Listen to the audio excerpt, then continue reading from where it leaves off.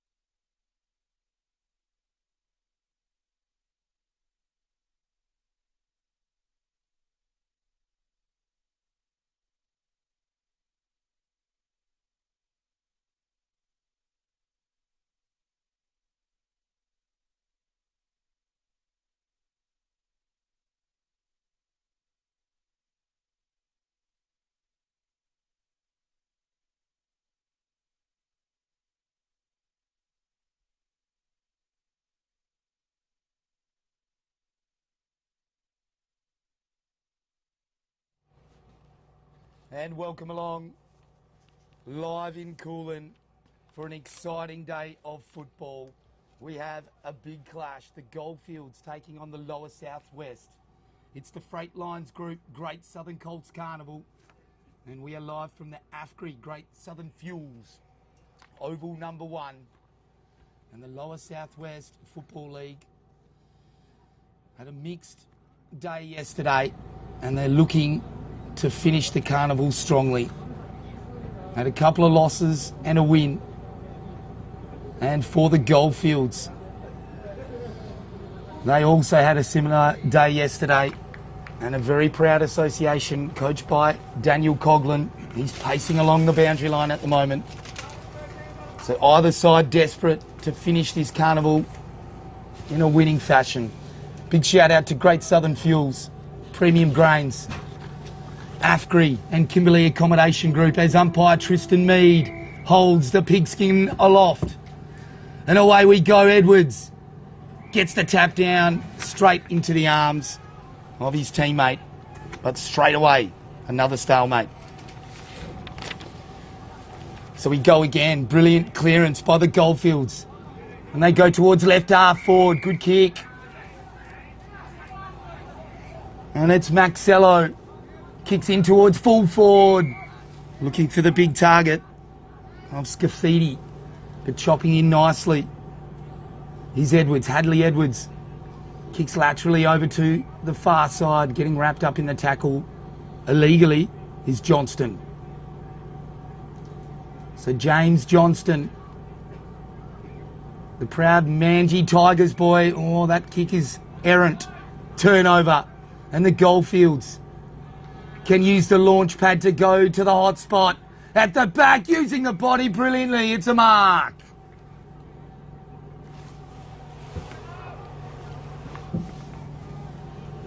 And that rule change in the last few years of using your hands, as long as there's not a forearm extension. So brilliantly done. Flicks a bit of grass up in the air. Right foot drop punt towards goal. He's missed.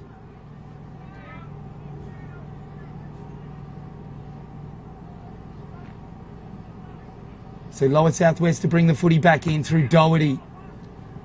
One of their better players yesterday, but oh, that kick is errant again. And Maxello goes long to the hot spot. Brilliant crumbing. Put your glasses down. Great goal. It's Pumper. Rory Pumper. He pumps it home. And the Goldfields, they draw first blood. Couple of skill errors from the Lower Southwest. Costly. And this stream made possible by the generous support of AFCRI, Great Southern Fuels, Kimberley Accommodation Group. A massive $3,500 for the mark of the year from any match filmed on Filming Footy. And I tell you what, there's been some serious contenders over the last few weeks. Get on Classic Clashes and check out the contenders so far as the tap is won by the Goldfields. Here they go again, out of the middle. Getting a couple of touches. Lavini, the Lower Southwest, they clear towards centre half forward. Bone crunching tackle. Well done, great.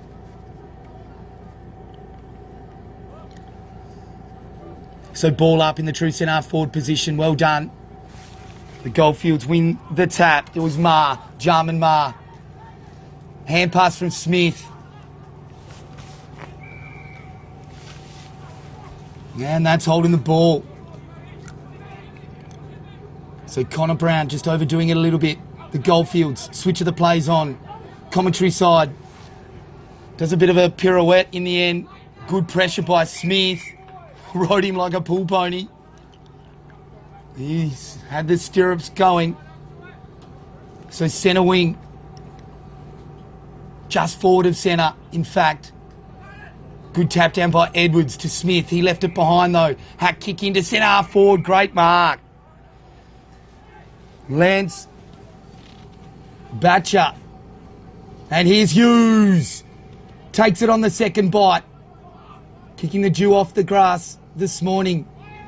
This first game, Edwards took the mark. It wasn't 15. Loads up towards centre half forward. Good punch from the Goldfields. Oh, dashing run. Good from the Goldfields, but the kick, not so. Turnover City here. Johnston. In the end, the Goldfields have got it. Running inside 50. Has a bounce. Clark pops it over the top. And the Goldfields go bang. Scafidi pops it through. And there's 2 goals on the board for the Goldfields. They've started brightly, and the lower southwest, couple of costly skill errors. The Goldfields look more switched on. And 5 minutes. 5 minutes gone in this first quarter, 15 minutes, no time on. This game, a playoff for the minor positions. Magnificent hospitality from Coolin Condinin Football Club. It's been a smorgasbord of football in the wheat belt. Smith was the recipient of the Edwards tap, but he gets wrapped up.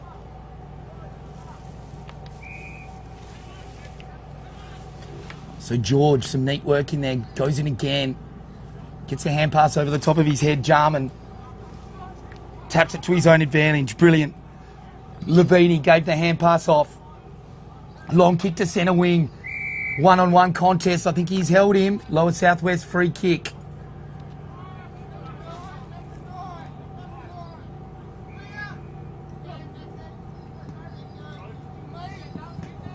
So Alex. Oh, coming through nicely for the Goldfields. Gives it to the run. It was Coughlin. Then Clark, and they go in towards full forward from Jarman. Doherty's right with him. Scafidi's got nowhere to go. But presenting well, Scafidi. So ball up. Doherty up against Scafidi. Doherty did well. Got the tap down and they clear the lower southwest, but not for long. Oh, Hughes, brilliant. Spun out of it. Gave the hand pass off. Not correctly, apparently, and it's a free kick. Advantage paid. And they've got the mark, the Goldfields. Oh, loose checking. Chip kick over the top. I'm not sure if that is going to be a better position. It's certainly not. It's a more tough angle, but closer. So deep in the right full forward pocket. The wrong pocket for a right footer. Comes in. Oh, that's a shocker.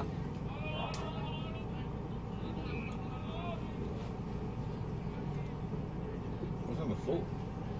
Just, I think it's missed everything. Okay, that's official.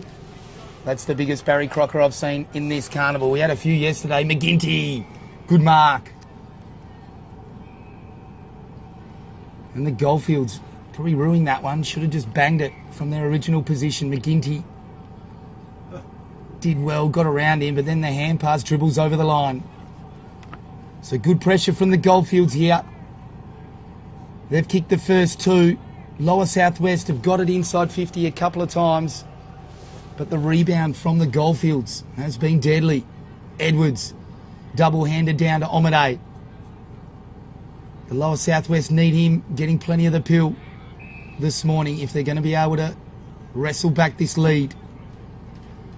So it looks like Jarman up against Edwards. in fact. Edwards got the tap down.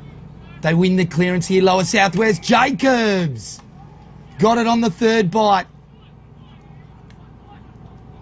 Bit of hesitation now. Gives it off to Smith. Oh, sold him into trouble. They're good enough to get it. And then the hack kick along the line. Messy football from the Lower Southwest. It might work out.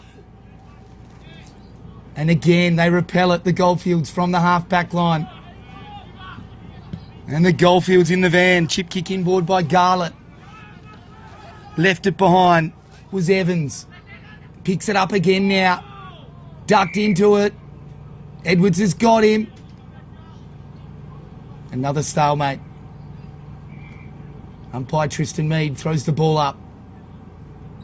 Good tap down by Edwards. McGinty helped it along, but it went the wrong way. Smith in there. Oh, good contest. Both players desperate.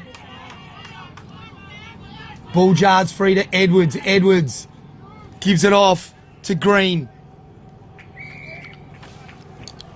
And good saving mark by the defence. Just struggling to get it past that half-forward line, the lower southwest at the moment. Long kick comes over the top. Tucker was in the van for the Goldfields. Hughes, desperate, great tackle.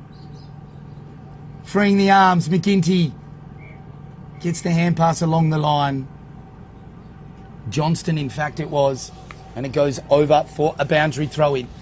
So boundary throw-in, centre wing, outer side of the ground. And it was Ma who got the tap down.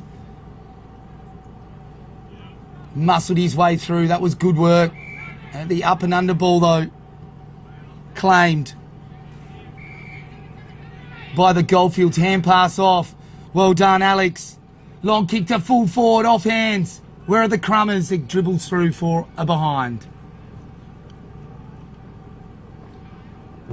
Certainly looking more potent when they go forward as the Goldfields ring their first change.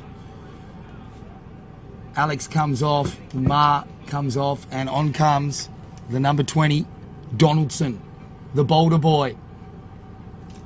As McGinty working hard around this contest, controlling the footy. Paddled it towards his goals, but the Goldfields have got the numbers and the chase down tackle as well.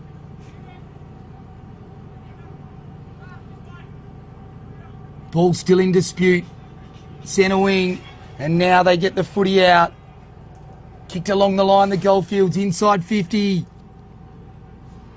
George tracking it. Goes to ground. Cop one high. Oh. That's hard. It's certainly there, but as a defender, really hard to not cop someone high when they drop to the ground like that. So George, he'll have the shot. Also from Boulder, Tim George has been a lively player in this first quarter. Right foot drop punt. It's not going to be a goal. 12 minutes. 12 minutes gone, so approaching red time in this first quarter. And it's the Goldfields holding a 3-goal lead. Lower southwest. Chip kick inboard. Finds Smith. Smith's long kick along the line. Brilliant crumbing front and square. Equally good tackle. Maxello Alex. A lively start from him. Falla comes straight onto the ground. Gets a touch. Up and under ball towards the left half forward line. Good punch from behind. Claimed beautifully by Wally. Gives it off to George. Right foot banana. Great goal. And the celebration as well. Magnificent hand pass from Wally to the advantage of George. He steadied and the check side straight through. So the Goldfields extend their lead. And the lower southwest look a little bit rattled here. I watched them warm up on the far side. Didn't see the Goldfields until the last minute. They were about 500 metres away on a completely different oval and they turned up very switched on. And they've carried it through to the first bounce as Jacobs got the tap down, but the Goldfields through Coughlin gave it backwards but tackled straight away. Neat work from Angus Gray. So Jacobs in the ruck up against Donaldson. They win the clearance to Goldfields. Well done from Openshaw. Touch ball, George came through. Incorrect disposal, so free kick to the lower southwest. Can they pinch one before the quarter time siren?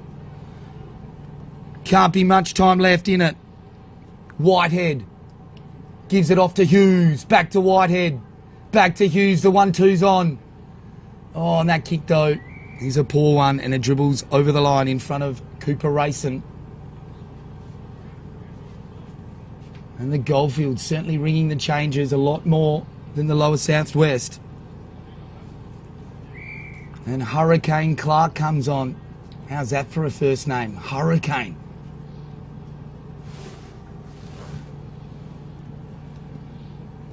Ball at the back, McGinty did well, bundled it forward.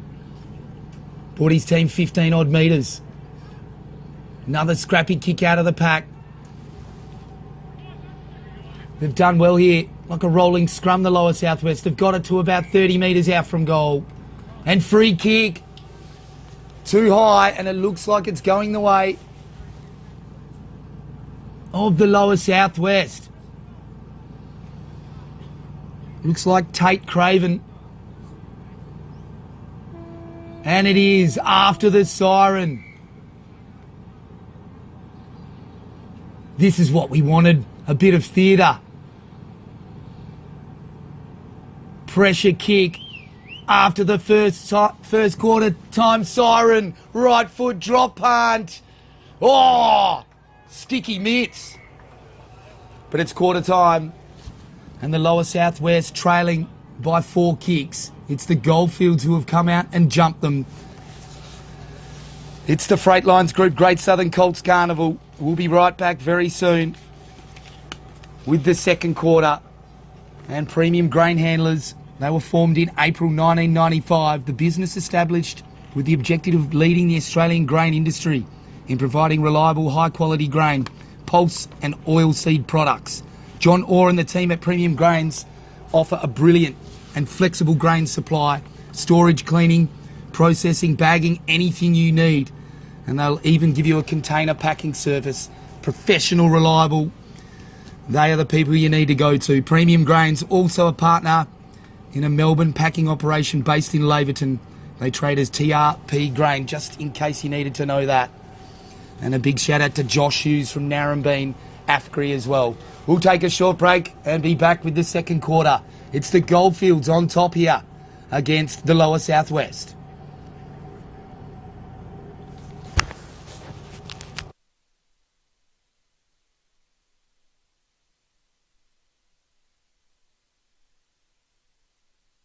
Locals, and we support the communities we operate in. But don't just take it from us. Hear what our customers have to say. They're driven by local people. They're great community contributors. We use Great Southern Fuels because they give us a fantastic service at the right price. Yeah, you can rely on them no matter what. It's just a phone call away and the tanks are full. Why would you go anywhere else? Great Southern Fuels. Reliability you can trust.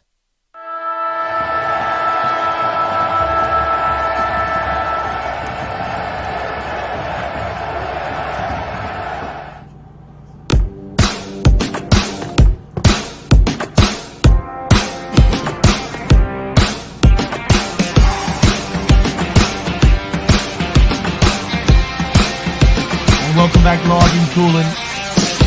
Beautiful conditions. Weather forecast was drizzle with a top of 17, but we've had some nice sunshine come through with a nice frosty wind with it. And the Freight Lines Group Great Southern Colts Carnival. We're here live at the AFCRI Great Southern Fuels Oval number 1, and I have John Douglas on the mic here. John, talk to us about Classic Clashes. How's it all been going? I've been really enjoying watching these Grassroots Greats episodes.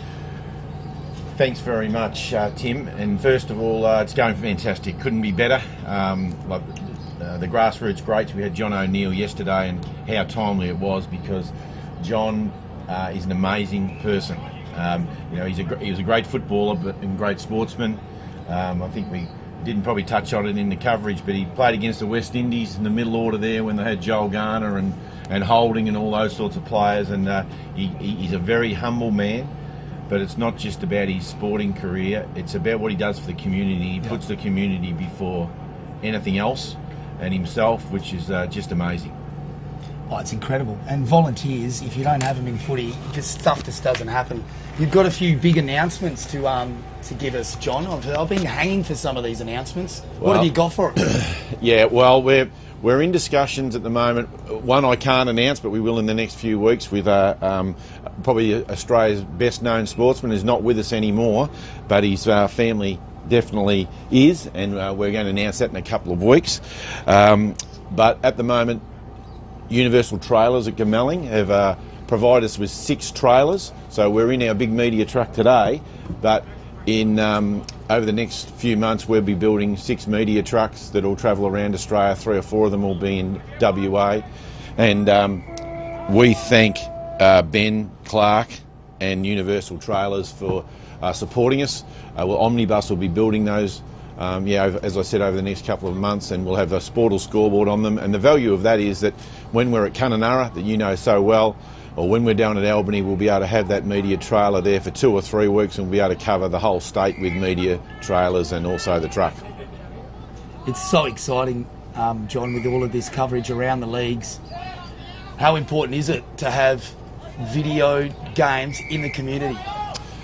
Well, as you know, it's for us, we think it's everything. You look at when we went to Kununurra last week, and you lived up in the Kimberley. There's 6,000 people there, and 10,000 people have watched the game online, and that's a great goal. McGinty goes bang with a mongrel Tory from 50, and it bounces through. Well, he knows where the goals are, John. McGinty. So 10,000 people viewed it, and we're able to put sponsorship, we're able to put our sponsors, advertising, all our partners, we're able to advertise them, and any important health messages we can put across on that, which is just absolutely fantastic. So for us, you know, we spoke to Panizza this morning, didn't we, Darryl, and he talked about the importance of development and being able to watch vision, and so we're delighted that we can have it all over the state.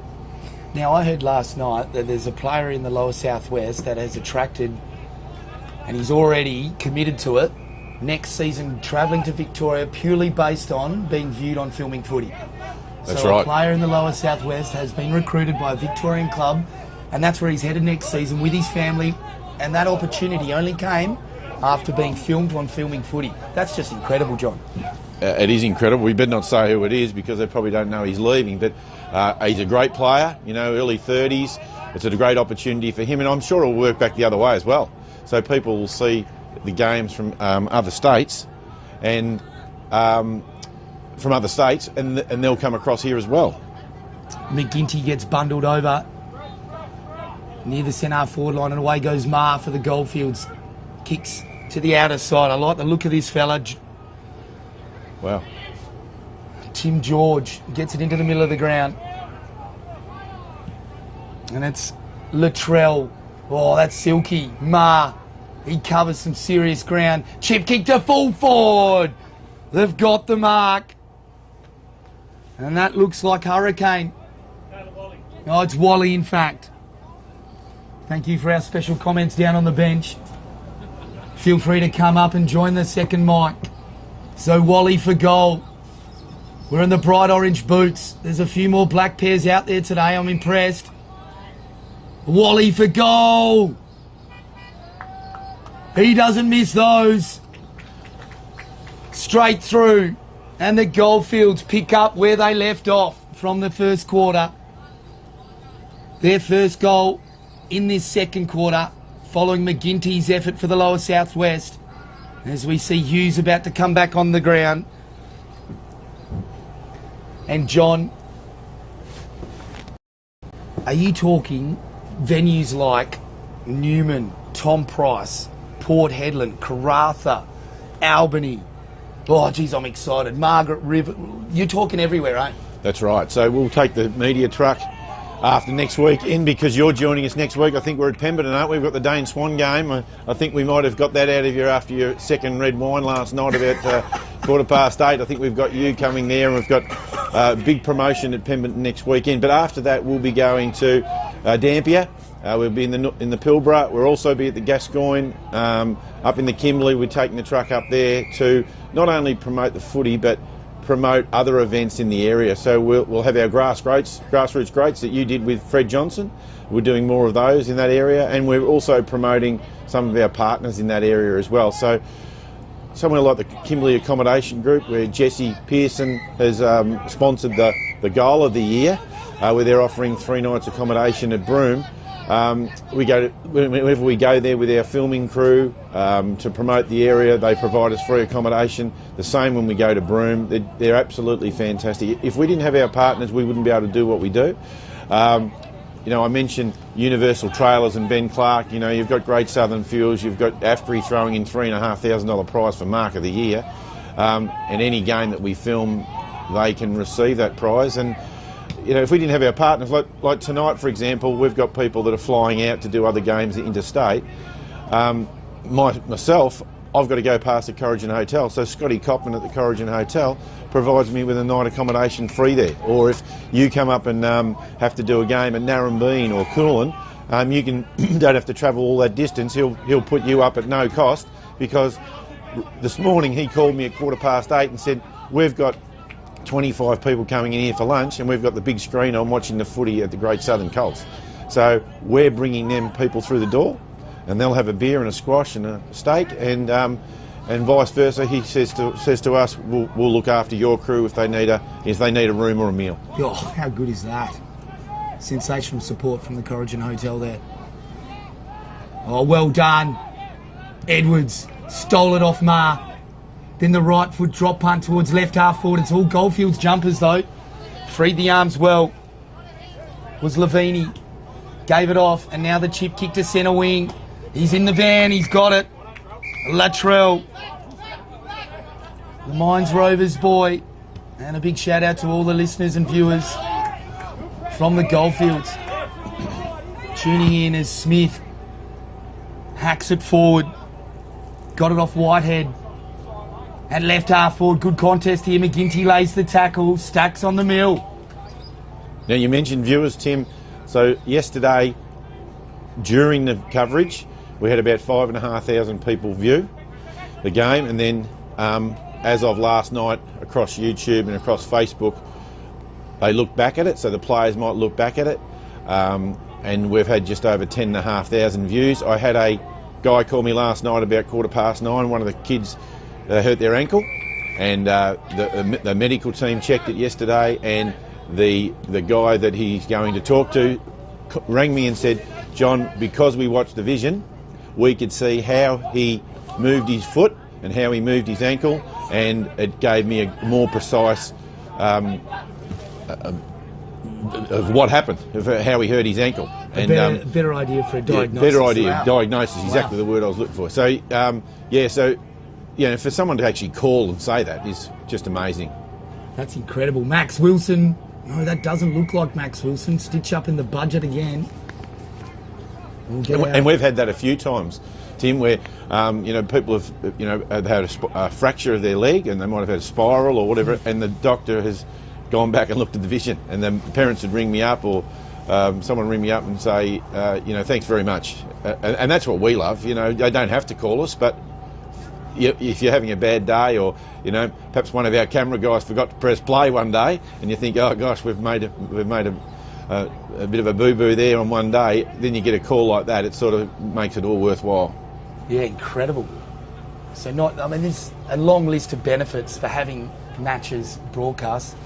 There's just a few vital ones. I hadn't considered the medical options, but of course tribunal hearings, they're the more serious reasons. But oh, what a mark!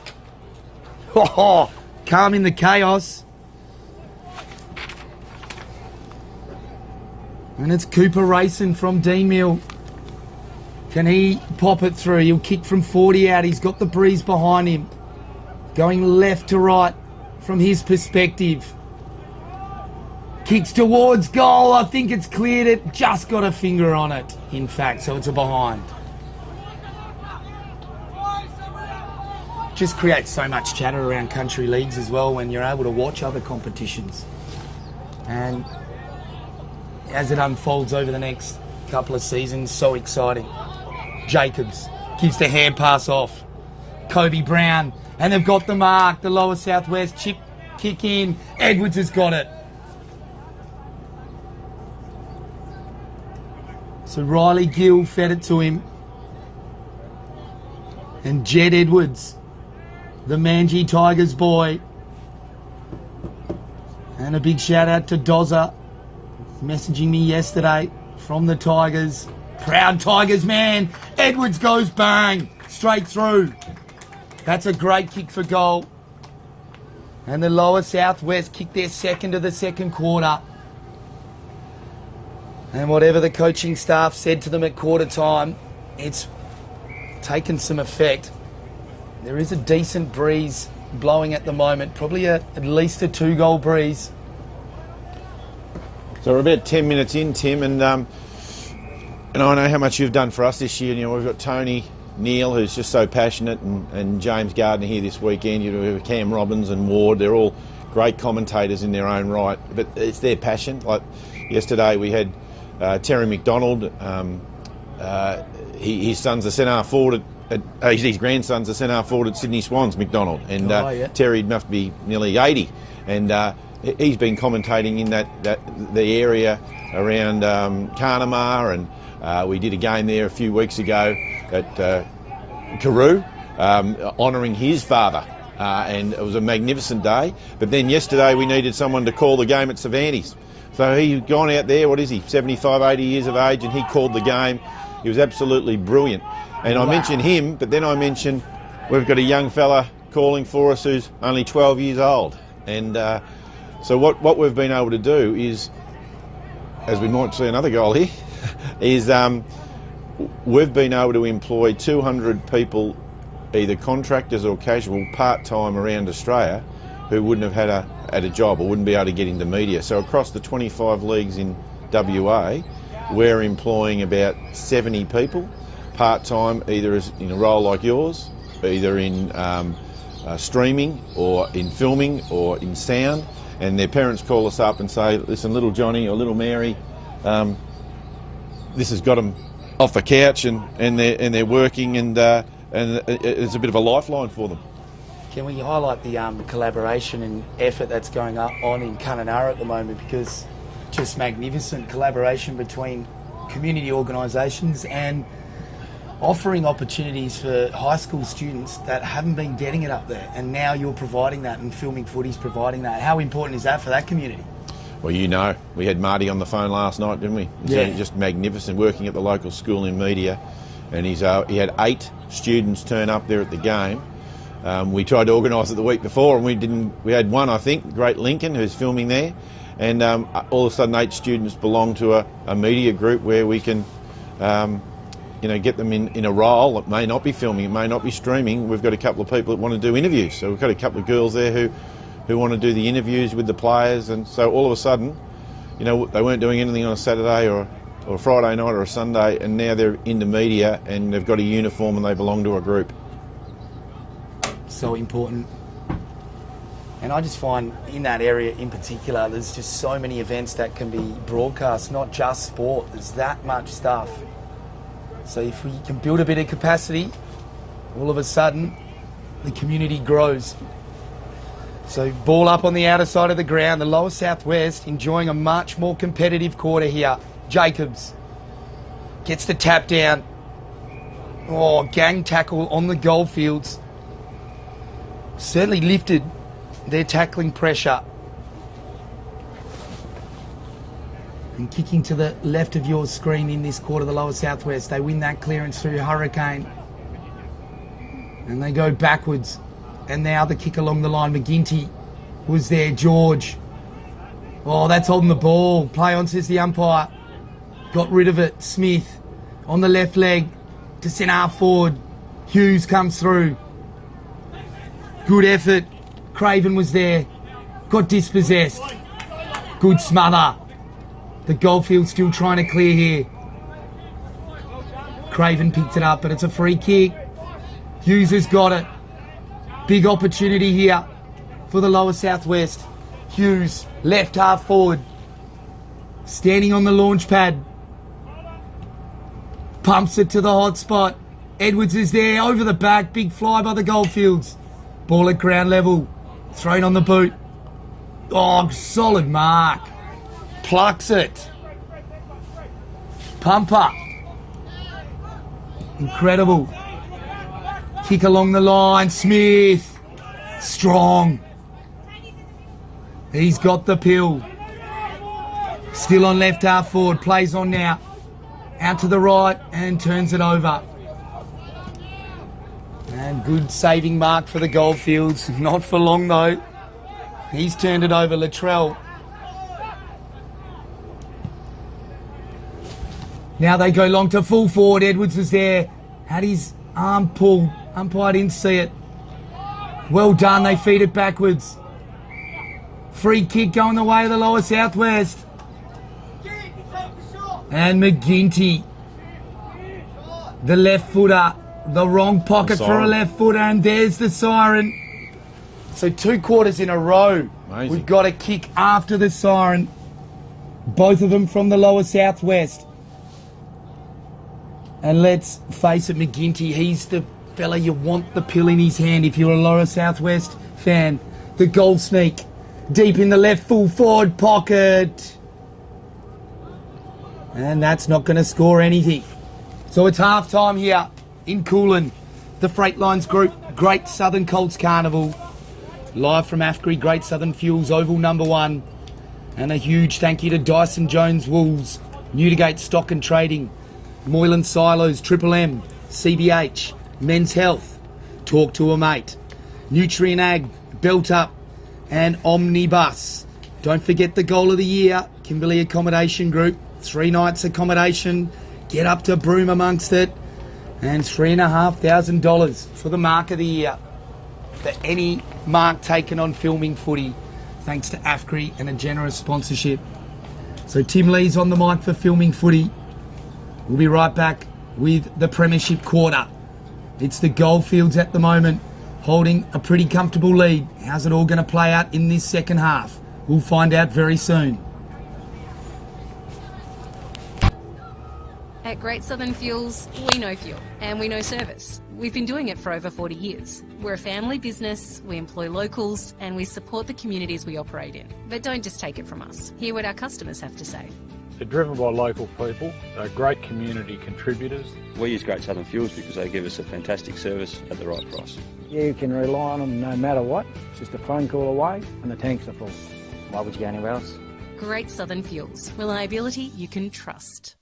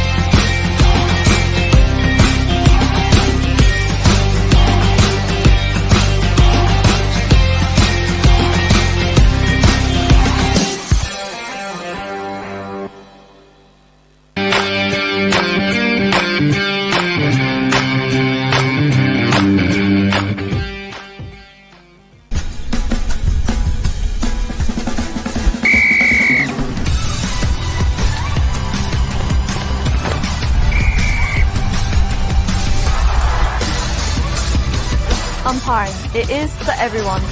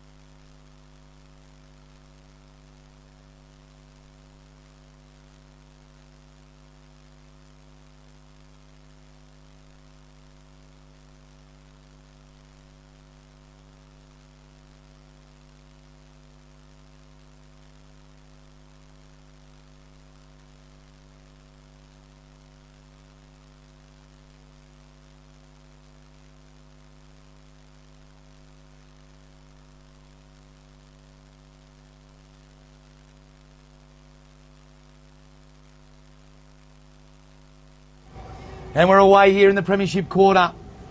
It's the Goldfields up against the Lower Southwest. Jacobs gets it to McGinty. Up and under border, centre wing. Oh, almost took it.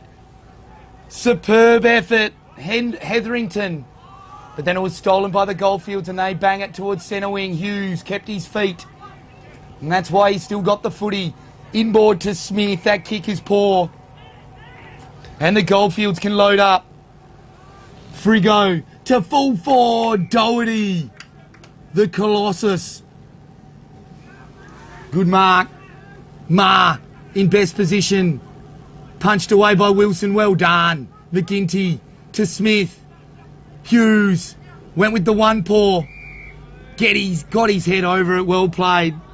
The Goldfields. And Pumper, the vice captain. Good mark.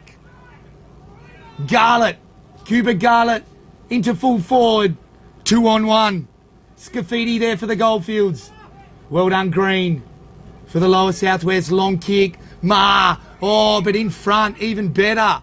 Brilliant by Pumper. Rory Pumper to centre forward. Doherty.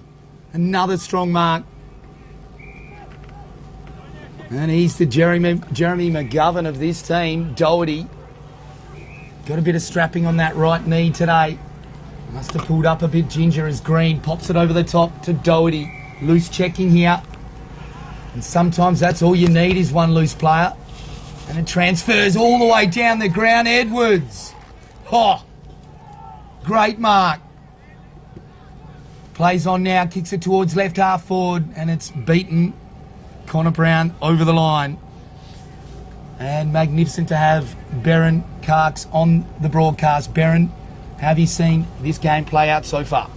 With the second quarter, from a Lower Southwest perspective, I think they would have seen some of the things that Chook would have been wanting to see from the side. Kai McGinney getting plenty of the footy. Lachlan Hughes starting to get his hands on it. Edwards stood up, took a couple of big marks. Shank kick off the inside by the Goldfields. McGinty claims it to Wilson. Back to McGinty. The 1-2's on. Up and under border, full forward. 2-on-1. The Goldfields win out. What a mark. And that's going to be 50 metres, surely. Even though he's popped it through. Does that count for anything? Count it, count it. I've got the jacket on, just count that one. So the umpire's using a bit of common sense there. No penalty. Not sure if that would have been the same thing if there was 10 seconds left in the game and a goal in it. But anyway, we move on. Pumper. Kicks long along the line. Ma, brilliant. Grabs it. Dashing off. 2 bounces inside 50. Jacobs on his tail. Ma. Oh, he's missed. And that would have been a contender, all right. I think that's been the difference for the first half, is Goldfield's ability to spread and get out the back with speed. How's that for a big man Ma, though? Just incredible. The athleticism has been outstanding from a couple of the lads, absolutely. Just tucked it under the arm and he was off. Jacobs is no slouch. Brilliant chase by him as well, as the ball now comes to the left half back line for the Lower Southwest. Hacked out of the air. Bought themselves about 30 metres. Spin move and then hand pass out was good. That was McLeod, Tex McLeod. Good hand pass by Alex. Now they go in towards centre half forward. Scafidi couldn't hold on to it. And Green pumps it down the line. McGinty got hands to it. And good one-on-one contest. Free kick going the way of the Goldfields. And they've played on, but Jed Edwards has come in, stolen it, but he got outnumbered. Thomas Coughlin got a hand in there. Ma left it behind, and then Cuba Garlett gets his head ripped off. So free kick to him into full centre forward. Pumper charges through. Oh, a bit of ringer Rosie with Max Wilson, and a stalemate in the true centre half forward position for the Goldfields. What can they do out of this foray forward? Pumper gives it back to George. Probably been their best, George. Really liked him. And so has Ma. He's been good. Hand pass backwards. They've got some extra run and support. Well done, Lavini, the skipper. Gave it back to a teammate. He got tackled, though. Craven Got a hand in, and then they pump at the lower southwest to centre wing. Came off the Goldfields' hands. Oh, bone-crunching tackle. And Beggs gets claimed, holding the ball. Left foot by the Goldfields. Bit of air in that one, and Ma. Or Coughlin, take your pick. Ma plucks it into centre forward. Great mark. On the chest in the end. And Alex Fowler will line him up from 50. How'd you see it, Barron? You look again, that athleticism. Ma's been outstanding all day, and just a really good, strong lead from deep forward line and a nice spot-up kick. I don't think the defender really heard the footsteps. Probably could have attacked it a little bit more and get that fist out there. And the kick from the Goldfields, and they're being a little bit wayward. They kicked a fair few points. And of course, we're on top of the scoreboard here, so we can't see how many. Ma gives it off to Coughlin. Coughlin kicks the goal. Good supporting run. And Ma getting plenty of it. But Barron, that's what you want. Get your little fellas around the feet of the bigs and just pop a goal through if you don't mind. Absolutely. Goldfield's ability again to spread and share the footy around and move into space. It's just been probably the difference between the two sides so far. So Jarman Ma, the number 26 in the ruck. Pretty impressive mullet as well. And it's flowing in the wind today. And Pumper, he's been getting plenty of it as well. And just seeing him here loose at this stoppage. McGinty playing off him. Let's see who wins out. Pumper. We almost did. Wilson got him from behind, holding the ball. Snuck up on him like a librarian. Wilson wraps him up. Kick out to left half forward. Juggles the mark. Hetherington. Chip kick over the top to Smith. Jeez, I've liked his Carnival. Smith, he has been sensational. Tatum Smith plays on. Right leg towards Wilson, but what a mark. That looks like Pumper again. And a bit of Brett Heady about that one, or Royce Hart, depends on how old you are. Floating in from the side. Oh, Green, red at best. Plucks it on right half forward. He's got Omade in the guts, ignores that. Green now, long and strong, big pack, over the back. Edwards was there. So was Beggs, but they hack it forward. The Goldfield straight to Smith's lap. And he can pin the ears back. Trace a bullet, stab pass towards the benefit of Hughes. Good tackle. Just left it behind the Goldfields play. Now it comes out to McGinty. Hand pass out. Oh, well done, Ma again. On to George, and he's away with the races. Two bounces. Long kick. Coughlin got in the back of the lower southwest player. It's a free kick. How'd you see it, Barron? Well, and we're seeing the same common sense from the umpires that we saw at the other end a couple of moments ago. Free kick to the defender and a shot at goal after the whistle, but a nice little chat rather than a 50. I'm not even noticing the umpires. That's why No, they've been they're good. going well, haven't they? They've been good. Tristan Mead, And I have to say that or Tristan will fire me. I think it just highlights how important it is to have ex-players umpiring. As Edwards, Absolutely. we just need more of it. Yeah, look, that feel for the game is, there's some really good umpires who are career umpires, and I think, the more players we can get into umpiring, the better for football. As the stab pass along the line, special comments from Baron Karks, manager of operations for the lower southwest. Smith, he's got another ball, kicks it in towards Hughes. Collects it now on the left leg into the pocket. To Tonneson, did well. Hand pass in. Craven gets wrapped up. And the Goldfields player looking like he needed a count then, a bit of WWF. Ball up near the top of the square. Oh, that was a brilliant tap down, and the Goldfields can clear here, but not for long. It was a bit of a Barry Crocker, that floater. And it was racing. Lost the footy. Kick comes into centre half forward. Good play by the Goldfields. It was Openshaw. Kicked it straight towards Omade though. Tonneson at his feet. Good hand pass out. Beggs gives it to McGinty, who kicks straight to Pumper on the goal line. And Barron, that forward line looks pretty clogged up. It does. They're just struggling to connect, and individually, you know, McGinty's getting his hands on it. You know, we've seen obviously Tate and Smith's had an outstanding quarter so far and a great carnival, but just that movement pattern, they're struggling to connect and find some space to move into. So 3 or 4 inside 50s without a sausage roll. They'll be desperate to get one here. Wilson, hand passes over the top to Beggs. Usually a good decision maker. Tried to kick it to the space of Hughes. Green, right foot boomerang, and that is a good mark. Solid by the Goldfields. Evans, the vice captain. Now his kick. Oh, brilliant.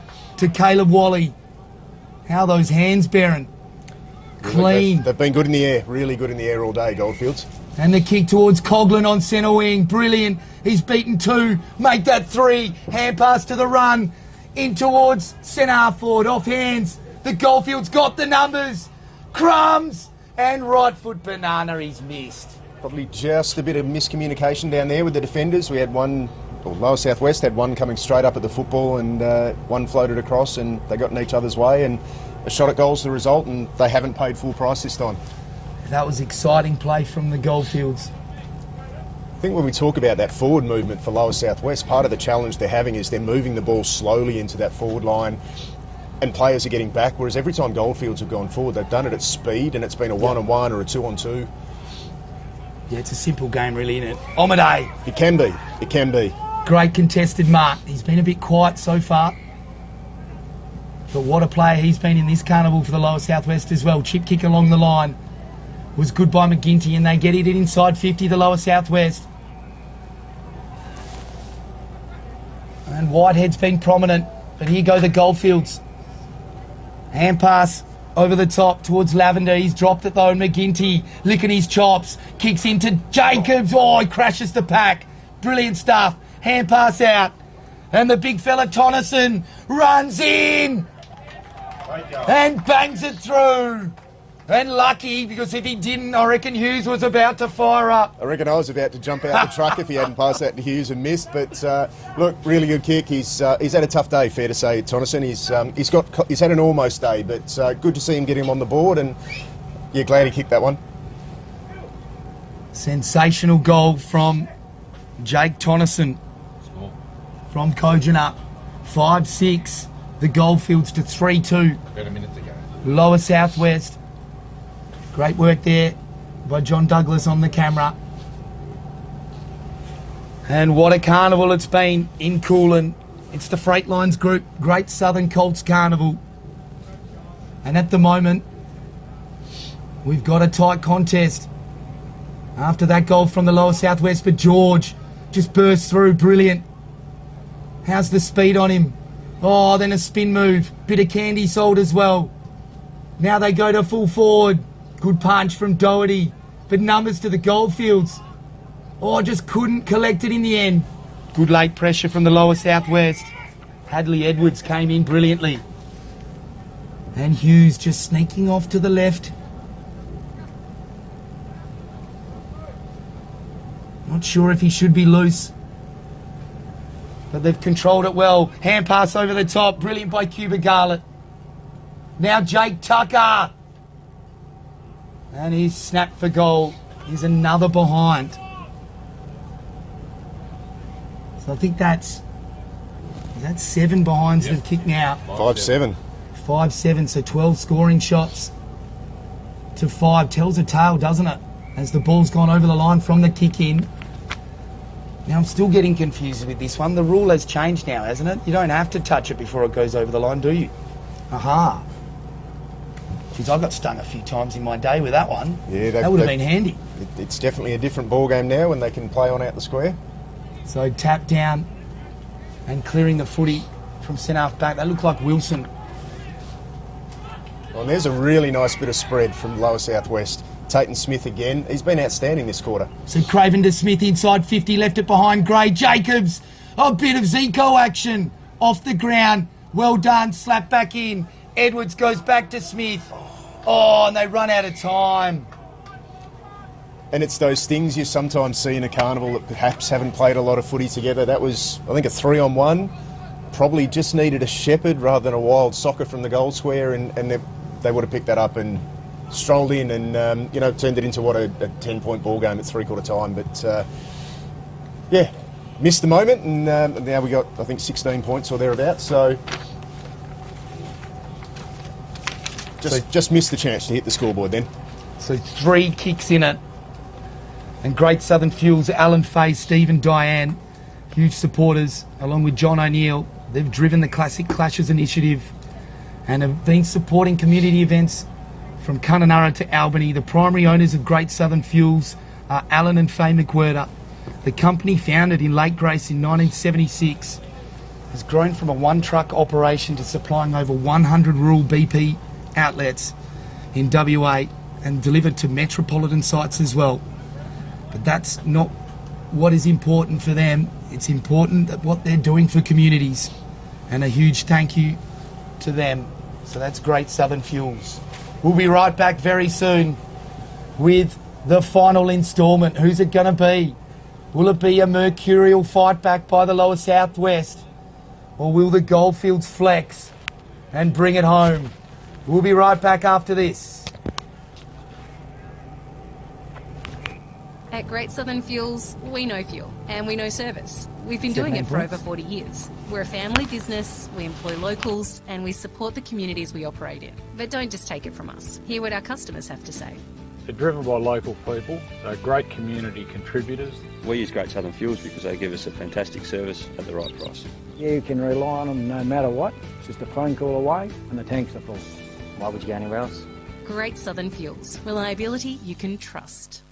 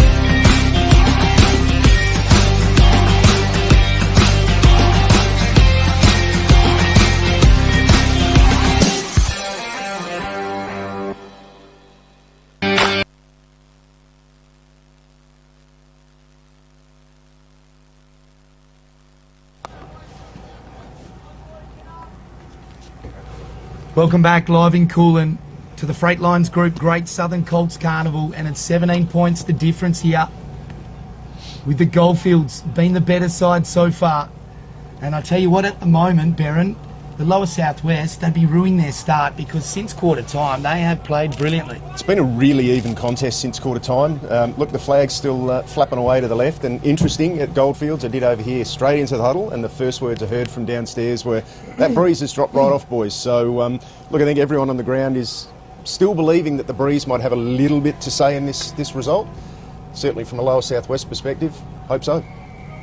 Yeah, I reckon it's a 2-goal breeze, so if that plays out, we're in for a clinker of a finish as Pumper freed the arms, tried to get it to Coughlin, then came through, gave out a forearm buffet. Very good. Right foot chip kick. Finds Garlett. And they got supporting run. Garlett gets the 1-2. Bumped as he kicked it up and under border centre. Wing, what a mark! Oh, great mark. Jake Tucker. Oh, good punch away from the Lower Southwest. And he's like a Mack truck coming through. Yes, it's Tonneson further up the ground. He's obviously been deep forward for a lot of this game, but looks like he might be playing in the ruck or just doing the ruck work down back. You've got to get out of his way when he's steaming through. Good clearance here by the Lower Southwest. I think it was Edwards who got rid of it. Well done. He's been handy, Edwards. George. Tried to barge his way through like a wounded bull. And then that tackle, I think, was head on head. So Tonneson is back, and he kicked a goal in the third quarter. So kicks a goal, gets sent back. That never would happen to you in your career, would it, Leesy? 0-3 the whole season, mate. And on ground level, I think he's won the footy here. Brilliant work. Can you make out that player, Barron? Don't have his jumper number. It might be Rayson. I think it is Rayson from the Hawks. Proud D-Mill boy. So green. No, Rayson's right in front of us. That's why I got you to guess it. As Ma collected the footy, but then left it behind. Edwards onto Smith, and away they go, the lower southwest. Wilson, the skipper, kicks it in towards Jacobs. Oh, got a good piece of it. Good defence from the Goldfields. Evans, the vice-captain, Beggs, ran into a brick wall in the form of Maxello Alex. So Jacobs in the ruck. Up against Donaldson, trying to run through. Was Alex again, but he gets wrapped up by a solid tackle. So Jacobs taps it down. Ducking his head, trying to barge through. It was Rayson, and another stalemate. So nifty work by umpire Tristan Mead. Does the ball up. Well claimed by Craven. But they clear at the Goldfields. Only as far as Edwards, though. Edwards went inboard. Hamish Omade makes it look all right. It was a bit messy, though. Coughlin comes through. A stiff arm like a Roman shield. Quality. And gave it backwards. Numbers here with the Goldfields. Oh, stolen by Jacobs. Looking for Pumper they were. Smith. Long kick towards the green territory. Oh, brilliant second effort. After not being able to claim the mark. Third effort. Gives it to Craven. Off to McGinty. Back to Rayson. Green over the footy. Good bump. And the bump is not dead. Certainly not in Coolin. Seen plenty of them. Ma. Try to get rid of Craven. Good follow-up. And again. Third effort. Superb. Fantastic tackle, definite team tackle there, but earlier Ma's ability to stand up in a tackle, he is strong, he's athletic, he's just a super impressive player to watch. Tate Craven got smothered. Beggs gave it to McGinty, and he pops it through. Surgical precision. McGinty needed to be precise as well. Wrong pocket for a left footer. Everything was against him. Easy as you like, straight through. How'd you see that one? Yeah, fantastic bit of footy and really good team pressure created the opportunity and well finished off by McGinty. Again, he's got a couple for the game. Him and Craven, they're the two that I think if Lower South West are going to get home, it's going to be those two, I think. And, you know, they've had plenty of help, but for me, they're the two. How's Beggs? Incredible. Been Craven's smothered ball and then Beggs to get it onto McGinty. He knows where the goals are. A goal snake. And now look, Pumper's coming across to McGinty. That's been an enthralling battle. Pumper. Been a good player. Gives it off to Coughlin. Oh, he's wrapped up though. Max Wilson's got him. Play on.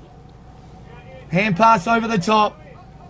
Away go the Goldfields. Wally. Caleb Wally. Another mark to Tucker. He's been brilliant, Jake Tucker. And spots a pass up to Garlett. Cuba Garlett.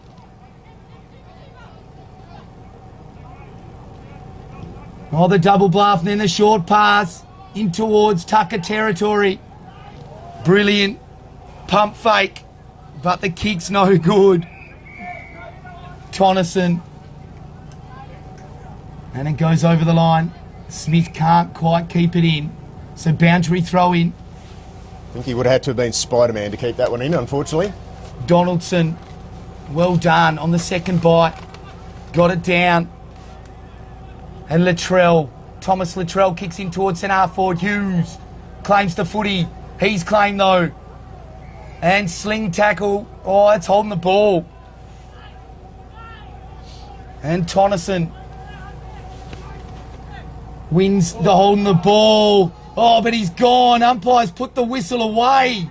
And it's on at centre half forward here. Snap kick by George. Oh, he's missed.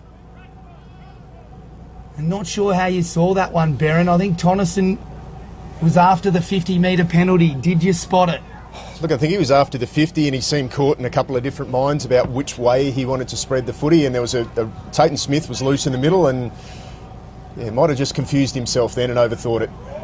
Green near the line, Pumper takes him over. He's close to the best on ground at the moment, Pumper. 7 minutes. Along with Ma, really liked Edwards' game in the ruck as well. McGinty's been superb. Jacobs fought hard in the ruck, and how's this fella, Max Wilson? He's got him up and about at the moment. He wins another clearance in towards the centre. Brilliant tackle by Brown. They've got their tails up, Barron, the lower southwest. They have. They've lifted in the last few minutes. Goldfields still look really dangerous every time they go forward, but lower southwest are, I think, getting the better of the midfield. Beggs to Hughes, into centre half forward. They get it to Green. As easy as you like. Another goal. And here they come, Barron. 2 points, I think. That brings the margin...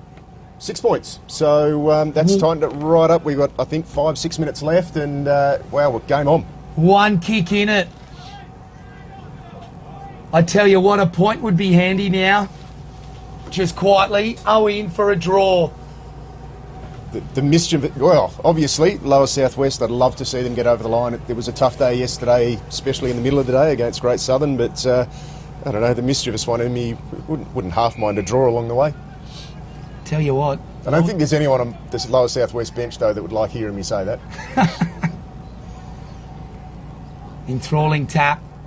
Or centre bounce, rather, as McGinty gets it to Wilson. He's lifted. Brilliant stuff. Clearance ball in towards the forward line. Brown got outnumbered. Throwing it on the boot. The Goldfields. It was Lavini. George. Excellent work again. Went one way, then the other. Garlic gets it onto Ma. Oh, beats one. Clever kick. Poise. Brilliant from Ma. The balance and strength of Ma is, it's just so rare to see. Incredible stuff. And Garlett is going to line him up. Cuba Garlett, loose checking, and Pumper has got the mark and will line him up from 35 metres out. And the midfield for the lower southwest, hands on hips. Pumper, he's in the guts. Yeah, look, and any score here makes life just that little bit more difficult for lower southwest. Look, a goal makes things really difficult. A point just means they need to score twice in 5 minutes. Rory Pumper, right foot drop punt. Is not a goal, but there's that point I was talking about, Barron. It's the wrong point for the game if we're thinking draws, I think, but it has just made the job a little bit more difficult for lower southwest. They now need 2 goals or 3 scores. Doherty plays on and then pumps it to centre wing over the footy with Smith, gets bumped off it. They've hand passed it 30 metres backwards, the Goldfields. Now they kick to centre wing and they lower southwest fighting hard. Whitehead over there. They kick in towards centre half forward. Beggs in best position. Oh, superb play. Up and under ball. They look like Edwards, but there's no one at home. Green hung back and Ma's got it on centre wing. He's definitely in the 20s in the possessions. Brilliant. Gets it along the line towards Clark and Smith kicks it. Ma deals with him. Oh, sold into trouble. Brilliant tackle. And it's Craven again, Barron. Yes, tackling's been outstanding in this last quarter. Like a Jack Russell. He's everywhere at the moment. Craven to full forward. Over the back of the pack. Beggs is there. Hand pass out. Oh, Edwards! Tackle. Bulldozed him. And what did they have at 3/4 time, Barron? Well, look, it's interesting. We talked about the athleticism of Goldfields and their ability to spread, and it's been a tough 2 days of football, and perhaps in the last 15 minutes we're just seeing the game catch up to Goldfields a bit. 11 minutes. 11 minutes gone. Oh, is there enough time, though? Only 4 minutes left. or less than. No time on in this carnival. So how relevant is the boundary line's your best friend for the Goldfields? Yes. As ball at the front of the pack, here's Beggs. High tackle, surely. And it's paid. And the theatre So Beggs has lifted again. continues. He's got to score here. Any score is good. He's got to go back. He can't take too much time, though. Probably doesn't know how much time is left. 3 minutes on the clock. And Ken Beggs set the scene for a thrilling finish. Oh, it's off the side of the boot. It's a shank. Good smother. Brilliant.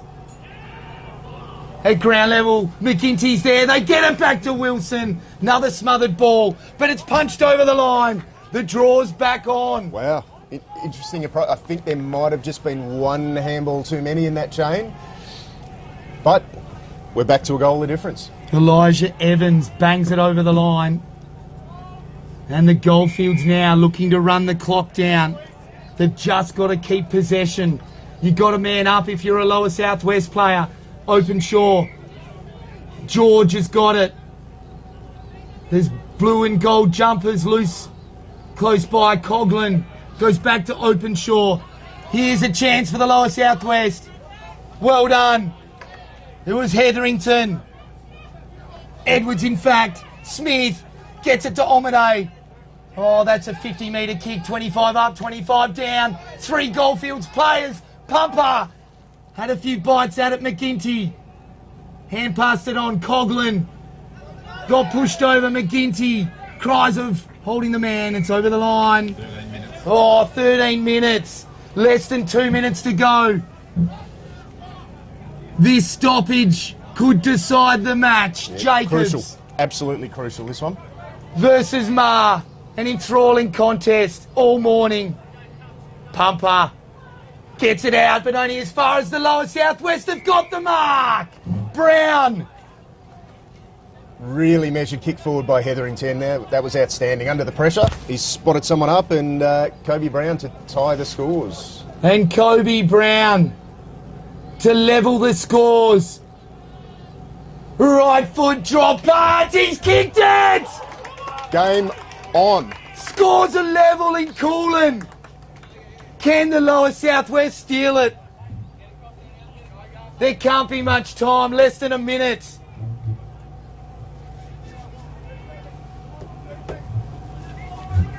Oh, it's red time, all right. It's flashing red time. And I suspect Next goal wins Barron. somewhere officials are reaching for the rule books and working out what the hell to do if we have a tie in third versus third playoff. 20 seconds to go, I reckon. And one more chance for either team. Who's it going to be? Ma up against Jacobs. Jacobs gets the tap down. Pumper. Oh, superb. Gets it to Ma. Cuba Garlett. That could be the ball game, I suggest. Long kick. Or is it? Oh, drop mark by the Lower Southwest. Head over the footy. Green in there, desperate. And I reckon that's all she wrote. The Goldfields are going to win here. No, it still scores a level. Oh, one too many Pepper Jacks last night. Jacobs gets it down. Smith, out of bounds. It's a draw. And Tim, my phone is already blowing up. This is my fault, according to some down in the Lower Southwest that are watching this fantastic coverage. Don't know what I was thinking then, saying the Goldfields were going to get over the line. Got Timmy Bradford and Ducky down there laughing there. Backsides off at me. But what a tie. And interesting, it's a weird feeling, isn't it? A draw. There was a few players almost about to punch the fist, but Barron. Unusual feeling, isn't it? I'm going to get down and give these thongs out. And I reckon we got to look at either George. Smith was brilliant as well. Why don't we give 2 pairs out, I reckon. I'll head down there now. I reckon we'll give... I reckon Ma. We'll go with Ma and we'll also go with Smith. So number 26 for the Goldfields. Incredible effort. Special mention to Pumper and George. They were incredible. But Smith, Tayton Smith for the Lower Southwest. He deserves it. He's had an incredible carnival. An exciting match coming up. James Gardner on the mic. As we've got some Archie songs to give out. You keep talking and then throw to the break as well. You keep talking. Yep. As we get out and try and catch a few of these players straight after a draw, always tricky. And just going to grab the big ruck for the Goldfields. Congratulations, mate. We thought you were incredible today. Cheers. Can you come across and pick your thongs, mate? Yeah. Are you an apricot or a green man? Green. Give me apricot. You want apricot? Yeah. Very good. No, you picked well there. Talk us about the game, mate. In the ruck, you were just incredible. I mean, standing next to you here, you're not a huge ruckman, but your athleticism was just incredible today. Congratulations. Cheers. It's a weird feeling, isn't it, a draw? Yeah, it is. Draw twice so far, but I mean, draw's better than a loss. Oh, wow. And the way you guys warmed up, separate from everyone, that was a deliberate ploy, wasn't it? You came out and you were on the ball. Yeah. Nah, just did my best. Bit sore, but got it in the end. How'd you see the game play out for the Lower Southwest? They came back hard at you. Yeah, it was a good game. They gave a hard crack. Yeah, I got to thank all my boys here. Had me. Yeah, that's about it. I'm sure they're going to have a good look at this later on and give you a bit of stick. But look straight down that camera, mate. Shout out to anyone back home. Shout out all my family, and yeah, that's all I say. Congratulations, mate. Incredible effort. Well done. Enjoy those Archie songs as we see this incredible image here of the Lower Southwest. Such a valiant comeback in the second half. And we're going to grab Tayton Smith if we could. Incredible effort from you, mate. Congratulations. Thank you. Number 15 for the Lower Southwest. Just hold them both for now. We'll work it out later. Yeah. Talk us through that match, mate. I mean, a draw. It's a weird feeling, isn't it? Yeah, definitely. But what a comeback from you guys. Must be very pleasing to finish on that note. Yeah, it was. It was real good, real tough game. We started not the best, but sort of brought it back in the last 3 quarters and ended up getting on top in that one. So. Let's talk about your carnival, mate. You're a clearance machine. Yeah. That right leg's deadly, but you just seem to read the play perfectly. And, mate, you racked them up over these last 2 days. Yeah, I find reading the players on me what I'm pretty good at, so I find that pretty easy to do. So I like doing that, and I'm on both feet, so it's quite easy to play wherever, really.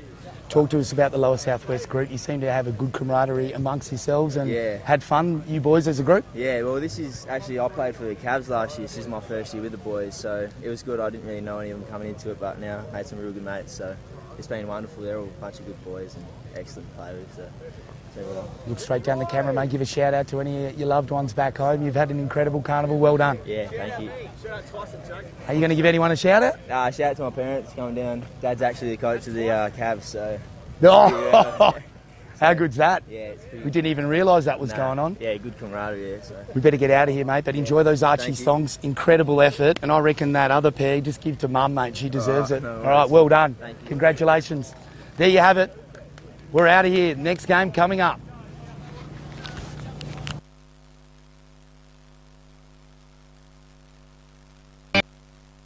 At Great Southern Fuels, we know fuel and we know service. We've been doing it for over 40 years. We're a family business, we employ locals and we support the communities we operate in. But don't just take it from us. Hear what our customers have to say. They're driven by local people, they're great community contributors. We use Great Southern Fuels because they give us a fantastic service at the right price. You can rely on them no matter what. It's just a phone call away and the tanks are full. Why would you go anywhere else? Great Southern Fuels. Reliability you can trust.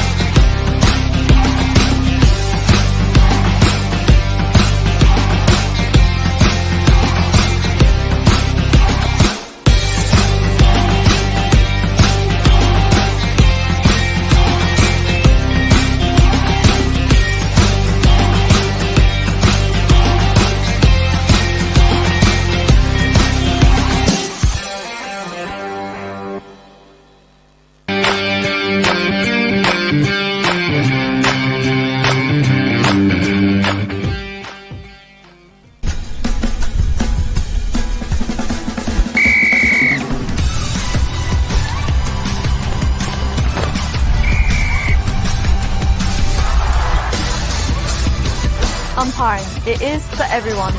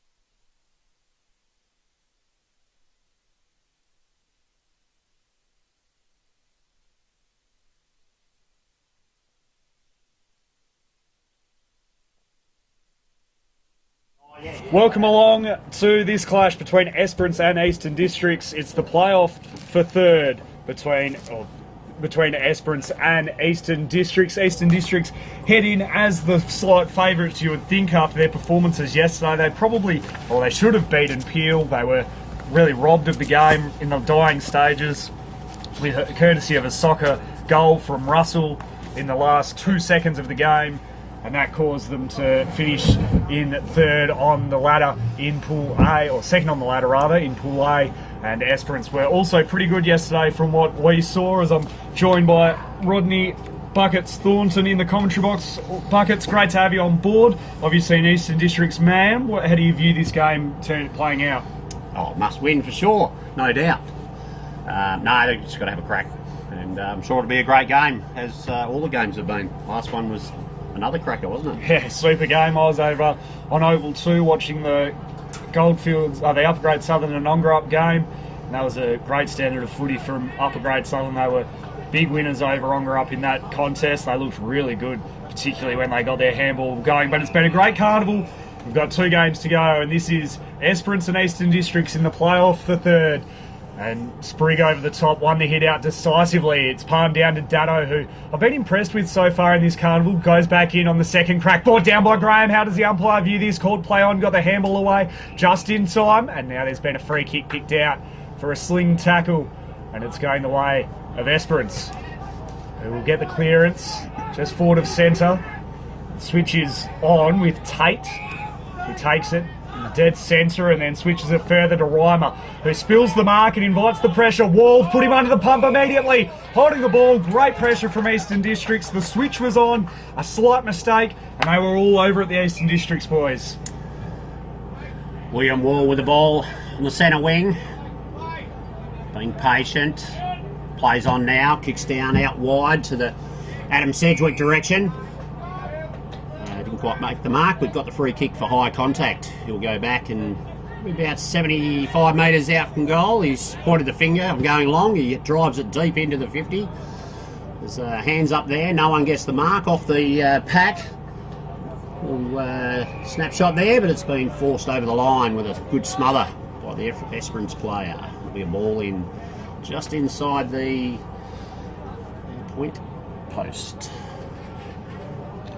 Slight breeze favouring the left of screen, different to yesterday where it was favouring the right. Eastern Districts though, deep in attack.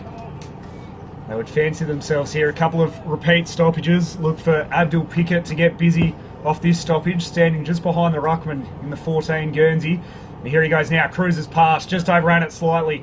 Worked out okay though, they had the shot at goal, it spills loose. Here's Wilcox, screws around and hits the post. Saw him kick 4 goals in that first game yesterday against Peel in a very lively performance. They'll be looking to him to score a couple today and get them into third position. Out wide to the broadcast side is the direction Esperance head off the hands of Brown.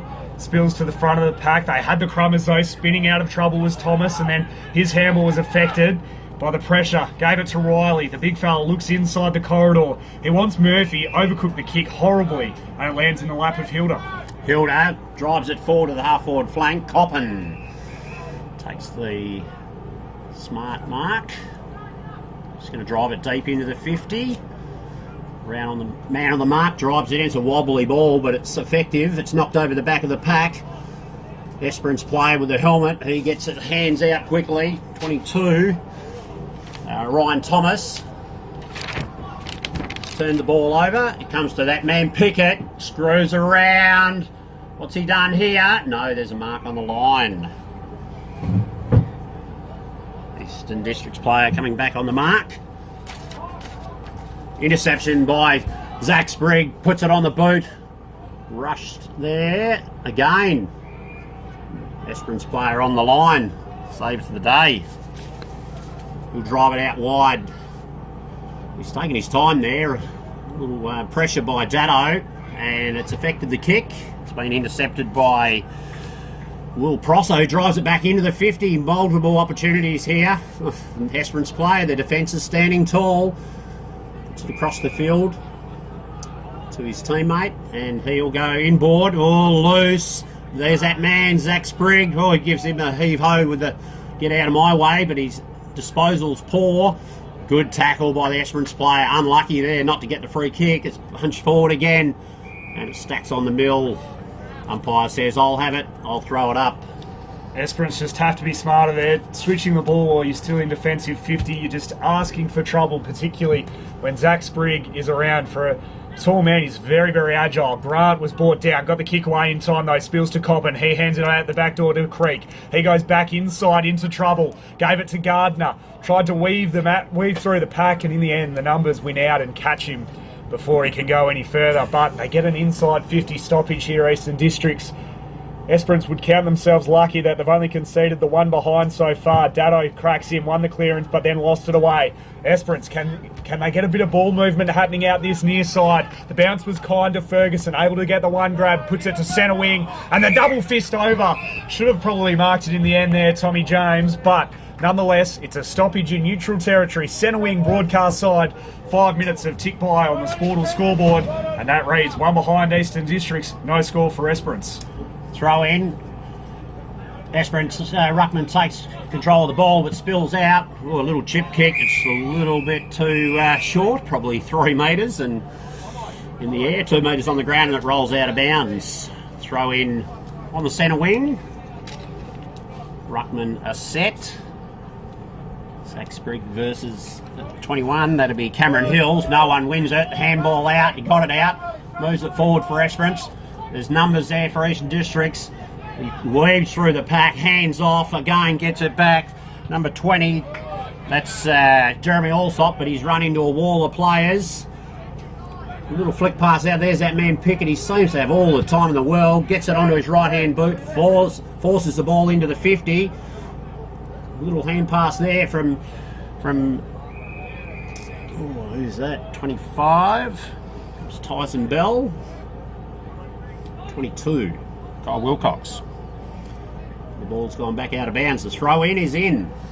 Thrown back in, deep inside, attacking 50 here for Esperance. Graham tried to win the clearance. His kick was smothered. Dado, cracking in as he always does, was caught. It's been impressed by the way that Dado moves, and along with Sprigg as well. I think they work really well together. Look at him now. Dado tries to get past Graham. He couldn't. Falls to Pickett. Shrugged off one tackle. Goes toward the boundary line. Surely not from there. It was always missing toward the right-hand post. So Eastern Districts, for all the work that they've done inside 50 and the amount of play they've had through the opening 6.5 minutes, to only have 2 scores on the board and 2 behinds, would count themselves a little unlucky. Reimer on kicking duties. We've seen him take a couple of big intercept marks on the line already today. Goes short and finds Ferguson at left half back for Esperance. He's looking into the corridor. They're clearly wanting to move the ball into the middle, but he just turns it straight back over, and Hilda couldn't believe his luck as it just landed in his lap. Puts it inside 50. Wilcox had it and then lost it, got it back again, and then was brought down by Blunt and caught holding the ball. Umpire didn't give him much opportunity to get rid of it. Don't know how much prior he had before that, but nonetheless probably should have taken on the first grab. Free kick going the way of Esperance. They go long down the line. Flying for it was Burden. Goes toward the boundary line. Umpire circles, calls play on. Comes out, Sprigg. Handed it back, and Esperance able to clear it with Burden, but ran out of tarmac and sees it over and out. Throw in on the far side. Ruckman setting. Jack Riley from Esperance up against Zach Sprigg. Comes down to the back. Fortuitous for the Eastern Districts player, off the ground, sockers it. It falls into the hands of Abdul Pickett. It's smothered off the boot, however. He'll have another go. Gets the hands outside to Will Prosser. Prosser drives it into the 50. Oh, good mark. I think that's Wilcox, or is it... Ooh, it might be Kabules. Having a bit of a chat to his father this morning. He said his son's loving it. Having a great carnival. So he'll go back from... Probably kick it from no further than 25 metres. On a reasonably tight angle.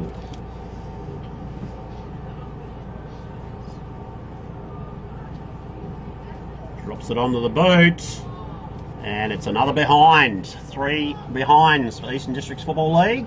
Esperance yet to bother the scoreboard. Reimer on kick-in duties. Seen a lot of footy early. Clearly wants to head to this near side. It was a good-looking kick as well to Brett, but he spilt the mark at a crucial stage. Opens the door for Sedgwick. Pumps it back inside 50. Wilcox out the back. Couldn't hold on to the mark. Deboulas is there. On hands and knees. Slaps it out. Deboulas farms it back to Bell. Against the boundary line. Was spun around. Tackle affected the kick. Fell back to Wilcox. He goes back into trouble. Hands it away to Bell, who has a flying shot at goal. And misses to the near side. So again, Eastern Districts peppering the scoreboard. But 4 behinds could very easily be 4 goals. Instead, Esperance still well and truly within touching distance. Reimer spots an option that he likes, and that is Drayton. In fact, it's Percher, the skipper. Goes short, but Pickett read it like a book. Handed it back inside to Hilda. Goes onto the trusty left and spots the kick up to Wilcox beautifully. Great positioning by the big full forward, but great delivery as well inside 50 by Hilda. The big fella would be loving that sort of delivery.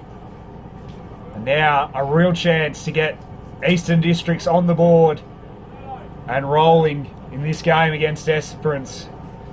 3rd spot on the line. This Freightlines group, Great Southern Colts Carnival. We're right behind this kick from Wilcox. He's a renowned goal kicker. It's swinging, but it's there. Eastern Districts finally get some reward for effort. A classy finish off the back of some very good ball movement. Yeah, James, it was absolutely beautiful kick into the into Wilcox there from young Toby Hilda.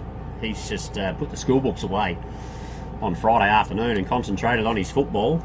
He's just growing and growing this carnival as well. Fantastic delivery, and when you get it like that, it makes the reward so much sweeter. They're back into the centre of the oval. Sprigg and Taj Neal will go at it. Sprigg wins it straight down to Dado on the boot. There's that man Pickett, he's hovering. They'd be getting nervous. The Esperance, a little toe poke with his shin. Argent knocks it out in front, or William Wall.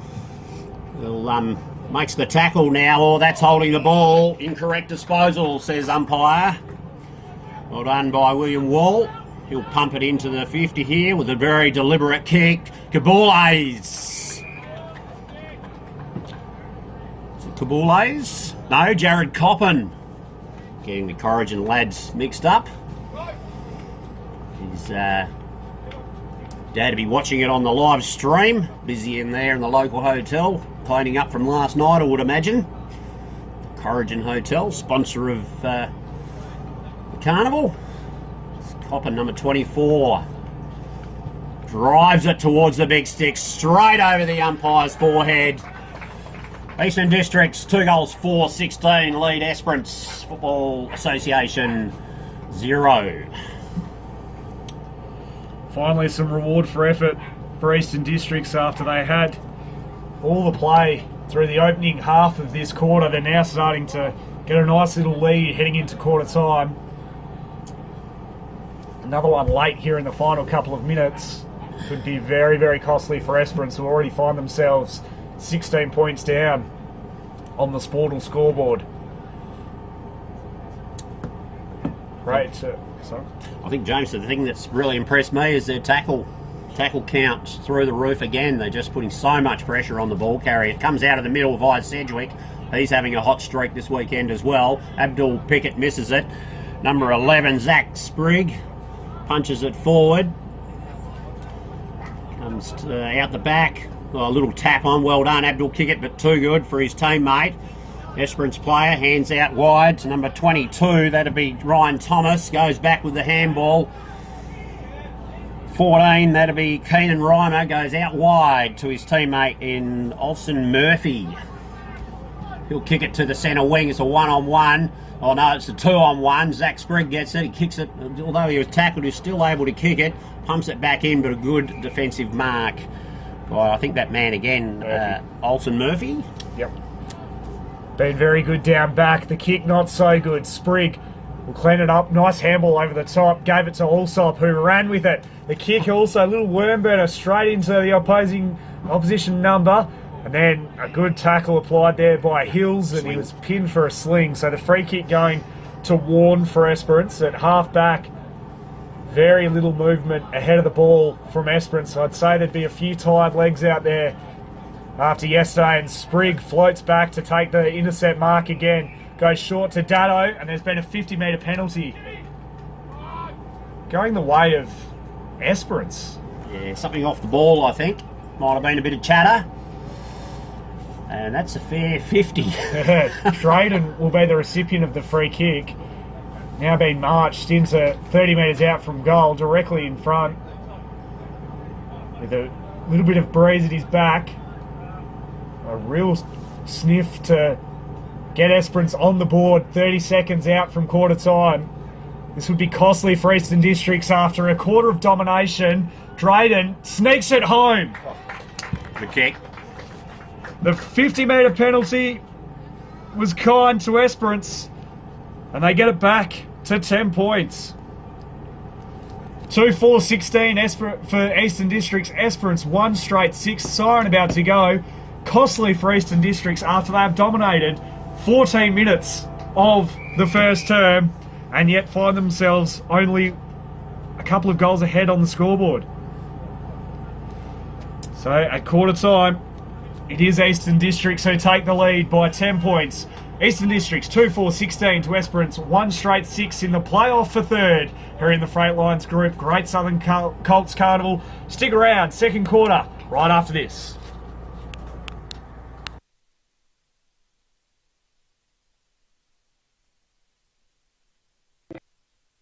At Great Southern Fuels, we know fuel and we know service. We've been doing it for over 40 years. We're a family business, we employ locals, and we support the communities we operate in. But don't just take it from us. Hear what our customers have to say.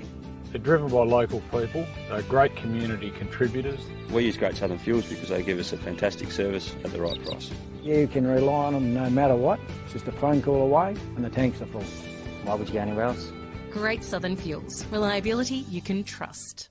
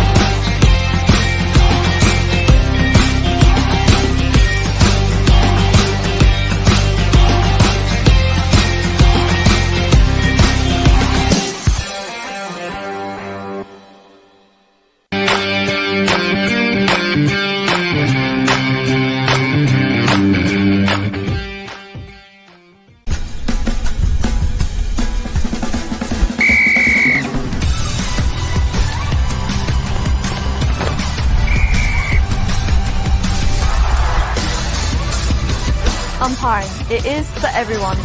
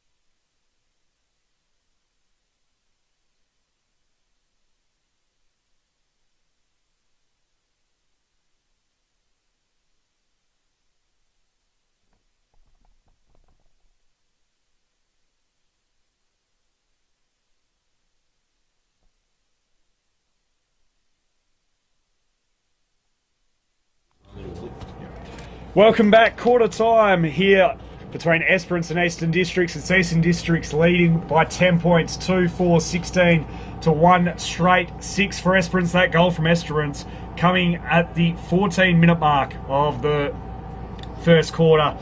After a period of domination from Eastern Districts, they find themselves a little unlucky not to be further in front. Nonetheless, they lead it by 10 points. Sprigg has been solid in the ruck all day. Climbs high, couldn't get the clearance though.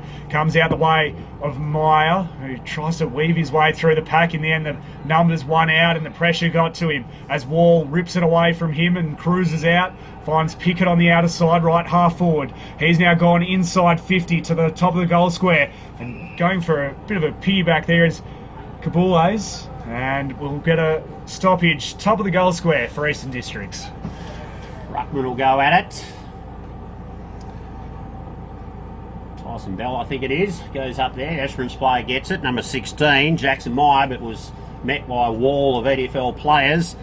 Tyson Graham, the vice-captain, chips it out, but it only gets as far as There's Abdul Pickett, who weaves his way around, makes a bit of room, gets it to his teammate, who pumps it into the front of the square. There's that man Dado. Oh, he's run into a wall there. Incorrect disposal. No, says the umpire. Play on. The ball's been lifted into orbit. Esperance player number 17, Jackson Walsh, spills it. It's been picked up and thrown on the boot. And slipped through just to the right of the big post for a behind. Geez, they're kicking a score in points at the moment. 2 goals, 5-17. Lead Esperance 1 goal. Now that's a very dangerous position to park if you're that ute. Very nearly got a ball through the windscreen. Don't park anywhere near the goals as it rolls over and out. Left half forward for Eastern Districts. Esperance having trouble moving the ball today. Haven't been able to get it past half back. Their only goal coming from a 50-metre penalty for an off-the-ball incident. Toss back into play. They'll win this clearance though. Comes out the way of Murphy in the long sleeves. Got the handball away just in the nick of time, but it was straight to Bell. Who runs inside 50, spills to Sprigg. He flicks it over the top. DeBoules throws it on the boot. Check side Banana. Pickett's there. Off hands. No crummers on the ground though. McLeod for Esperance. Fights hard. Tried to break. One too many tackles and was caught. We'll get a stoppage in a very, very dangerous position if you're an Esperance defender. The likes of Pickett and Dado lurking. Sprigg setting up at half back. Palm straight down to Dado. He was never getting out of the vices there of Maloney and Tate. Get another stoppage. I think Esperance have realised that Dado's a prime mover and you've got to wear him like a watch. You can't give him any space anywhere on the ground. Another throw up. The umpire says, give it to me. Up it goes again. Gardner in the ruck. Good hands. Out the back to Toby DeLacy. Has a shot on goal over his shoulder. And it's gone through for another behind. 2 goals, 6-18. Leading Esperance 1 goal for 6. Esperance player, Keenan Reimer, will move it out of the defensive square. Just having a look at his options now. Nothing short. Comes out of the square. Play on, says the umpire. It's deep out to the pocket. There's that man, Zach Sprigg. Launches himself. I think the moment it left the boot, he said, this is mine. He's like a jumping jack. He plays on, he pumps it forward. That's a good-looking kick. It's not going to make the distance, but it's out the back. There's that man. Who is it? Kabules. That's a toll. Zach Kabules has done the bicycle kick. I think it's the bicycle kick. That's what they call it. Unbelievable. Jeez, the athleticism of these young men. Unbelievable. We would never have even thought of that in our day. Definitely a contender for the goal of the year with thanks to Kimberley Accommodation Group. 3 nights accommodation in beautiful Broome for the winner of the goal of the year, and that is available to any player where we go and broadcast. So great supporters, the Kimberley Accommodation Group of Classic Clashes. Great to have them on board along with AFGRI and Great Southern Fuels, Alum Lube, Retrovision, Delta Ag, High Five, E-Bikes, Filming Footy, Dartfish, the Archies, of course, and Custom by ORTC. Ball back in the middle. Sprigg has been having a great game and a great tournament as well. Definitely in contention for the Archies best on ground. Tussles again. Loses the hit out though to Riley. Though it doesn't work out, it eventually does. Graham received it and then goes to right half forward. Not the greatest of kicks. Opens the door for Podmore, who's then caught and wrapped up by Walsh at right half forward for Esperance. Chance for them to finally do some attacking and have a bit of ball in their forward half, because they've been doing a lot of defending for the opening 20 minutes or so of this contest across the 2 quarters. Inside 50 at heads, it was always heading toward the boundary line. Maloney had no chance of getting to that. The umpire goes to retrieve the ball from underneath the St John's ambulance. Wanders back into position. The players are set. Ruckman are ready to go. Jeremy Allsop against, I think it's Olsen Murphy. Good knock by Murphy out the back.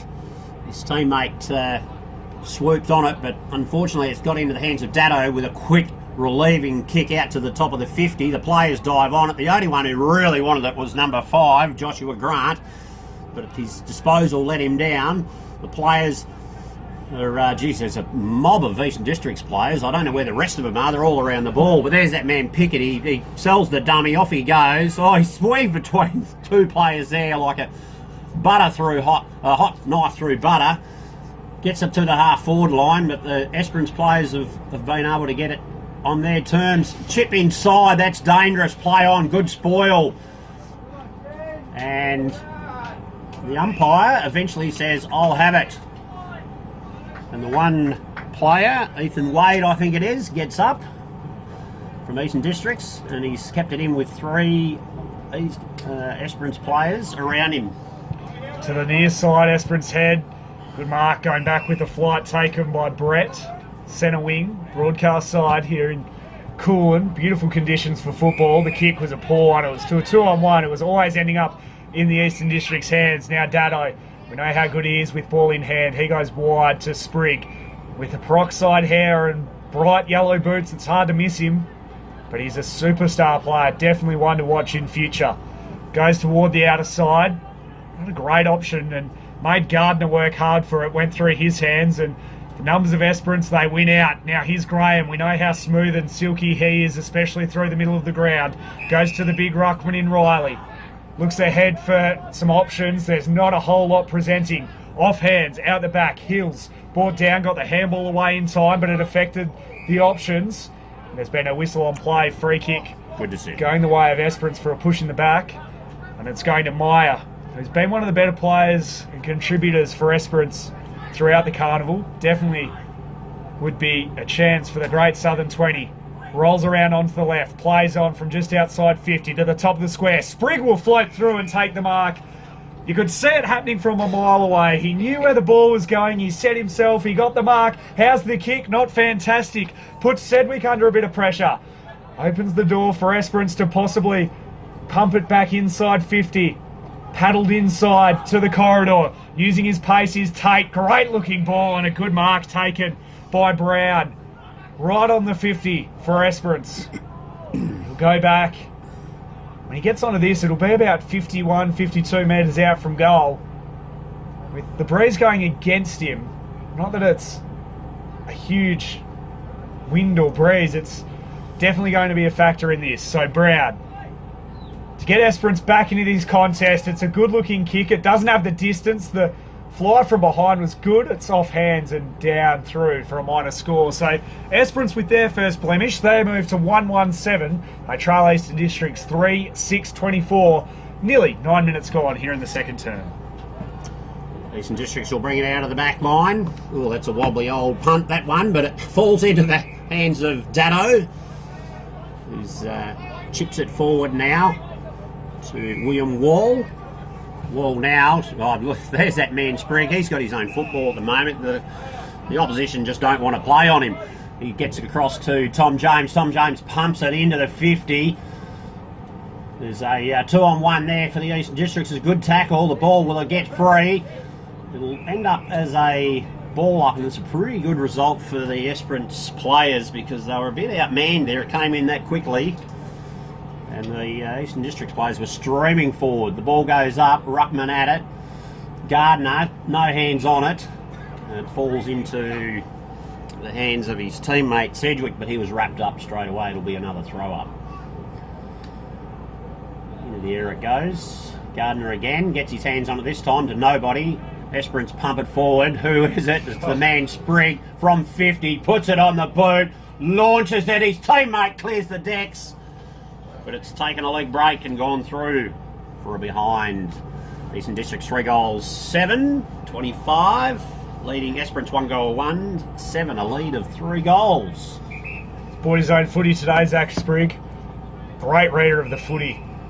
Davies in the back pocket. This is where they've really had trouble exiting the back line, Esperance, and this time no different as it goes out of bounds on the full. So their backmen have just had no reprieve at all today. Unrelenting. The Eastern Districts players. Coppin will send it back inside 50 to the top of the goal square. Lots of numbers around this. Knocked to the front of the contest. Well defended. Tate does the fend off and then hands it to Davies, whose kick was smothered. He had pressure coming from the front and the back. Sedgwick is there. He was tackled by Graham. Umpire says, give it to me. We'll have a stoppage. It's inside 50 for the Eastern Districts. Esperance would be on high alert at this stoppage. 11 minutes. 11 minutes have ticked by inside the final 4 of this first half. Spinning his way out of trouble, Hills. Hands it back. Hands and knees going in. Sedgwick dives on top of the footy. You're always in a bit of trouble when you dive straight on it, but the umpire is a little kind to him and lets him off with that one, and instead gets a stoppage at left half forward for Eastern Districts. Sprigg over the back. Gets it back and then throws it onto the left. He's having a game and a half today as they get the mark with Coppin. He'll wheel around immediately, looks to the top of the goal square, and floating his way down and taking the mark is Sedgwick. Able to get space and cleared. Coppin laced him out beautifully. And a chance to get Eastern Districts 4th in this contest. Yeah, Esperance at the moment having trouble clearing the defensive 50. There's just a wall of Eastern Districts players chopping it off. It's a good looking kick. He's snuck it in by millimetres. Another one for the Eastern Districts Football League. They'll move to 3 goals 7, 4 goals 7. 31 to 1 goal 1 7. Lead of 25, 20. Geez, can't do my math. 24 points, 4 straight goals. No, they've just, once they get it into that 50, it's extremely hard. I was just noticing Zach Sprigg, the amount of work rate that he got to get to contests, moving from the centre half back out wide, and he's involved in anything and everything mainly because of his work rate. And his positioning is so good as well. He knows where to stand, he knows where to go, and that's why he's getting the footy. Smart footballer, definitely. I think that's Coppin in the ruck, which is the versatility of the young man. Brilliant. The ball comes out to Will Prosser, fumbles the mark on his knees, gets up, has time, pulls it forward. There's Kubules. He can do brilliant stuff. He snaps it out of bounds on the full. Bit of an anticlimax there, James. Just notice Sprigg has moved forward to full forward, so we could get a couple of late highlights in this first half if the ball goes in his direction. We know how good he is overhead, his marking ability. So runs around a bit like Nick Brewell. He's got a big opportunity to kick a couple of goals. It's going to come straight back in his direction after Copper chops it off, and he's calling for it deep. Sprigg on the lead. The space was there, protected the drop zone, couldn't hold on to the mark though. Well done by Davies to then get it over and out. He was calling for it deep. He wanted it on the head. He protected the drop zone, just couldn't hold on to the mark, and as a result we get a stoppage in the final minute and a bit. I think he's chasing the accommodation package. Rucks go at it. Sprigg, it's pushed off the ball. Well done by the Esperance player. That was Olsen Murphy. They've got it clear. Number 2, Tyson Graham, the vice captain. You've got to get a handle on it, young man. He's nervous, but he weaves his way around. Get rid of it, young man. It's play on. He got it on the boot just. Number 4, that'll be Thomas Ty, is it? Tate. He grubbers it out to the 50, but there's 3 Eastern Districts players. Oh no, they've run into each other. What a shamozzle.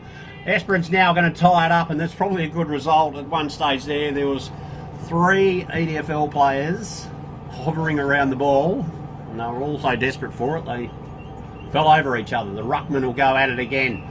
Coppin, he's been held out of the contest. It's a free kick. Didn't see that one, but there must have been something, maybe a third man up off the ball or obstruction. Not too sure. James? Yeah, don't know, but he's lining up for his second here. Coppin kicked one at the 12-minute mark of the first term to get Eastern District's second. And it's, again, right on the half-time siren. This is really costly for Esperance. A chance for a 5-goal buffer heading in to half-time. Coppin for his second and Esperance's 5th. It's a good looking ball. He's got the distance. He's got the accuracy. Coppin has 2. And Esperance have made a white-hot start to this first half. Gee whiz, the Carlton Zeros will be flowing down there at the Corrigan Hotel. Scotty Coppin, he'd be very, very happy with his son's form today. following on from yesterday. So yeah, the Eastern Districts lads coming into the centre of the ground, pretty chipper. Very happy. Started by Zach Sprigg through the middle. Coppin has a couple. Sedgwick has looked good around the ball, and Wilcox getting them on the board early. So a 5-goal lead for Eastern Districts over Esperance, 5-7-37 to 1-1-7 here at half-time. Up next, we've got the grand final between Great Southern and Peel after this game. You do not want to go anywhere. We've got your Sunday afternoon covered here on Classic Clashes. Stick around for the second half between Esperance and Eastern Districts right after this. At Great Southern Fuels, we know fuel and we know service. We've been doing it for over 40 years. We're a family business, we employ locals, and we support the communities we operate in. But don't just take it from us. Hear what our customers have to say. They're driven by local people. They're great community contributors. We use Great Southern Fuels because they give us a fantastic service at the right price. You can rely on them no matter what. It's just a phone call away and the tanks are full. Why would you go anywhere else? Great Southern Fuels. Reliability you can trust.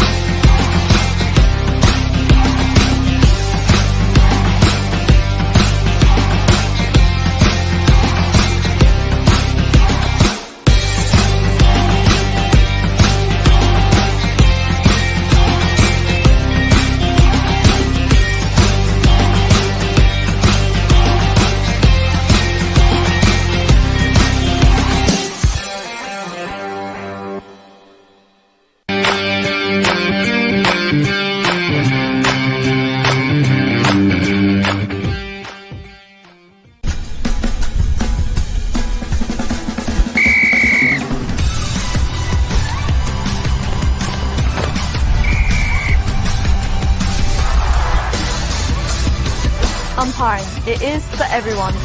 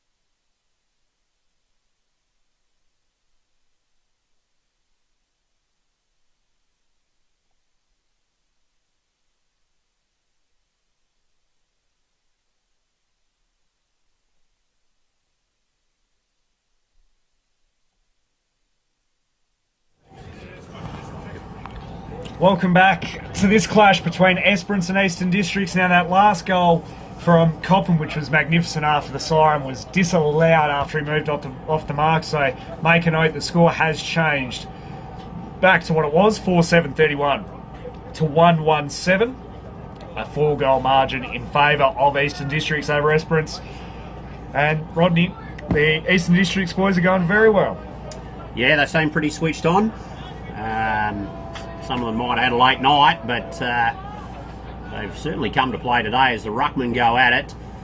It's, I think that'll be, I know it's spelled out, the Esperance player, number 1, got the quick handball, Burton. Didn't get it to his teammate.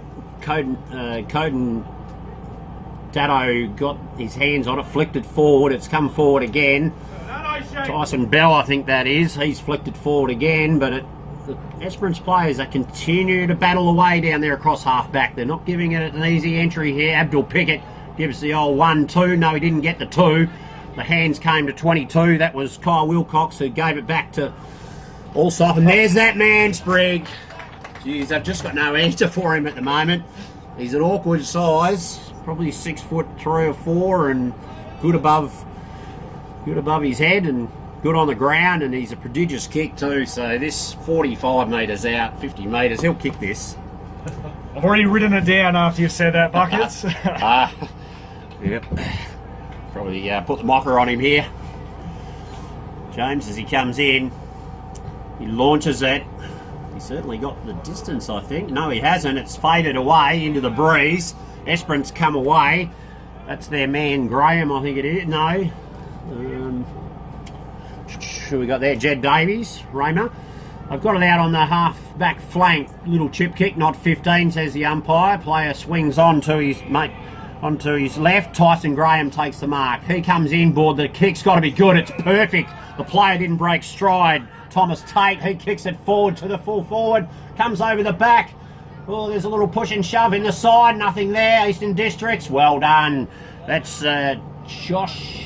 Oh, good question. Not sure who that is. But it kicked it out to the 50. And the mark's been taken by number 22. Ryan Thomas, he swings around. Kicks on goal, but it's just a solitary point. At least they're getting a bit of play in their forward half, Esperance. Still find themselves behind on the scoreboard, but they're certainly looking better in the early stages of this second half. Thomas again had it ripped away out of his hands by Wall. Spills to the front of the contest. Handed away. Graham should finish from there, and he does! Delightful from Graham. Breathes life back into Esperance. They get their the first of the third term. Classy player. Silky smooth through the middle of the ground. And a very, very classy finish. Yeah, 2 pieces of play he's been involved in. 4A's into the forward line. And his teammate there, Thomas Tate, earlier coming through the middle. The kick from Graham to Tate was absolutely millimetre perfect. He couldn't afford to break stride. He just had to run and take it in full stride, and he did, and pumped it into the 50, and a return 50 was the resultant goal. As the players are back in the middle, the umpire throws it up. Ruckman go at it. No clear winner. Esperance had their hands on it. Oh, the ruckman, he says, I'll take it. Throws in an absolute tumbler. His teammate can't take the mark. Spatial awareness of the ball coming in all types of locations. He wasn't able to get hold of it. The umpire says, I'll take it from here. Inside 50 for Esperance. Their turn to have a bit of ball in their forward half. 100% time in their forward half in this third term. Dado won the clearance. Murphy did the smothering. Thomas tracked after it, overran it. Murphy, great pick up below the knees. And it's a sling tackle. Both umpires have called that, and Murphy is not in a good way.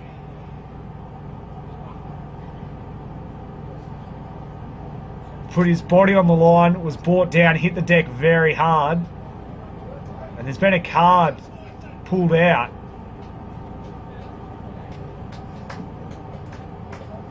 And it's a red.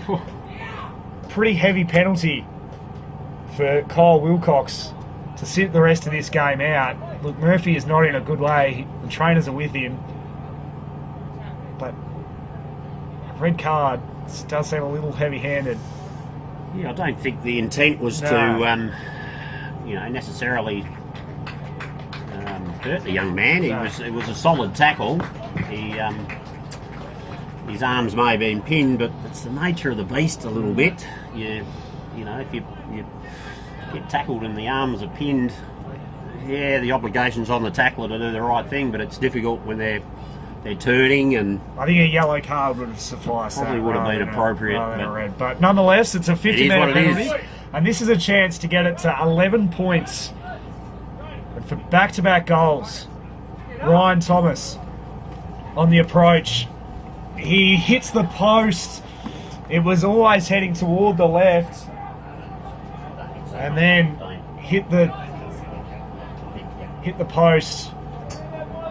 So costly error there, could have really shaken this game right up after Eastern Districts have dominated large parts of play. They're under a little bit of pressure. The kick out wasn't great. It's off the side of the boot. One bounce over the rope. And it will get a boundary thrown at left half forward for Esperance. Yeah, this puts a different spin on things, James. Esperance have grown a leg here. A lot more physical. Ruckman go at it. He's taken it for full possession, gets rid of it, but to nobody. Stacks on the middle. The umpire says, "Give it to me. I'll throw it up." So I believe now Eastern Districts are a man down for the 15 minutes. No replacement until the 15 minutes is up. Wall gets the handball away. Dado forces the player to his knees. Doesn't get the ball. That's a good pick up. He's fended off. Got the handball. It's fortuitous that it's rebounded into James. He gets tackled, thrown to the ground with a good tackle. Physical. Nothing in that.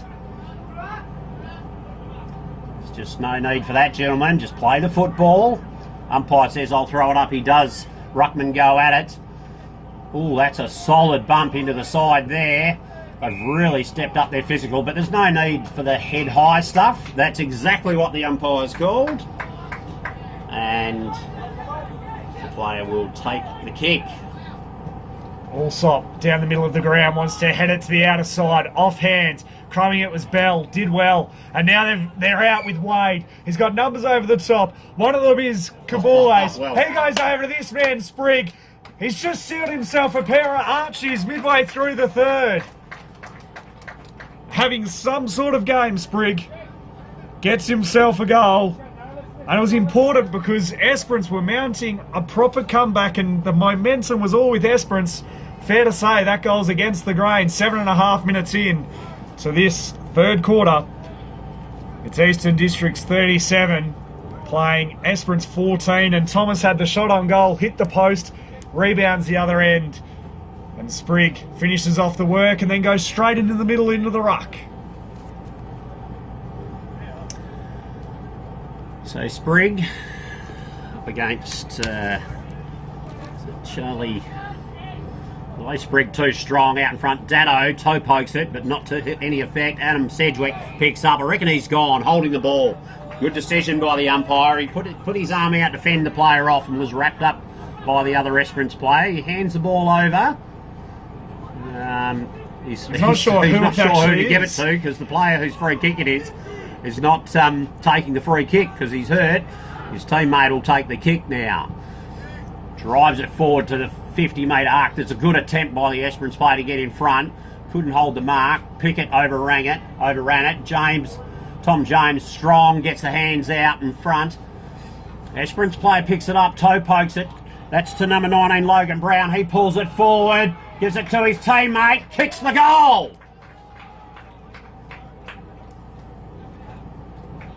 That player, when he turns around, I'll get his number. Number 8, Mitchell Ferguson. Fantastic. Just turned and put it on the boot. Effectively. Kicks the goal. Well, Sprigg can't stay out of the play. He's just been falconed by the boundary umpire bringing the ball back into the middle. 17 points the margin. Important goal. 37 plays 20. 9 minutes gone here in the third term. Esperance just keeping themselves in touch. Every time it looks like Eastern Districts are going to pull away, they're able to hit back. Here's Sprigg doing the ruck work, almost brought it down, gave it across to Pickett. He spun out of trouble. How about that? Magnificent work by the young man. Puts it inside 50, on the lead. Kabulis takes the grab. Great delivery. He's thinking about the shot, not overly confident. Numbers filing back for both sides, and so It's created a bit of a congested forward line, particularly deep. He's going to pull the kick into the pocket. On the lead, great grab by Wade. Difficult kick, this one. Tied up against the boundary. He's looking inside to see if there's any other options, but there's none forthcoming, so he's going to have to go back and back himself here, Wade. Arcs around, looks pretty good, although it floats across the face, and on the goal line there's been a mark by Gardner. In a similar situation, he's marked it virtually on the goal line. A similar angle, a lot closer in though. You've got Graham waiting for the arc around, ready to grab him if he does. He does so, keeps it low with the check side, but he misses to the near side.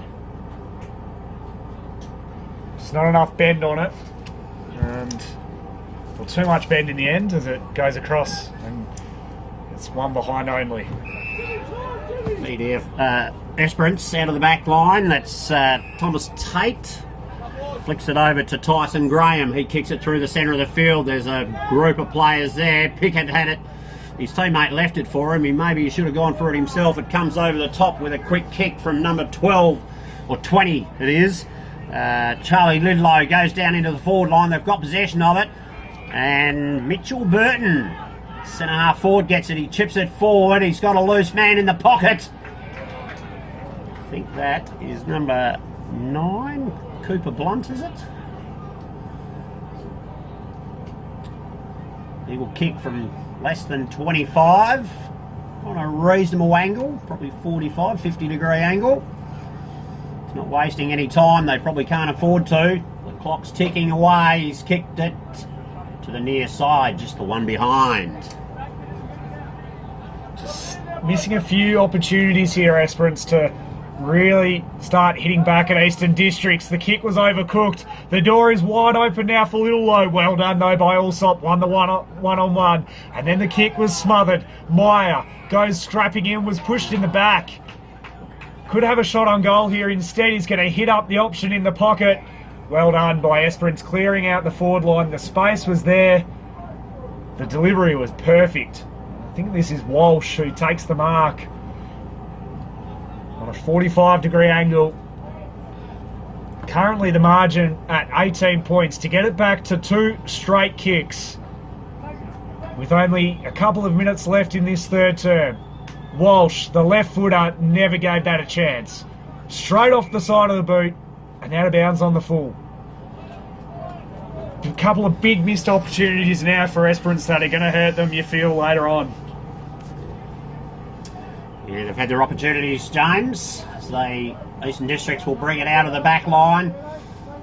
They'll keep it close to the boundary. They've gone for that man Sprigg, but he's been outplayed by number 17. Jackson Walsh got in front. But there's a throw there. Free kick. Who's it going to? Zach Sprigg. Geez, he's had an effect on this game. Take him out of it. It might have been a very different story. He's very patient here, just waiting for the play to set up. There's a hang there. Hands in the back. Lucky not to get a free kick against him. Didn't take the mark. That's Tyson Graham. Brings it inboard. He's got it to Tate. Tate comes into the 50. Launches it.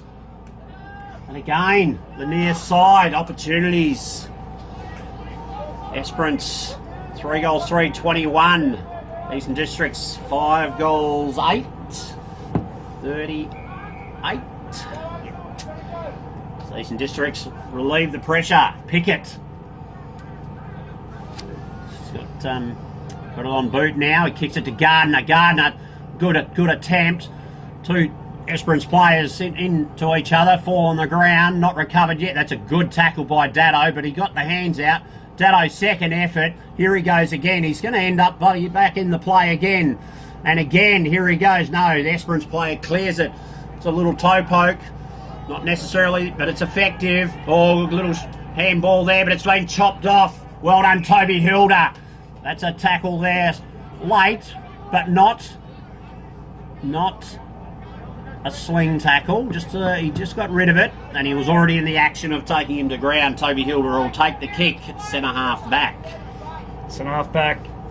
The Eastern Districts here, Hilda, in the last 15 seconds or so, Can they get a quick kick into their forward line and get a mark? Well, Esperance are going to have something to say about that. He almost runs out of room, and the pressure was coming to centre half forward, picking it up off the ankles, Little Low.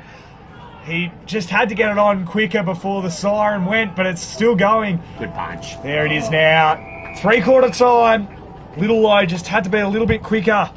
Nonetheless, at three-quarter time, we've got a game on our hands. It's Eastern Districts by 17 points after they led it by 24 at half-time and 10 at quarter-time. They hold a 3-goal margin. 5-8-38 to Esperance, 3-3-21. We've got one last quarter of this, and then the grand final coming up between Great Southern and Peel. A great day of football here in the Freight Lions group. Great Southern Colts Carnival. You're tuned to Classic Clashes. Make sure you stick around. We'll take a quick break and be back after this.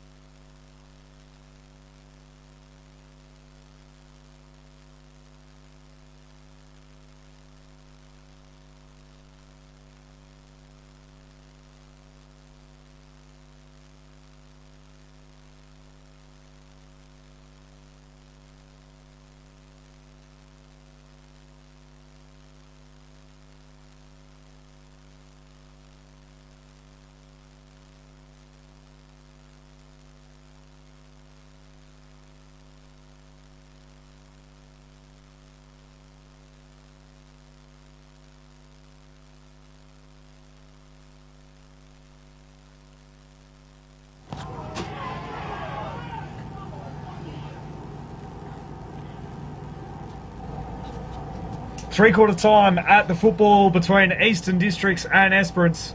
And it is Eastern Districts leading at 5-8-38 to 3-5-23, a 15-point margin. Esperance mounting a serious comeback in that third term. 2-1 in that quarter, but could have easily been more had Esperance kicked straight. Certainly, James. I think having Eastern Districts with the recipient of a red card, they've been down a man for probably 10 minutes or so. So they're going to have another 5 minutes of playing a man down. Esperance need to take advantage of that. I think they're just playing an extra one across half back for what I've sort of been seeing. So maybe they'll move that bloke forward a little bit and push him through the midfield, try and get a bit more forward pressure. As the umpire holds the ball aloft to get this last quarter. Ruckman will go to it. Sprigg, good tap. Datto left it behind. Sedgwick driven into the ground. And although Esperance in Graham got the kick forward and will come back for a throw up. Get a secondary stoppage, attacking side of centre for Esperance. Sprigg this time loses out to McLeod. Knocked it wide toward the outer side. Sprigg goes in, gets it, farms it out to Dado. Was he thrown? Thought he might have been taken high first, but the throw occurred before that. So Esperance get the free kick. Graham has been one of their better players throughout the carnival. Goes to half forward. Pickett flew, got a hand to it. And it was pretty important in the end as well. Possibly pushed in the back there. Burden, play on, said the umpire. Flicked wide. Pickett, the spin move out of trouble. Delightful. Was he held without it? Play on, said the umpire. Their hands were good to Wall. He was caught. Goes back in, cracking in against Reimer. 1-on-1. Couple of big bulls going at it. And as a result, the umpire will come in to try and relieve this little lock-up. You can feel the tension rising from both benches. Both consider themselves real chances at winning this game. Wrapped up Grant. Held without it. I think Graham's asking, well, how did he get rid of it in the first place? Nonetheless, free kick going to Grant. Ball on the half-back line. Weighing up his options. Pumps it towards the boundary. Centre wing. Dado, good hands. Juggled over the line. No mark. It'll be a throw-in. He's had an outstanding carnival. His work rate, very impressive. Sprigg will be in the ruck. I think he's up against Logan Brown, is it? A little nudge in the side, takes possession, gets the ball on boot into the forward 50. The defender takes it, wrapped up straight away by Tyson Bell. Rockman says, I'll have it. Umpire says, I'll have it. Throws it in the air. Esperance player, number 8, Ferguson, chips it around the corner. It's cut off by Argent. Wall kicks it. It's been chopped off by the EDFL player. It's going around in circles here. Clever play by Dado there, dragging the ball under the Esperance player, but it's going to be a throw-up. Good spot to be for the Eastern Districts. Dado wrapped up immediately, taken high. Gets the free kick just in front of us. So it's a very open forward line. One-on-one's ahead. How about that delivery? Could not ask for anything better if you're a big full forward leading out. And that's exactly what Coppin got. Did not break stride. Straight onto the chest. Marks it directly in front. 35 metres out from goal. Delightful play there by Coden Dado. Very impressive footballer. That's how you get picked in the Great Southern 20. And now Coppin directly in front to extend back out to 3 goals. An important kick indeed.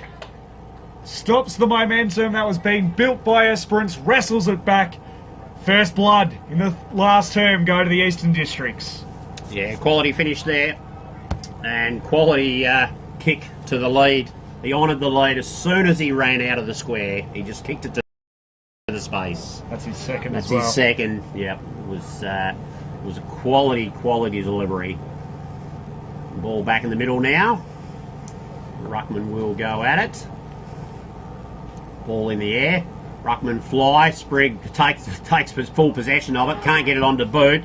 Number 19, Logan Brown, pumps it forward, and his teammate has taken the mark. 50 metres out. Quick hands over to Graham. He kicks. Under pressure. He's been pushed out in the side and just fades away. Just sneaking for a behind. Esperance.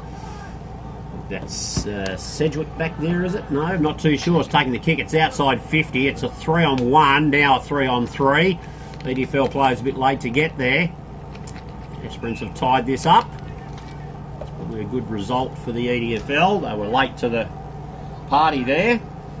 Umpire says, I'll throw it up here. Ruckman sorting themselves out. Dado again, gets it. Ball on foot, Pickett knees it, jumps in the air, follows the ball, gets the ball now off his teammate, flicks it over the top to himself. It's ambitious, but it's not worked, but he has ended up with it. Flicks it inside. Grant, I think it is, gets it on boot, pumps it into the 50. There's a leg race on. Oh, horrible bounce for the Esperance defender. It's been put on the boot by Goulet, is it? No, Will Prosser, I think. And he's kicked it out of bounds on the full. Will be brought back into play by Ashton Davies from the Esperance Football Association in the back pocket. 20 points the margin. 5.5 minutes gone in this last quarter. Esperance need to score the next one, you would think, to have any chance of winning this. Spilled the mark. Pickett at the back door through sets of hands. How good is this from Eastern Districts? Sprigg goes out the front. Hills puts it inside 50. Coppin's there. Flying back Dado. Couldn't hold on to the mark. Great courage though. Petcher, the skipper, relieves it away for Esperance. Sends it wide into green grass. They've got numbers ahead of the ball here, Esperance. Just need to wait for the options to arrive. Reimer goes long. Good mark. Good option to Ferguson, who was then dealt with after he took the mark. Just in front of our commentary position. Switches it in. Umpire just stood in the way. Graham had to get around him. Tried to shrug the tackle. Taken high.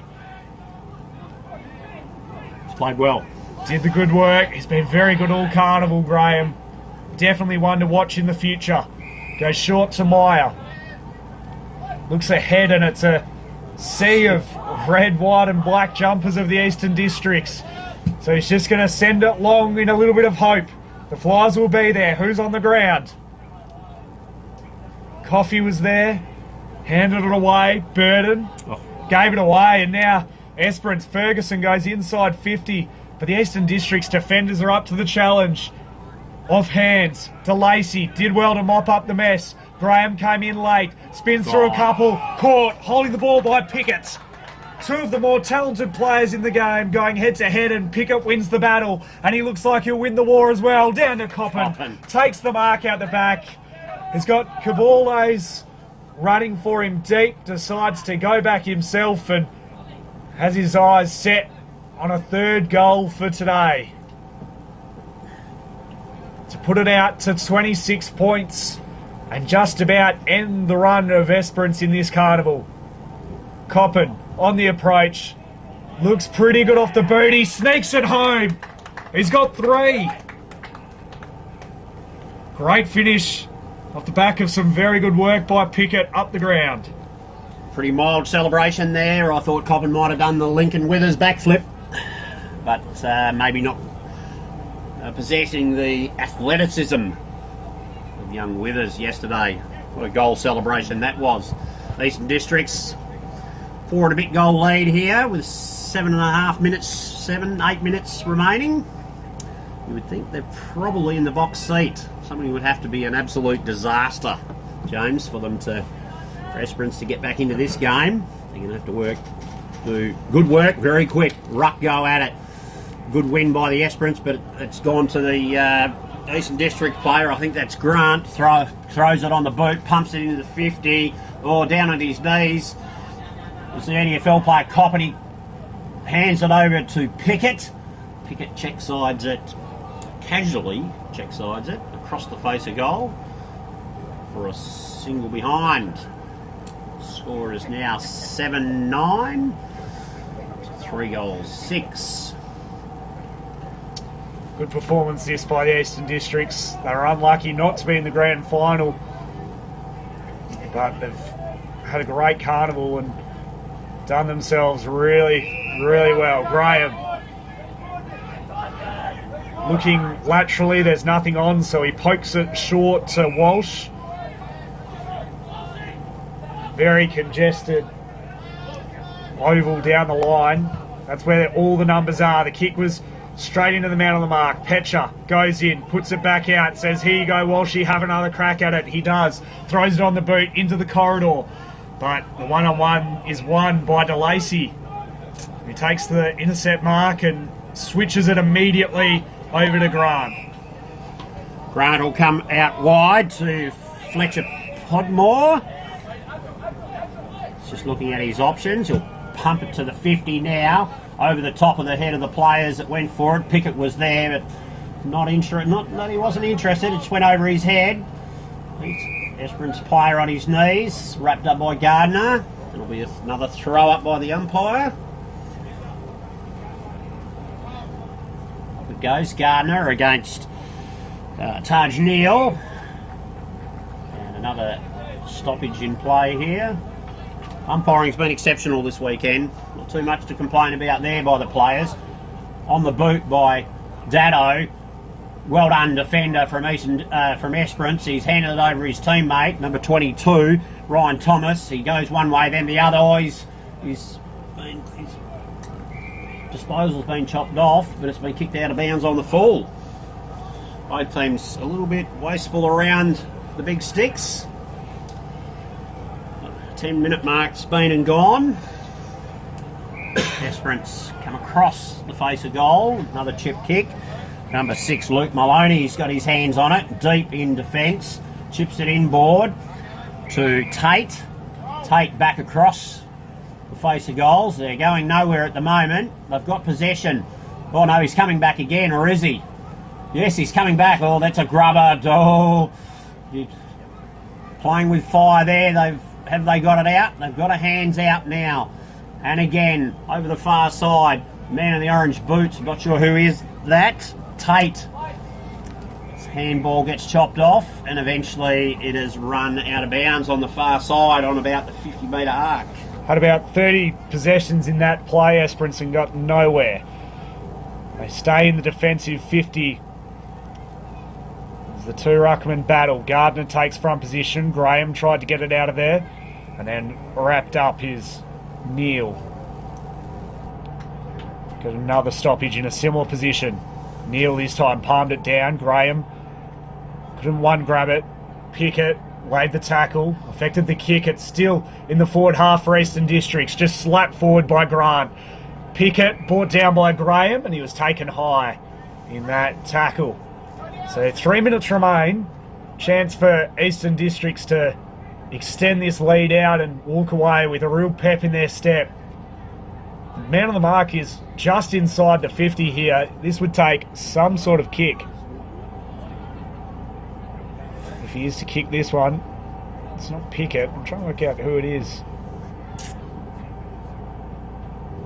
Wait for him to turn around. Nonetheless, this would be a monumental effort from Grant, who lays into it, doesn't get the journey. Pickett off hands, through for the minor score.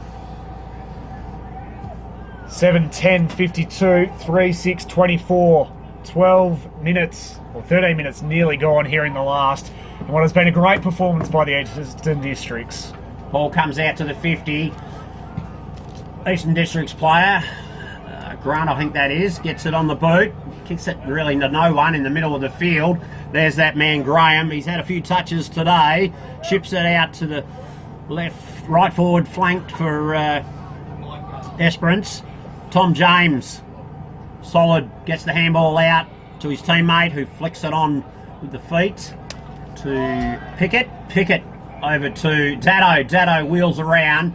Oh, that's a good looking kick. Kabule's. Geez, his vision's fantastic. Must have just seen him out of the corner of his eye and just changed the direction of his kick at the very last moment. Kabule's is out wide on the boundary. He'll be kicking from the best part of 50, I think. And geez, he's got some options inside if he has a look, but he's gone and had a fair old crack and got the one behind. Good effort nonetheless. Nearing on the final minute here. Eastern District 7-11 play. Esperance 3-6. Chiseling ball into the corridor. It was dangerous. Allsop cruises on through. Wants Sprigg and or Coppin. Both of them looked at each other, and eventually it meanders into the goalpost. We'll get a throw in. A couple of metres around from the Eastern District's goal. Hurled back into play. Sprigg wants to grab it out of the ruck. Tried to get through multiple tackles and couldn't get through the wall of white and navy jumpers of Esperance. Does the ruck work against Petcher. Palmed it down. Graham. Dano somehow got his hands on the footy and almost made it out of there. Riley dodges a couple of tackles. Gave it across to Meyer. He went in turn to Maloney. He throws it on the boot. Up towards Riley. Couldn't hold on to the mark. Neil also there. Spills to the front. This is Meyer. Lots of bodies around this as the boundary line becomes a factor, and it's there. Full time. Eastern Districts take third position. They were unlucky not to be featuring in the grand final. Nonetheless, they walk away with a great win and overall a great carnival by Eastern Districts. I have to say I've been very, very impressed with the quality of football they've played and the pressure they've applied to every single team. Absolutely, James. Fantastic game of football there. The Esperance boys, credit to them, second half. Really took it up to the Eastern Districts lads. But yeah, no, Eastern Districts this weekend have been very, very solid, committed and disciplined, I have to say. And I think the league coach, Greg Vaughan, would be eyeing off a few of these young men for higher honours at Country Week. Yeah, they've been fantastic, James, and they should be really proud of their efforts. And well done to Coach Kyle Hewitt for pulling them together on Friday afternoon. No training runs for these lads, spread all over the countryside, so tip of the hat, well done. Great effort, and great effort as well by Esperance, we have to say, to finish fourth in this carnival. And they've been really good on and off the field. Their spirit that they play with has been exceptional. They just ran into a far better side in Eastern Districts.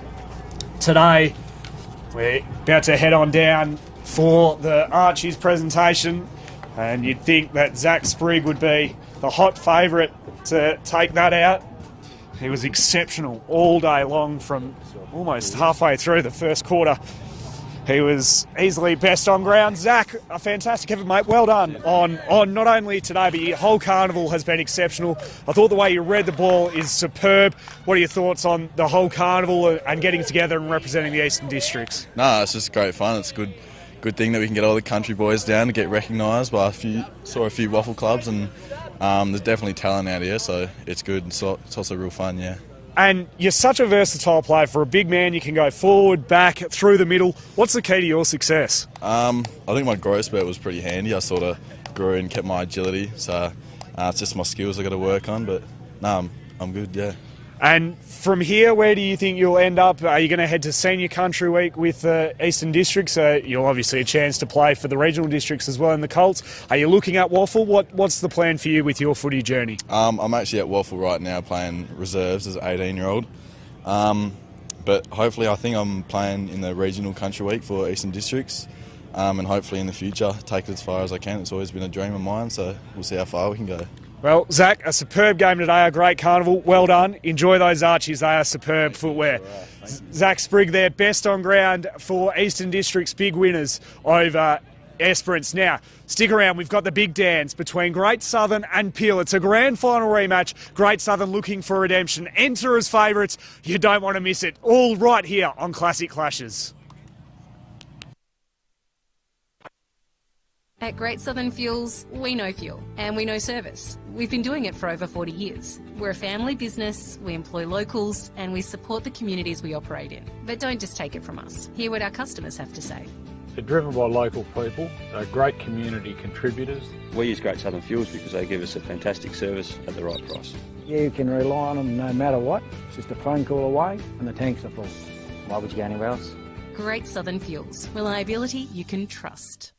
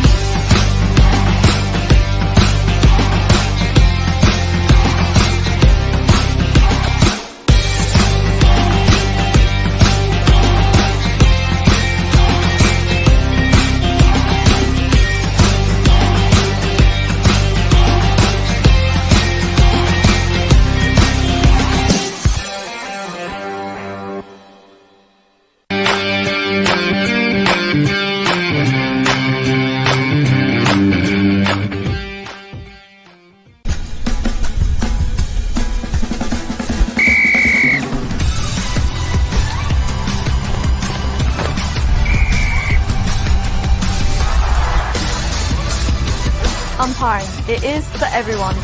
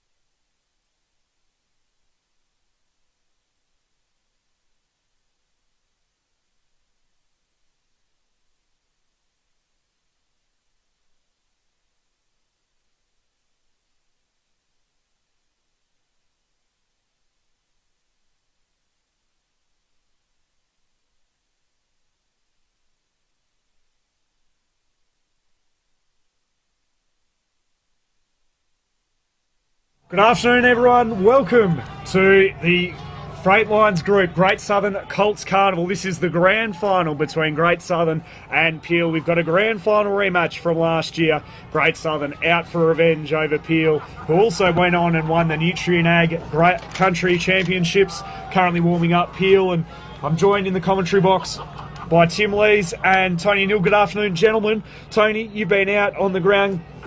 Tell us about what can we expect from conditions today here in Coolin. Well, it's a beautiful day down here. The conditions, it's overcast, so there's no sun. The ground looks absolutely sensational. I think we're looking for a top of around 18 degrees today, and there is a little bit of a breeze from right to left, so that may play havoc with some of the players, but then they're highly skilled, so let's see how they operate. You might see one style of game with the wind and then a different style against the wind. Now, you've been over on the other ground, Tony, all thanks to Fife Transport and also Coolin Transport. Tell us about how the games over there that you've seen this morning and throughout the carnival. Yeah, look, it's just magnificent to see the lads out there having a go. They're all pumped up. They had 3 or 4 games yesterday, a few sore bodies and so on, but I'll tell you what I love is they play 4 full quarters.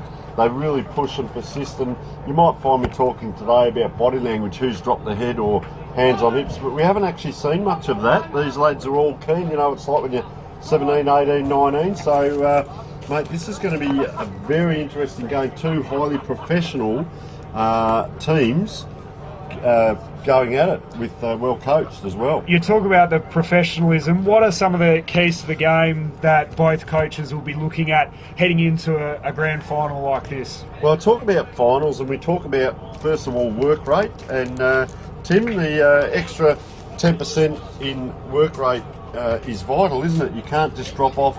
If something happens 6 times a quarter, you're expected to get to that contest 6 times. Yeah, 100%. I think the 1%er very undervalued at times. Lots of smothers and lots of gang tackling I've noticed in this carnival already. So the tackling pressure early, you've got to bring it, don't you? And if you don't, you're just going to be second to the ball. So I'm going to talk the second one here is the human element.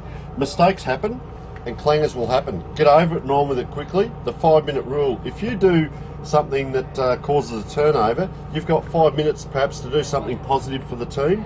And the third element, we talk about strength through 3 main areas of the ground, and the first one is down back, and the spare, is there a quarterback or sweeper? So we'll talk today a little bit about what happens at that 50, as you and I alluded to in earlier games. Is it a turnover, or does it get a finish at the other end? The midfield, the quality and plenty of players to roll through that midfield, so it would be interesting to see what Great Southern Storm do in that area, how often they're rotating, as well as Peel.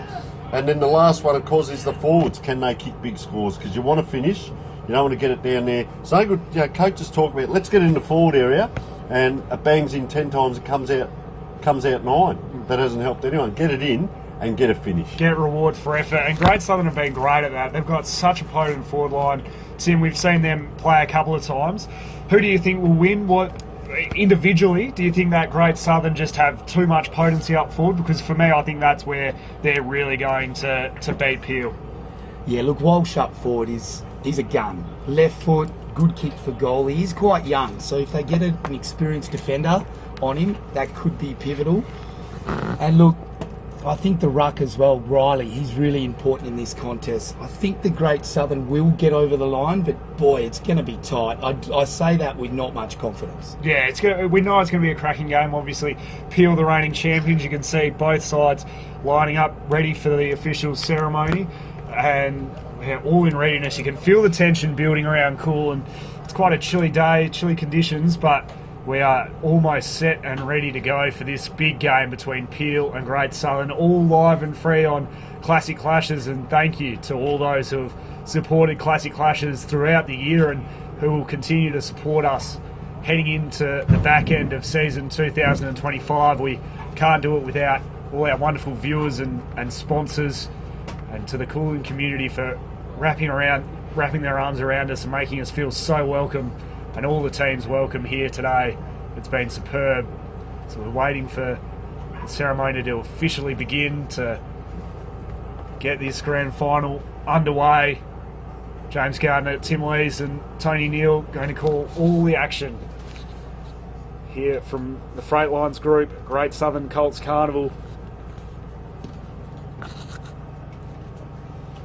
Not sure what the hold up is down on the ground. We've got the coin toss. I think I've got to go and sing the national anthem, James. That's what they're waiting for, perhaps. I've heard you sing, and it is not pleasant. So, for everyone's sake, I don't want that to happen. But we've got the two skippers, Russell for Peel, and on the other end, Hartfield or rather Grimes for the Great Southern. There is a slight breeze favouring the left of screen. It has picked up in the last 10 minutes or so. And Russell's won the toss. Peel will be kicking to the left of screen. And we are all set and ready. So they'll be wanting to take full advantage of the breeze, Tony. And we need to say a big thank you to all of our wonderful sponsors on Classic Clashes, don't we? We can't do it without their support right throughout the year, not only in this carnival, but throughout season 2025. The ability to go right around WA calling football and broadcasting and giving showcase to these smaller communities and towns. Let's run through some of our wonderful partners, Tone. Well, of course it is the Freight Lines Group, Great Southern Colts Carnival. We're on the AFGRI Great Southern Fuels ground, number 1. We did have Oval 2, the Cool and Transport, Fife Transport ground. Of course, our scoreboard is brought to us by Sportal. Great Southern Fuels, Dyson Jones Wools, Newdigate Stock and Trading, Moylan Silos, Triple M, CBH, Men's Health, talk to a mate, Nutrien Belt Up, and Omnibus. Our goal of the year and mark of the year, Tim? The goal of the year, an accommodation package thanks to Kimberley Accommodation Group. Beautiful place, isn't it, Broome? Love the Kimberley, God's country. And the mark of the year, $3,500 for any mark taken on filming footy. Guards, $3,500 for some of these boys. Oh, what an off-season trip. It would be pretty good, wouldn't it? You'd be best mates at the footy club. All right, James, all in readiness. We have had over 15,000 views, so thank you to all those viewers, WA, Australia and worldwide. We hope you're enjoying it. We've had lots of shout-outs all across the carnival. You are with James Gardner and Tim Lees for the opening bounce of the grand final, Peel versus Great Southern Storm. All right, here we go. The big fella, Jackman, was sensational in this last game that I saw him. He's up in the ruck, jumping over the top. Well done. Was Robertson. High up and under ball to centre wing. Punch from behind. Was good by Parker. The Storm get back first. Little toe poke towards the line. Looks like Reed collects the footy and is escorted over the line. Much to the pleasure of the Peel bench. So left half forward right on the 50-metre line. Boundary throw in. Robertson and Jackman to do battle again. Robertson over the top of Jackman. Palmed it down. McGrath set upon immediately and driven into the deck. Straight away the intent is there from Curtis. Causes the stoppage. Left half forward for Peel. They've got the breeze. Robertson. Russell was on the move out the back. Won't get to him though. Eventually it does. He's down on the deck, wrapped up by a couple of Storm defenders and another stoppage. Left half forward for Peel. So Robertson up against Jackman. Jackman held his position well. Collecting the footy. Zambonetti gave it off and they get a smothered ball. Good hand pass inboard by Clark. And then Watson goes long along the line. The target there was a pretty good one. It was Jaggy and it's gone over the line, central commentary position. So we've been going a minute and a half, and as we see, the ball really has been over this side of the ground so far, just between the 50s. So can Storm just get themselves going here? Is that throw in just a little bit offline? And I'd like to see people out the back. Hurled back into play. Owens, who's been so good throughout the carnival, brought down by Robertson, setting the tone, the big fella early. Owens won't be happy with that. He looks inboard to a true centre forward position out the front. Great mark taken by Parker, it looked like. Or even rather, Mitchell takes the mark. True centre half forward. 48 metres out from goal, directly in front. Breeze at his back. Chance for the first blood in this grand final. We talk about the finish, and this is what we alluded to. You get the ball down your forward line, you want it to be finished.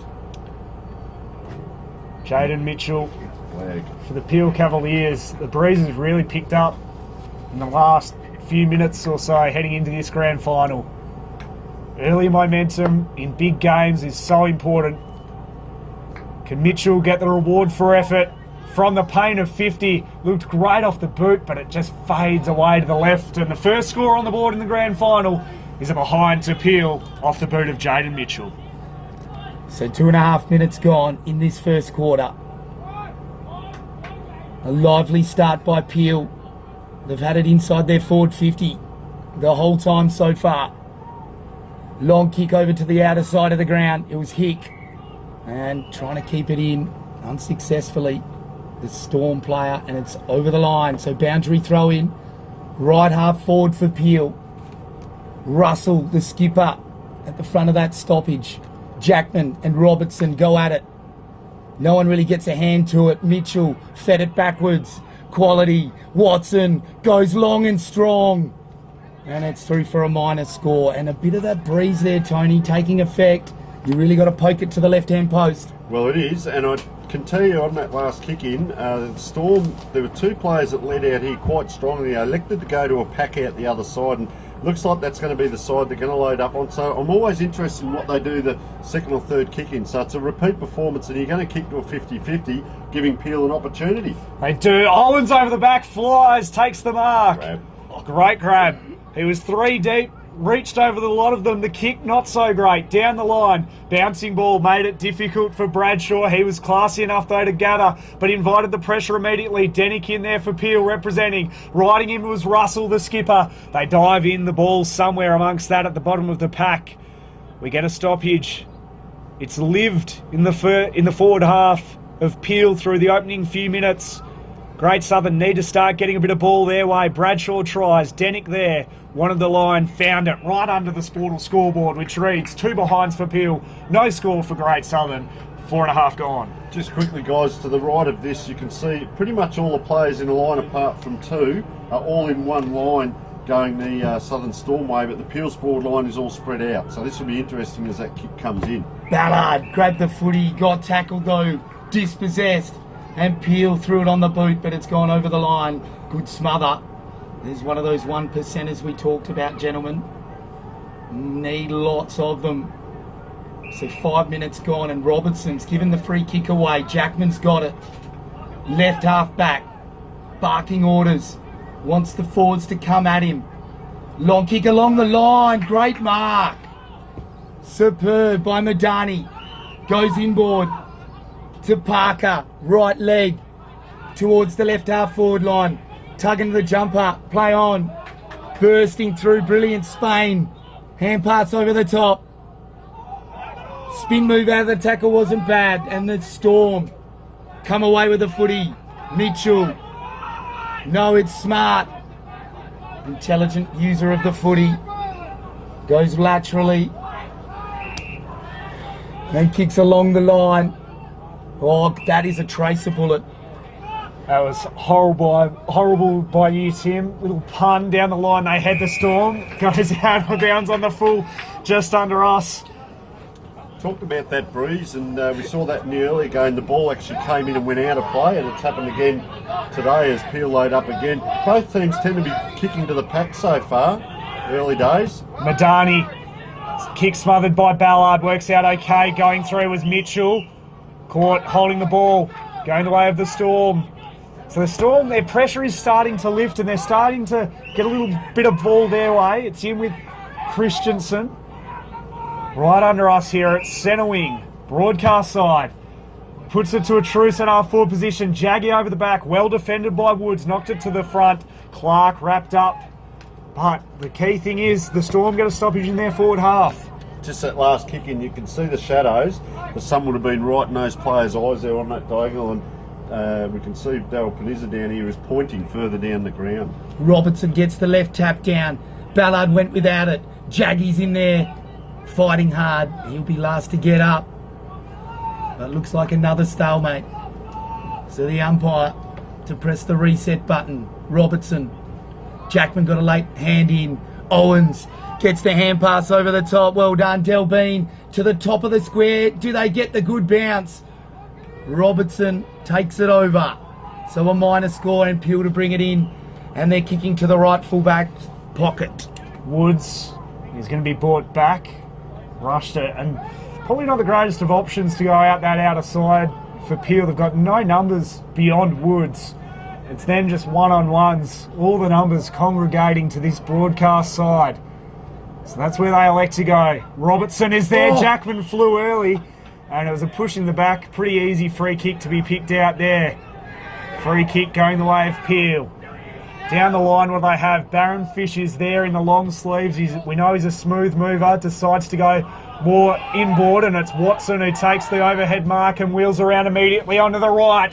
Here comes leading out Lastia, the big full forward, straight onto the chest, just inside 50, and he'll get his first look in the grand final. But end-to-end there too, James, that 2 or 3 possessions can be vital, and that's what I was talking about before. Both teams have been kicking just bombs in and going to 50-50s. You turn it on like that, you get 2 great possessions in a row. Now we get a shot on goal by Ashton Lee Steer. Commentator's curse, mate, what do you reckon? Normally a pretty accurate kick for goal, Steer, from what we've seen so far in this carnival. He'll be kicking it from around the 50-metre mark. Slight angle with the breeze. It was a shocking kick off the boot. Never looked likely, misses the lot. So Great Southern getting away with a little bit here. They've, fair to say, been dominated early by Peel in terms of field position. That wind too just really got hold of that, didn't it? Turned into a helicopter. That's the one where you just turn down, look at your boot and do your lace up or something. Short now, Storm. So Curtis has got the footy, gets it to Ballard, deep in the right full-back pocket, kicks it along the line, quality. It's Shepherd. Wearing the helmet. And the kick-in board is turned over. Oh, play on, says the umpire.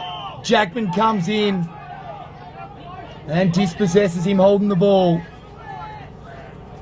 So Jackman, Flynn Jackman, the Railways boy, long, along the line to centre wing. Oh, he's lost his feet. The Peel player, and I think that is a free kick for taking his legs. So Guthrie spots a pass inboard to Cowcott. Gives it to the run. Oh, but then another smother. Trying to pick the footy up and clean it up. Was Cowcott. Whistle blows, ball up. Centre wing, central commentary position. Starting to even up the contest here, the Great Southern. They haven't been able to get their running game going just yet, though. Peel have done well to stop that. Trying to bustle his way through. Comes out. Woods. Smooth moving, had time and space, goes for goal, could go all the way, just pitches in the goal square. McCann tried to get clean possession. In the end, tracked it toward the boundary line. He'll take the forward 50 stoppage. Peel, all going their way at the moment, Tony. Yeah, and just the change of the rucks there. So the big one, Robertson, comes off. Zambonetti comes on, but he's a kick down the ground here. So you see a couple of mid-sized players, which seems to be in vogue these days. Quick snap around the corner here by Peel. Just going to allude to something. I'm going to watch the next ball up because that last one hit in the middle of the ground. All the Storm players were pretty much facing the wrong way. They have to go backwards to go forward. So perhaps just have a look at what they're doing with their clearances. So the Great Southern, they're away. Long kick towards centre wing, outer side. Good punch from behind by Black. Free kicks going the way of the Storm. And it's McInnes. Gives it to the run. Oh, copped one high. And it's going to be down the ground, is it? Yes, it is. Good umpiring. The boys in green are on the ball. And Ballard has got the footy. Twirls it in his right hand. Then goes the stab pass. Not a good one. And well done in the end by Cowcott. Gave it to some supporting run. And it's a good kick and mark. And all of a sudden they're on left half forward. Body work by the Great Southern. Pretty handy hick. Oh, well done. The skipper comes through, Grimes. Cops a late bump. Down the line. Good mark. Oh, unlucky. Not paid. So it's a boundary throw in. Centre wing. Just a quick one, guys. That last, we talked about work rate. There were 5 Storm to 3 Peel players at one point there. So they're working very hard here. Final couple of minutes in this first term. It's been an even contest on the scoreboard, although Peel would feel that they were unlucky not to have more scores on the board. Taken high, Ballard by Mosley. So there's a spare Storm player behind the ball. and the second one's just taken off here, so they are setting up different. Ballard wheels to Jaggy, has paid the mark after he took front position, trying to claim it was crowd. He looks forward, not a whole lot of movement, little pocket of space in the forward pocket. Great diving mark taken in the pocket by the key forward. It was a good option by Jaggy, but Harrington to take that mark was impressive. And after absorbing some of the punches, the Great Southern have the chance to get themselves on the board and take the lead. He's headbutted the turf there, hasn't he? Yeah. Got good separation on the lead. Harrington on a tight angle. It's a pretty good looking kick. It's there. First blood in the grand final goes to Great Southern. They've absorbed the punches and they take the lead with a couple of minutes left in the first term. And it's fair to say that's a goal against the grain, Tony. Yes, it is. And I was just looking at how they set up here, because there was a spare back for the Great Southern Storm there. They had a spare back, because now we go back to 666, so they can't get the luxury of that just at the moment. But I'll be interested to see. And also just have a look at this centre bounce. You'll see 3 white jumpers to the left, 3 of the Peel. So there is a Peel player now come in. The 2 centremen are just off each other here. You'll see number 20 and number 10 in this ball. Always interested in the little tactics and where do the wings go. Zambonetti went up in the ruck. We've had a change. Owens, Jesse Owens, left it behind. Well done, Peel. Parker gave it backwards. Then they load up towards centre forward. He's got the mark. And they're going to load up towards goals, and it's Cooper, Daniel Cooper. Now, very quickly, I was having a chat to this young man's parents about half an hour before the game. So, looking forward to the viewing of this young man. Let's keep an eye on him. So, Daniel Cooper, there's only 30 seconds to go in the quarter. So, the siren should sound after this kick, or very shortly after. Cooper for goal. Right foot drop, punt. Never looked like missing. And Peel get the steady up. Tony, how'd you see it play out? Yeah, well, they got that kick down, and I always talk about this playing a metre in front. It was that long kick, and if you're a metre in front of your opponent, you're never going to make that metre up as the backman. Get next to or in front, not behind. You'll never make it up, and there's the advantage. Drops a little bit short, and he gets good purchase on that kick, so well done to the young man. It was a good ride indeed, and right on the edge of half-time. A tight affair. It's Peel who lead it at quarter-time, 1-3-9. Plays 1-1-7 for the Great Southern. Of course, a grand final rematch. Peel, the reigning premiers. Great Southern entered as favourites. It's been a tight tussle. Peel would feel they should be further ahead. They've had all the play. But at quarter time, we are locked in for a great battle. Do not go anywhere. Go and get yourself a cup of tea during the quarter time break and settle in, because we've got some great action coming up here on Classic Clashes. The grand final in the Freightlines group, Great Southern Colts Carnival, and it's Peel by 2 points at quarter time. At Great Southern Fuels, we know fuel and we know service. We've been doing it for over 40 years. We're a family business, we employ locals, and we support the communities we operate in. But don't just take it from us. Hear what our customers have to say. They're driven by local people, they're great community contributors. We use Great Southern Fuels because they give us a fantastic service at the right price. You can rely on them no matter what. It's just a phone call away and the tanks are full. Why would you go anywhere else? Great Southern Fuels. Reliability you can trust.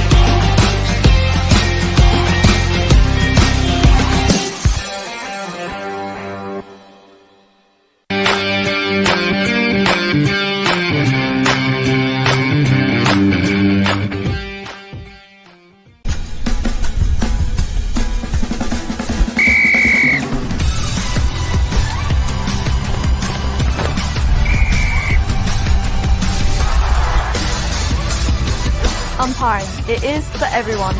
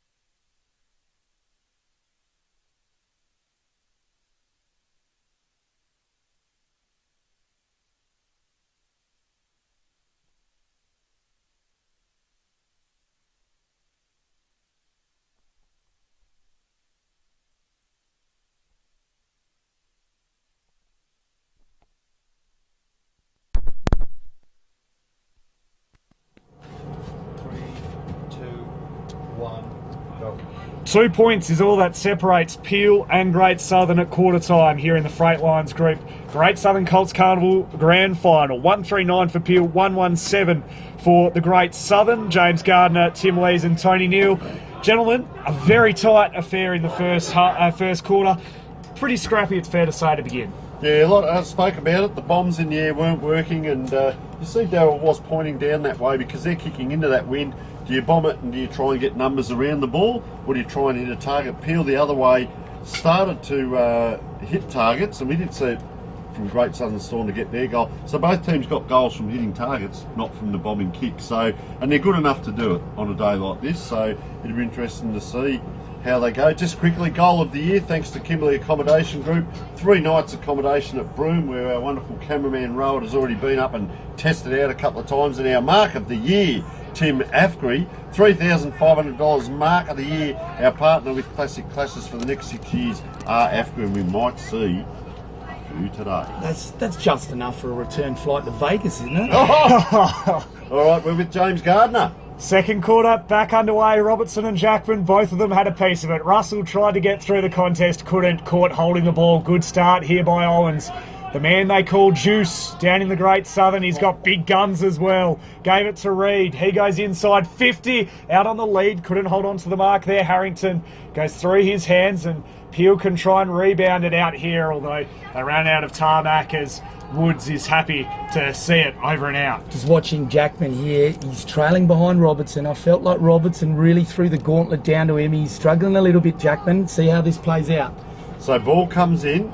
There is a player at the back, so he doesn't actually go up in the ruck, the big fellow. He's pushed the player after the kick. So I'm interested to see, he's going to call it a goal. Will he actually get a second kick?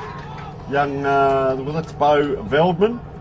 Early goal, we're not even a minute in, and it's called a goal either way. So well done to the young man. That's Veldman. What have you noticed, mate? Robertson won the tap down, and that was brilliant by Veldman. Just stole it, and on the left foot, clutch, like Kobe in the playoffs. It was interesting because Blake Russell, I was looking at him, was he going to take the tap? He's a good size, and he's almost that second ruckman. He's in there, but he's not the ruckman. He's a big lad as well.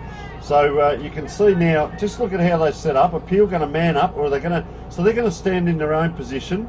The Peel player, that's number 22, Blake Russell. They come to him now. That's Jesse Owens in the middle. Just taken out of the middle now. Let's have a look at the kick forward. It's a low, hard, penetrating kick inside 50. Around the corner they come. Couldn't quite get purchase on the ball.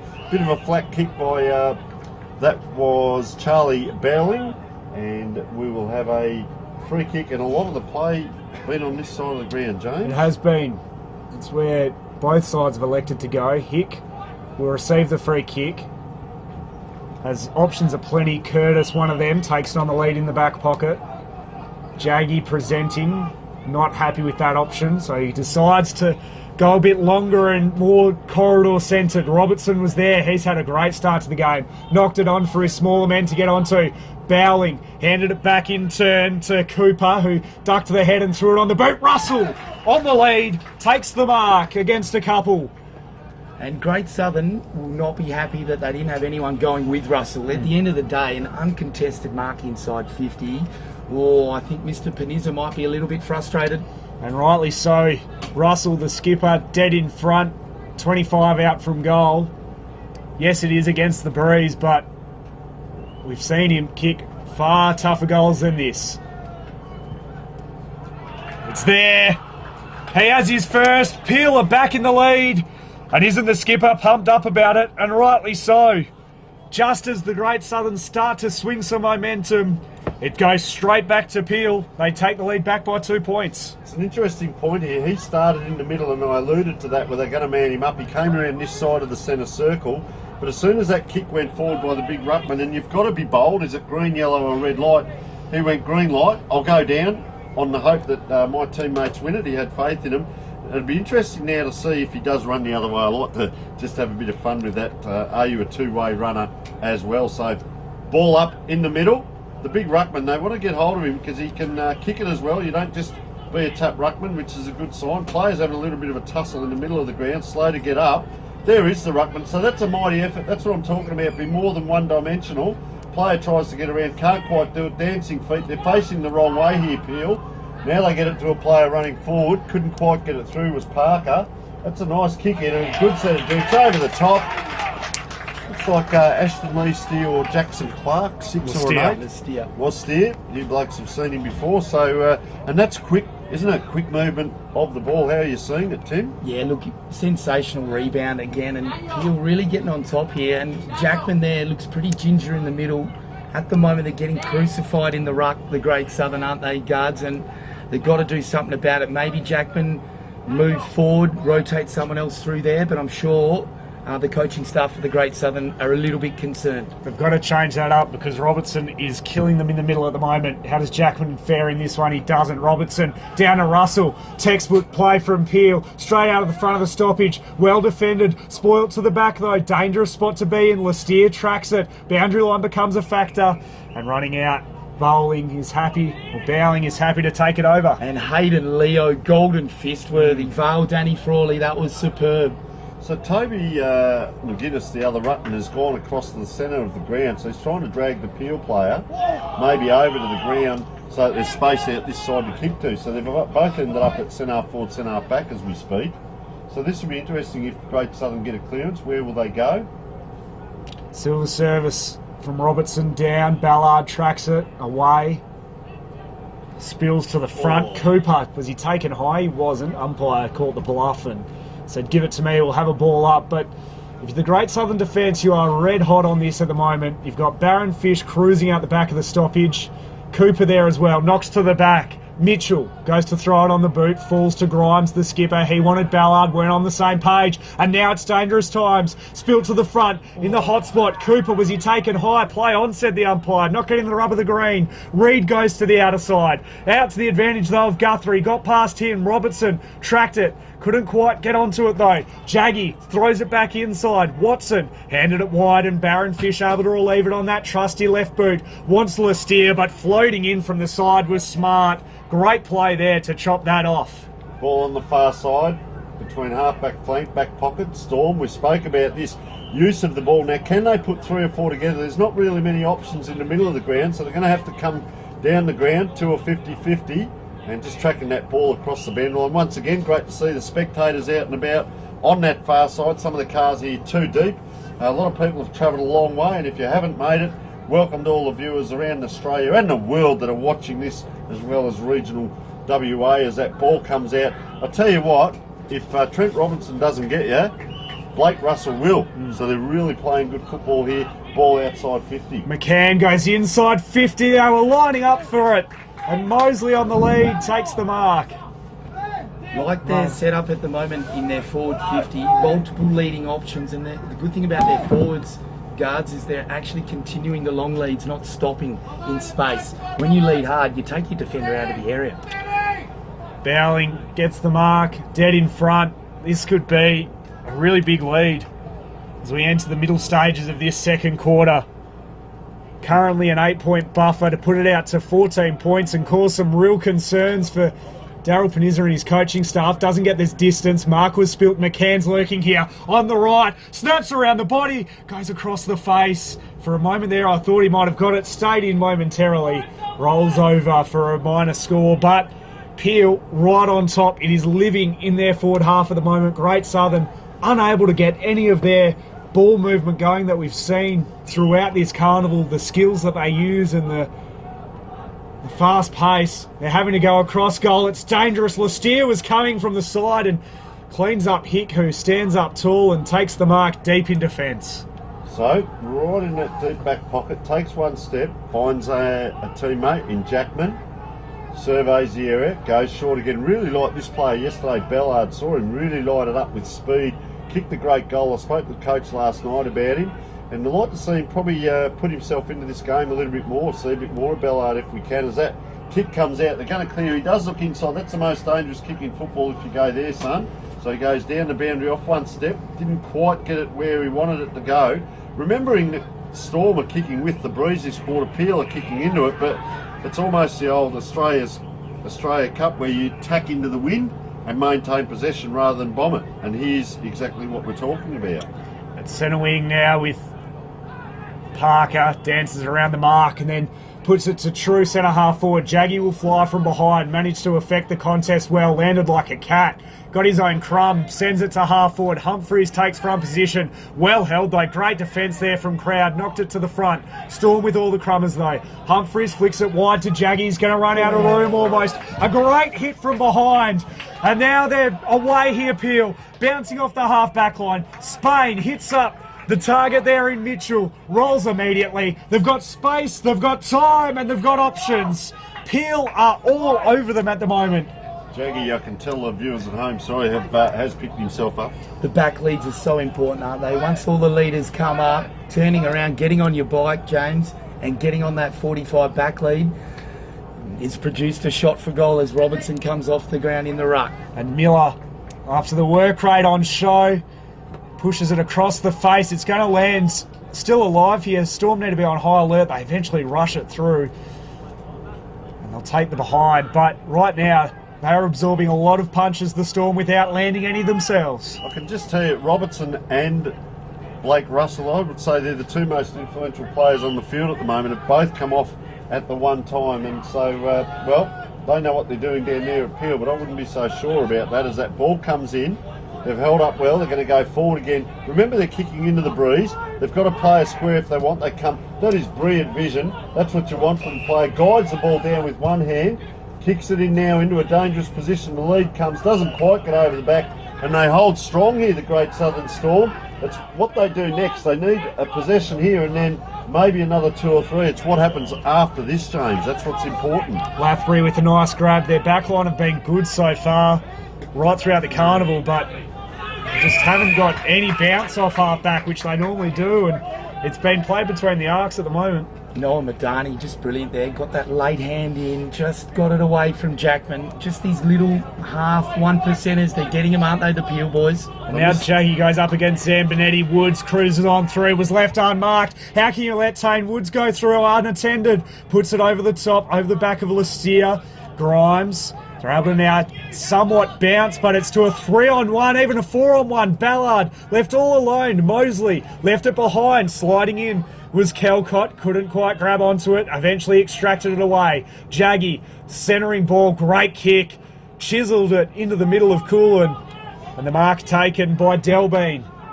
Just trying to see who Storm have got as a ruckman at the moment. Now he's gone in because the Peel ruckman's been doing it all his own way and having no opponent, but player just went to ground, perhaps unnecessarily, or slipped over. They're under pressure here, Peel. I spoke about work rate from Great Southern Storm in the first quarter. In this quarter, it's all Peel. Have a look at the amount of green jumpers around this one as it bounces up fortuitously, and you are taken out of it very quickly, young man. It comes back. That's a clever little handball inside and just offline now. It'll be a kick into Peel, and their work rate is huge. I'm just looking now. I call it the migrating wildebeest. They're all trying to head across this side of the ground. Toby McGuinness, that is Brock Zambonetti over this side of the ground. So this kick comes in. Nice work. Gets it to Riley Crowd. Crowd surveys what's ahead of him. Play on is the call. He's in a bit of trouble with Bellard. Well done by the young man. He's going to be caught holding the ball, the two number 7s. And this is a little bit about what I was talking about with Bellard. The kick was okay. Jackman will lead the race. Lumbs after it toward the boundary line. Hands it in, wanting Humphries. Right on the goal line. Kept it in somehow. Slapped it back into the contest. Players dive on top. Umpire circles. Stoppage right at the top of the goal square here for Great Southern. And after absorbing so much of the pressure, they could get themselves within a couple of points. Humphrey's so exciting, isn't he? Need to get him involved more. Jaggy does the ruck work. Shepherd off the contest. Touched off the boot. So unlucky in some respects, but they'll want to look to lock it in with 2 minutes remaining. Just a question, Tim. How have you seen the forward entries from the Storm this quarter? They seem to have done so much work just to get an opportunity to have a shot at goal, and that can take a lot of energy to get that 1 or 2 shots at goal. Peel defenders clogging it up beautifully. And they're away now, Peel. Through the middle of the ground. Denick, watch this left foot. Delightful. Wanting the big target there in Mitchell. Came off hands. Well defended. Great work by Hick. Back there to float back, take the intercept mark, and relieve a bit of pressure. The kick will turn it straight over, though. It's coming back through. Cooper has a shot at goal on the last line of defence. Jaggy will bounce it away as the goalkeeper. Goes short into the pocket with Michael, who will just absorb a little bit of time off the clock and pump it down the line. Great mark by Grimes. Right with the clogging up too. Look at it. Where do you go next? Inside the final minute with Grimes, the skipper. Goes to a true centre-half forward position. Great grab over the top. This time coming from McGuinness. He rolls immediately onto the right. They could sneak one late here, the Storm, and give the Peel Cavaliers a real fright at half-time. Curtis looks inside 50. Humphries leading out. Gets through him. Couldn't hold on to the mark. Spills it. And now Peel, can they try and absorb the pressure? Probably should have got a shot at goal there, and they're away now. Handing it over the top. Denick. It goes wide. Baron Fish takes one bounce. Looks to take a second. Looking up ahead. One-on-ones inside 50. Goes into the pocket. Off hands. Knocked to the front. Handed behind by Mitchell. McCann. Sells a bit of candy. Hands it back inside. Shot at goal came from Miller. Across the face of goal. And Ballard relieves it. Almost a 2-goal turnaround. They get out of jail, the Storm. So Ballard there, he's run to the outside of that as the siren goes. I would have liked to have seen him gone inside as well. But that transition from Peel from one end to the other into the breeze, that was super quick. And they get that shot on goal. We've spoken about Great Southern Storm, how much energy they spent to get their shot on goal. It is 3-5-23 to 2-2-14, and that is a short break.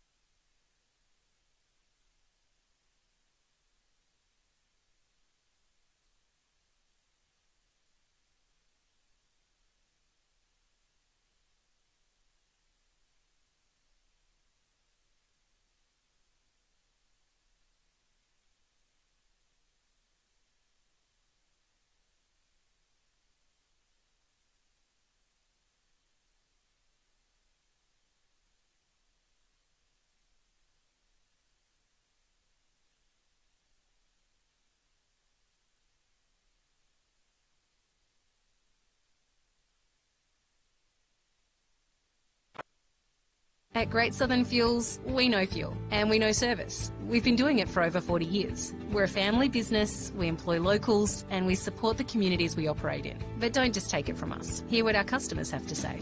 They're driven by local people, they're great community contributors. We use Great Southern Fuels because they give us a fantastic service at the right price. You can rely on them no matter what. It's just a phone call away and the tanks are full. Why would you go anywhere else? Great Southern Fuels. Reliability you can trust.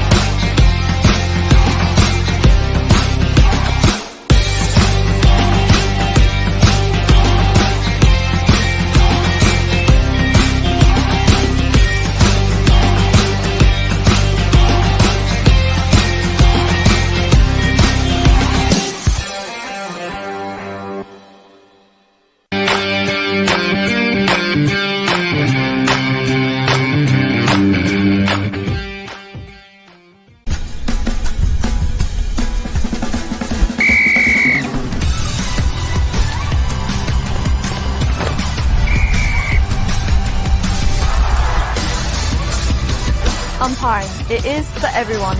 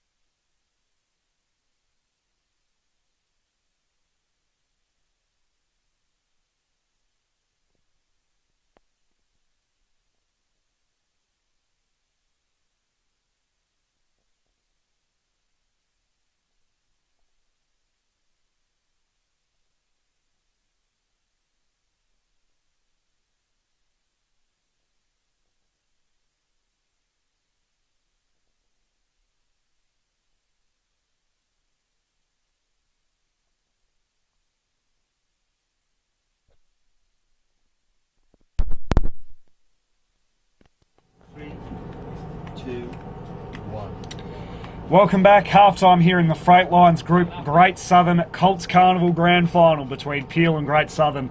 And for the reigning premiers Peel, they have a handy 9-point lead at halftime. 3-5-23, played 2-2-14. James Gardner joined by Tim Lees and Tony O'Neill. Tony Neal, rather. Sorry, Tony. I've been commentating 3 years and I still don't know your name. To be sure. Peel would feel that they should be further ahead in this contest. For the Great Southern, they should count themselves pretty lucky that they're not further behind on the scoreboard. Tim? I thought you threw that to Tony. But yeah, look, Tony, what are you seeing across... I honestly thought it was getting thrown to you then. I wasn't really paying attention. I was throwing it to Tony. But you said Tony. I said Tony, yeah. What you see is a lot of the bombing, and John's been out in the huddle and he said Daryl Peninsula wants a little bit more switch of play possession and obviously kicking goals. Just as we're talking, gentlemen, have a look at the flag. It's gone limp, one might say, on the far side. It's just going straight up and down. It's not going anywhere. So that breeze, but you can tell that breeze has dropped down, so the advantage is gone. And, well, Peel are really playing very well. I think I spoke about those two players, 27 and 22, and that's Robertson and Blake Russell, both coming off at the one time. Now, they're both back on. Do you, as Daryl Peninsula, do you start to try and man up on them, or do you stick to your own game plan and say, no, we're going to play this way and that's it? Or do you say, hang on, we might need to just try and shut these blokes down as well? Yeah, I think you've got to give a bit of attention to him, don't you? Look, they put McGuinness in there, it looks like, the big 27. That's a good move, I think. No, sorry, it's Christensen. The big 27. They had to change something up, didn't they? And I think that's a good move. We've seen Christensen up forward, trying to get him in the game. Hasn't had a whole lot of ball down in the forward half. Let's see how they go. You're with Tim Lees to start the third quarter. So Christensen up against Robertson. Robertson gets his hand on it first. I think Christensen got a part of it. Russell tried to barge through but ran into Christensen. And I think he's hurt here. Is it in the chops or the eye, or I think he's copped one in the eye. The old poke in the eye trick. Just quickly, the forward line to the right is all spread out across the ground. To the left is one straight line. Yeah, both forward lines look pretty open to start with. As the tap comes down from Peel, but sharp bite, the Great Southern. Well done. Deline, his hand pass was muffled. Owens wins the free kick. He nails Russell. And great call from James earlier, the Juice. Love that nickname. In towards right half forward. Good punch away. The Peel defender, Madani. It's near the line and I think it's gone over. And very animated on the bench, the Peel Cavs. looking for deliberate, I think. It's going to be a boundary throw in right half forward. 15 boundary umpires to the left of us there. Held back into play. Both ruckmen had a piece of it, wrapped up Curtis immediately, not getting out of that tackle. The pressure is definitely lifted to begin this third quarter from both sides. Very, very open spaces at the back of this contest. Russell went in. Curtis farmed it out. Going in and collecting it is Watson, wanted the line, and I think everyone will be happy with that, particularly the Peel Cavaliers, who have been able to really congest the Great Southern in ways we probably haven't seen so far in this carnival. Been used to seeing the Great Southern out with their run and carry and switching the ball. Have had none of that so far. Both ruckmen missed it. Play on, said the umpire. Owens, was he holding on to Denick then? Umpire didn't think so. Woods left it behind, had to go back in, tackled by Ballard, who was applying the pressure, and that pressure results in the turnover to Veldman. Looks inside, finds Delbene. Looking further afield onto the right, sending it deep and long, and at the front of the contest was Lathbury. He couldn't hold on to it. Jaggy did the crumbing onto the non-preferred left, throws it around. Woods tackled. Umpire locks it up. We'll get a throw up. Geez, Juice, he's right all over it. What are you seeing, Tony? Well, it is man on man all around the ground, so there's no one dropped back behind the play. There are a couple of players about 20 metres off this kick, but if they can get it down the wing, it's going to be open grass and get it past the midfielders, Tim. That's the other key. Ben Robinson couldn't get rid of the footy. And Robertson gets it down to Robinson. Up and under border centre wing, got hands on it, the Peel player. It was Watson coming through. Oh, superb dash. Well done, Delbene. I've liked his game so far. Just keep an eye quickly on Blake Russell. He's given 100% at every contest. It's what you want from a football, but geez, he goes hard. He's leading from the front, isn't he? The captain, as Ballard. Oh, tried to get off the ground, missed it, then it came back to him. But Robertson again, superb. Hand pass over the top, Russell. Couldn't get it, Robinson. On the right leg to centre half forward. Couldn't take the mark. The Great Southern player, well done, was Leo. Grimes goes backwards. They're in all sorts here, the Great Southern. Got a hand in, did well Mitchell. Oh, well done, Woods. Came through the captain and Stacks on the mill, just forward of central commentary position. There's a 3-on-1 then for the Great Southern, and they never looked like winning that footy. Two of them stood by and watched while the other teammate cracked in and tried to win the ball. Both ruckmen had a little bit of it. Reed tracks it. Russell right on his hammer. Gave it across to Ballard. Silky smooth. Lifted the arms. Got out. The kick wasn't up to standard though. Kelcott got rid of it. Robertson will hand it to Russell. Instead goes further past him and put Woods under pressure. He had Russell running past.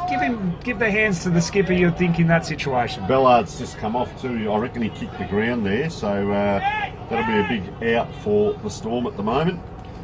A little bit of turf, so possibly out the back. Leo handed it back over to Curtis. He's got nowhere to go, so he turns back into trouble. High up and under ball. Good luck parking yourself under this. Shepherd will fly off hands. Just key contributors, Tony, from the Great Southern, yet to get into the game. I'm just looking at, I'm isolating Hayden Leo here. He's back behind this pack. He tends to leave his man and get involved. He's looked a real athletic runner and gets around it a bit, but he's not afraid to leave his man and get involved in the game. So just watching the little bit of byplay in the background there. Robertson gave it to Watson, and then the good defensive mark taken in the last line of defence. And good kick along the line. In the midst. Regan Christensen, Tony's getting excited next to me. He loves seeing big grabs taken. Oh, huge fly from the side. Should have given away the free kick. It was Baron Fish. And again, ball at ground level. And looks like we've got an injury, Tony. What did you see? Yeah, just at the front of the pack, the young lad in the helmet there. I haven't got his number, but it's very groggy there. So that's unfortunate for the young man. He might not be involved in this pack. Robertson. You can get him, yeah, he's going to come off, I'd suggest. Pretty much straight away, he's not looking good at all. Probably taking a few knocks. Reminds me a bit of. Good to see. And got to look after the head. You only get one brain as Owens goes along the line. Oh, good contest here. Looks like he's got hold of him, and it's a free kick to the Great Southern. as Russell comes off very animated. That's Ned Shepherd too. That's So Lathbury kicks in towards centre half forward. Punch from behind. Peel, get the crumbs. Watson, try to give it over to McCann. Jaggy's there. Will we get another stoppage? No, we don't. Jaggy tries to ball it up. Keep it in, sorry, and we've got a ball up. So left half forward. Sorry, very quickly, that was 21 was Leo, so he's come back now, he's on his own behind the pack. There's two for the Storm here behind the pack, so he's running in and then going back out again. Robertson won the hit out, the Storm won the clearance. Comes the way of Calcott.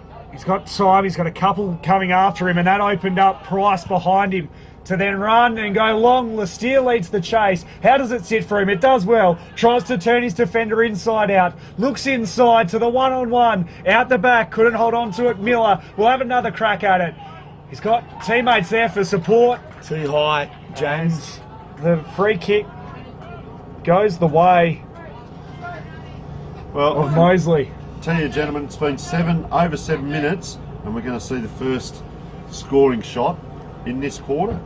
Big fellas. So the two coming off again. Number Trent Robertson again. Mosley on the approach. Looks good off the boot. Never in doubt.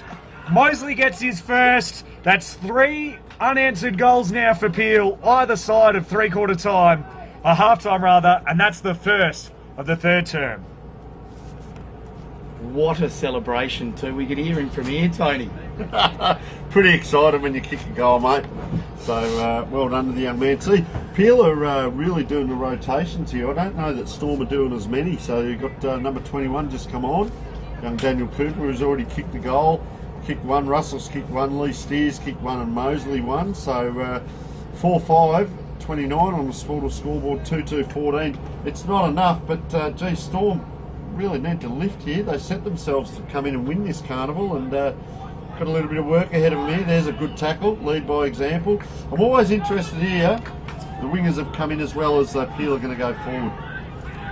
So the Cavs through Tane Woods to full forward. Lestier was the target, playing for the free kick, none coming. Bumped after he kicked it, late contact, and in the van was McInnes, but he's dropped it. Coming in the cavalry for the Cavs. Woods is there, but here we go. Jesse Owens. The Juice feeds it backwards. And the run and carrying kick to centre wing. Couldn't hold it. That was Harrington, and they go long now. Peel in towards centre half forward. Grimes has got the mark. Held him with his hands. The rule is no forearm extension. He was good enough, and Denick pumps him after he takes the mark. And pretty good effort by Hartfield in the end. Now they go long along the line, centre wing outer side. Good contest. Players diving in on top of it. So we'll have a ball up centre wing outer side of the ground on left half forward. Blake Russell about to come back on, so that'll be good impetus, and he's going straight down. Zambonetti up against Christensen. Zambonetti wins it down, and they're away again out of the stoppage. Fighting hard in it. Denick handballed it over the top. Spinning out of trouble. Owens took on one too many tackles. Caught holding the ball. Incorrect disposal. Free kick going the way of Price. Looks further afield. There's plenty of movement up at half forward. Here's Lestier coming from 3 deep. At the front of the contest was Cooper. Couldn't mark it. Lestier read it best.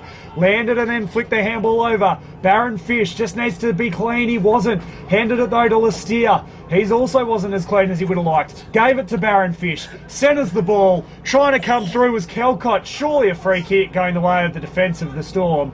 And it is. Could have been multiple there. Lestier a little worse for wear himself. I'm not sure why that Peel player's arguing that free kick. Right. Don't understand it either. McGrath. He's going to have a task against him. Reed, he's got McCann for company. And in the end, he lost the battle. McCann wins it, locks it up. Great work. We've seen him around the goals, but the defensive work there is important. Get the stoppage. Neutral territory. 10, nearly 11 minutes gone. 15 points in favour of Peel. Geez, McCann, something happens whenever he's near the football. He's exciting, isn't he? So ball up here, central commentary position. McInnes came through. Christensen, and Juice. Owens, he's caught one. Bit of blood. Oh, looks like he's going to have to come straight off. Caught one in the chops. Blood streaming down from the nose. So rotation. Owens comes off. Zambonetti, nifty work. Got the tap down to his team's advantage. Going to ground was Michael. Zambonetti now follows up. Gives off a stiff arm. Second stiff arm. They tackle him now. And Tricillo. Long kick by the Storm to centre wing. It looks like Ballard's very ginger getting up. Bit of claret as well. Coming from the Schnoz, and that's a throw. Free kicks going the way of Peel. And they've just got to be a bit careful here, the Storm. Coming in late. Free kick to Peel it is. And look at this. He was trying to stand the mark. And here we go, Denick, the left foot. Always pretty silky, hits Russell. And he's got a loose player. That looks like Cooper. He's got the mark. And he'll slide him up from about 45 on a 45-degree angle, Tony. Yes, good work. I'm just watching Ballard in back play. He's got a little bit of trouble with his snoz. He's trying to stay out there, but in that big tackle of the ruckman, he was just looking over at the bench now. There's a little bit going on with Big Zambonetti there as well. Peel have got a bit of a feel about him, and I think they've got the ascendancy here, Tim. I think Ballard looks a bit like John Douglas today, as that right foot long and strong. Oh, it's hit the post. The goal I ducked. Oh, sorry, I don't know if he could have hit any more of the middle of the post either. Wow, do it 20 times at training, he wouldn't be able to do it. 4-6 plays 2-2. Jaggy on the lead. They need him to start to get his way into the game. Too many of these Storm players, A-graders, just haven't had an impact today. Bradshaw rolls around, looks for Humphreys, one of those men that need to start getting involved. Directing a bit of traffic through the middle of the ground. No options in there, so he goes to left half forward, and the mark, great grab taken by Christensen, wasn't paid. Play on, said the umpire. Veldman throws it on the boot, and getting back, taking the mark, Bowling. In the final minute and a half of this third term, they've held the Storm goalless in this quarter and got one themselves. Down to centre wing, off hands, play on, said the umpire. The handball out the side was good to McGrath. He was ripped off the footy, play on, said the umpire. And then diving in on top of him is Beaton. Umpire circle. Surely it's locked up. It's not coming out of there. And as a result, the umpire will come in to reset it all. Just a quick one. Ballard's just running in now. He's been under a bit of distress out here, concerned about his snoz box there for a little while. And we've just seen, looked like Ashton the steer come off, and he may have a bit of claret as well. So there's a little bit going on out there. So Jackman goes long towards centre half forward, coming out, almost taking it. Well, it's paid in the end. And good juggling effort, crowd. That kick, though, up and under to centre wing. What a mark. Mosley. And Mosley plucks it. Calm in the chaos. Chips into Denick. Usually a very good user of the football. That's no different. Spots up a teammate, Calcott. He's got a loose player. Veldman. Comes back on the left. Baron Fish. To Russell through the hands. Got the left paw out. Well done. And the Cavs go snap towards goal. It's off to the right-hand side. And there's the siren for three-quarter time. What a last quarter we've got coming up for you. And at the moment, James, Peel, just looking like they're flexing. The concern for Great Southern is that to win this game of footy, they're going to need to get 3 goals plus. They've only got 2 for the game. A goalless third term from the Great Southern. Peel doing very well, running on top of the ground. They take the lead into the final change by 17 points. Of course, we're not saying this game is over because we know that the Great Southern will come out firing. Don't go anywhere. The final 15 minutes of the Freight Lions group, Great Southern Colts Carnival, coming up right after this. At Great Southern Fuels, we know fuel and we know service. We've been doing it for over 40 years. We're a family business, we employ locals, and we support the communities we operate in. But don't just take it from us. Hear what our customers have to say. They're driven by local people, they're great community contributors. We use Great Southern Fuels because they give us a fantastic service at the right price. You can rely on them no matter what. It's just a phone call away and the tanks are full. Why would you go anywhere else? Great Southern Fuels. Reliability you can trust.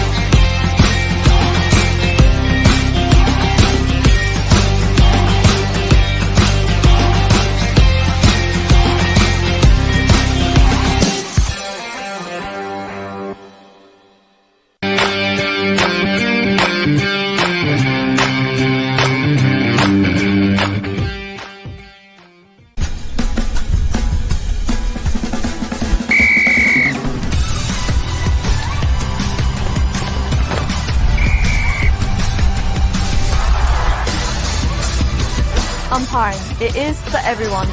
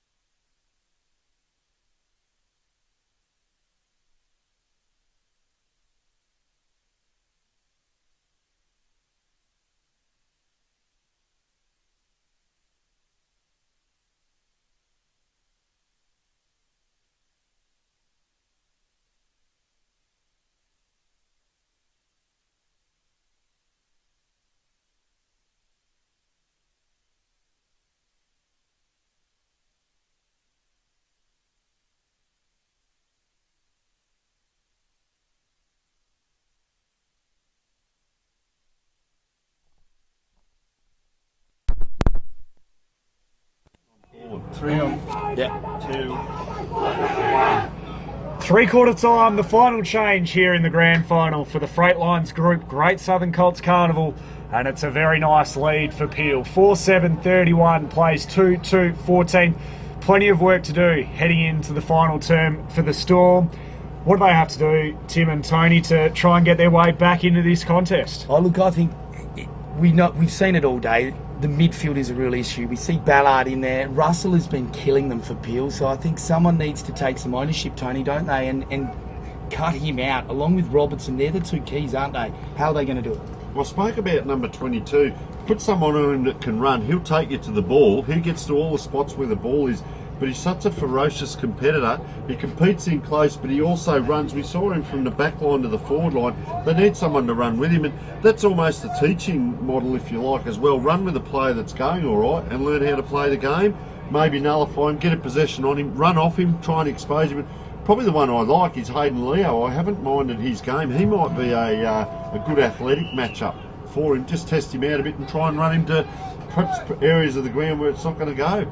We're underway in the final quarter, and Russell, right on cue, wins the footy, chisels it wide. Kelcott in a foot race, boundary line becoming a factor, surely holding free kick, it is.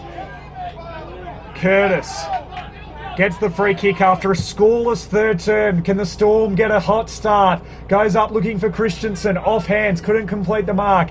In there was Clark for Peel, trying to nullify that, split the contest, happy to take the stoppage at right half forward for the Storm. And now the contest here, you've got Ballard just off the ball here with Tane Woods, the captain. Now Ballard's going to come in. I want to see him around the ball and get possessions because this is what he can do. So they've picked up, as you've pointed out, Tim, the spare down the ground. Very well done. So it comes out. What does the spare do now? He's caught in between no man's land. If they get it past him, it's an even match up back here, but well done by the Storm player. Gets back, the big ruckman comes through. Bit of pressure, Ballard couldn't quite. I reckon that knock he took earlier might have shaken him up. Peel are playing competitive football at the moment. How'd you see that, Tim? Blood's in the water here. You can just their body language, Peel are up and about, and a bit fumbly, the Great Southern at the moment. They seem to be a step behind. Woods pumps it inside 50. Great mark by McCann. He's got Lestier leading. Just waits for that. Watch Lestier here. He's got space in front of him. Identified it. McCann, the kick wasn't great. Off the half volley, Lestier caught. Just needed a little bit better delivery. The space was there. He identified it. Just needed McCann to lace him out. Hartfield doing well on him to split that contest. From the stoppage, Robertson, Owens rips it away. He needs to start to get going in this last term. Takes a bounce, fans it out wide. It was a pretty poor kick in the end and easily chopped off by the Peel half-backman in Guthrie. So they load up on that far wing. This is Baron Fish. Gets the ball in high to a 50-50, playing in front. That's where you need to be. Umpire has called it. Looks like Daniel Cooper, 21, again. And just look at the Peel teammate pick up, pats him on the back. There's that feeling. And this is a group of guys that really don't know each other that well. They're probably opposition players from time to time, but they're playing together. Teams, names don't win games, teams do. And, well, Daniel Cooper now lining up. And Peel have got a bit of a flick for it. You see players with leadership. Denick comes on and starts talking to other players. So there's some really good signs here for Peel. Cooper's a sharpshooter, Tony. I reckon he's going to nail this. In he comes. Oh, look at that. You can tell by the silence. Come on is the call. He has his second. And well done to young Cooper. That is Daniel Cooper. As I said, talking to his parents previously, they'd be pretty happy. And any other family members watching this back home, hello and celebrate big. And what have you seen, Tim? Oh, just the mismatch. Grimes playing on someone like Cooper. I mean, they look from this distance here. He actually looks like he's limping a bit. But Grimes started on the big fella. Bit of a mismatch, but so good one-on-one, isn't he, Cooper? Well, Great Southern Storm haven't scored either in that third quarter. I'd just like to relay that to the viewers. So they need to get a bit of a wriggle on as big Regan Christensen is just pacing the centre circle. He needs to get himself involved. Won the hit out. Ballard had it and then lost it. Was ripped off the ball, and rightly so, he gets a free kick. So they get the clearance here, the Storm. Can they use it? An open forward line ahead. Goes up to a big nest of players. Humphreys came from behind. Rove his own footy. Hands it out the side. Tracking it back was beaten. Keen to get it over the line here. Crowd wrapped up. They get the stoppage in the right forward pocket for the Storm. 3-on-1 here inside 50. Peel. Oh, McCann's coming across. But yeah, lots. Russell's coming in there now, so they've got lots of loose players. Where are the Great Southern loose players? Yeah, exactly right. And trotting in was Trent Robertson, and that was Ashton Parker, who's just floating down here. Look at him just waiting for that ball to come in square. So I talk about pressure. There's physical pressure, there's verbal, but there's visual. And that's visual pressure. You've got the ball in hand and you look out as a Great Southern Storm player and all you see is 3 green against 1 white. What are you going to do? Well, flying high, but early. Up he went. Umpire's called a free kick here to, yes, I thought it would be, Peel. They're running in threes, and I'll tell you who's running hard is Ashton Parker, who was in the back pocket a minute ago. He's trotting down forward, and the coaches on the sidelines here are really screaming at the players to run as this ball comes into the forward line. And you're right, Tim, where are the spares for them? Well, the ball's probably gone past them. Having to wriggle a little bit and do his best work is Blake Russell. Couldn't quite get it done. So what will the Storm do here?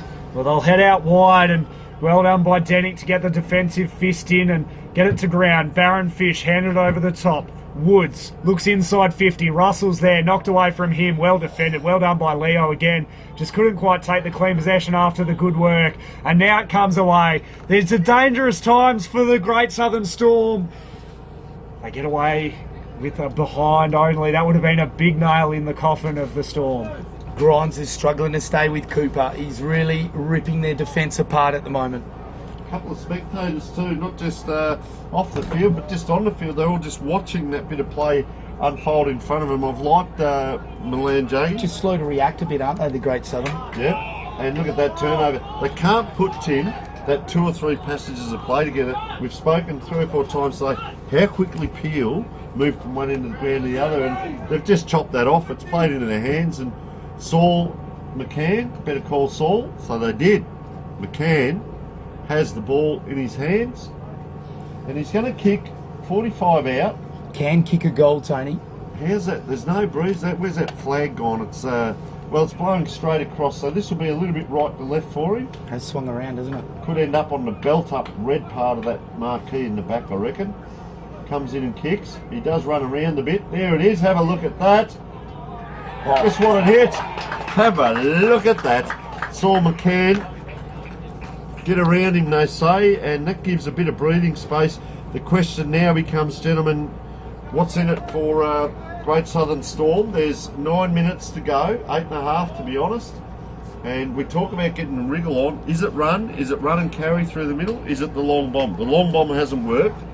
So these players need the run. It's just roll the dice now, isn't it? If you're a Great Southern player, like you've got Owens in there, Christensen, you just got to get it down to Owens and then pump it inside 50. Russell's circulating around the back here.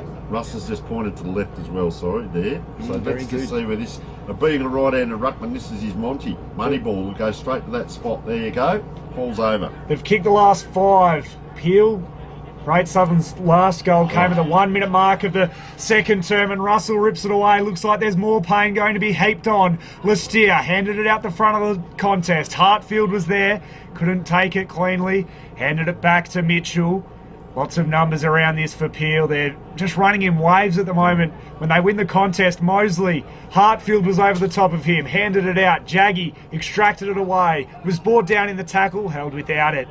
So their last goal was Veldman in the 1 minute mark to hit the lead at the start of the second quarter. They took the lead by 4 points after that. Since then, it's been a run of 5 goals for Peel. Extraordinary momentum. McInnes and Beaton rotating off, so getting some fresh legs on. The Great Southern, Lathbury and Michael on. And a couple of talls there, Tim, for a couple of smalls, so bigger bodies going up forward. But the trouble is they need to get the ball down there now, and it's not for us to say what's the answer here. I talk about speed and run, but Peel are just on top. You get that mental separation, they get the ascendancy. The opposition team fall away equally, so you start to look at body language, movement patterns and so on, and there's the man that we talked about, Blake Russell again. Anything will do. Jaggy out, but cut off once again. Peel, look at them run. They're really working well as a team. Benjamin Robinson just goes high into the forward line, and I'll tell you what, that's a good grab. He got it the old crow peck for his trouble there, and that is Jaden Mitchell. That's a good mark, James. How'd you see that for a small forward? Yeah, for a small forward to get the separation, lead his player to the ball. If you're a defender there, you just have to put a bit more bodywork on early. Ned Shepherd just getting taken away in the ambulance. So best wishes to Ned and his family. Let's hope we get a really good result from that. All right, well, good luck to that young man and the family, as we have Jaden Mitchell taking a very high mark. Took it at the top of its flight, if you like, and in he comes. He's pretty happy about it. I thought he did a hammy there as he did the celebration, but it was just the way that he gets about. They've kicked 1, 2, 1 and 3 in this final quarter, and that's a good finish off there by Jaden Mitchell. As we say goodbye to Tim Lee's just going down to get around a few of the players down there. Very good to have Tim on board. And, well, in the middle now, 7-8-50, plays 2-2-14 on the Sportal scoreboard. We're back arm in arm, Tony. Great to be alongside you, our 3rd or 4th season calling together. Always enjoy when the Cowboy ventures over into the West. Robertson slapped it down, but it was straight down Curtis's throat. I haven't got a time, but Great Southern Storm haven't kicked a goal after half-time. They failed to score in the 3rd. I don't know if you've got a time at when that last goal was scored. Yeah, the last goal was scored at the 1 minute mark of the second quarter by Veldman. At that point, they went ahead by 4 points, 13-9. Since then, 6 unanswered goals to Peel. An extraordinary turn in momentum post that goal, really. High up and under footy, inside 50 for the Cavaliers again. Veldman flicked it over the top, gave it away to Bennett. He throws it on the boot, screwing it around. Michael will fly from behind. Russell was out the back, and he was collected high. Kelcott and he's down, holding the side of his head. The clock will continue to tick by. Good 4 minutes. sportsmanship there, sorry, by Ben Michael. I know he hit him, but I think it was just in the contest. It wasn't a straight out smack him in the head sort of type. And it's inside 50. Mosley bought without it. Surely a high tackle. Play on, said the umpire. Robinson lurking. Owens used his strength to get it away to Harrington, who then goes wide. Delbean held up on the mark. Goes inside 50. In the end was a well-weighted kick to Harrington. In the middle of the Great Southern AFCRI ground here in Coolin. Plays on. Goes inside 50. Humphries is going to fly and set himself. Got over the back of him. Spills to the front. Hick dribbles it towards goal. It's across the face, and even that, it doesn't score. Well, Hick can't take a trick as the Great Southern Storm, but good effort by the lad. You've got to admire the work rate there. Look at them all pushed down the ground. We talk about the migrating wildebeest. There's a pack of players down around this ball. Players try and run to the front of this, and that was the player that ran in. Peeler up to it though. Just extracted out. That was clean hands, James, off the ground, and picks out a Blake Russell. That'll be a bit of highlighted footage that you'd look back on classic clashes and say, this is how you do it. So he comes down the ground right here to the wing, flying high. Is that a grab? It is. So this is number 10 in AJ Mosley, who kicked the goal in the third quarter.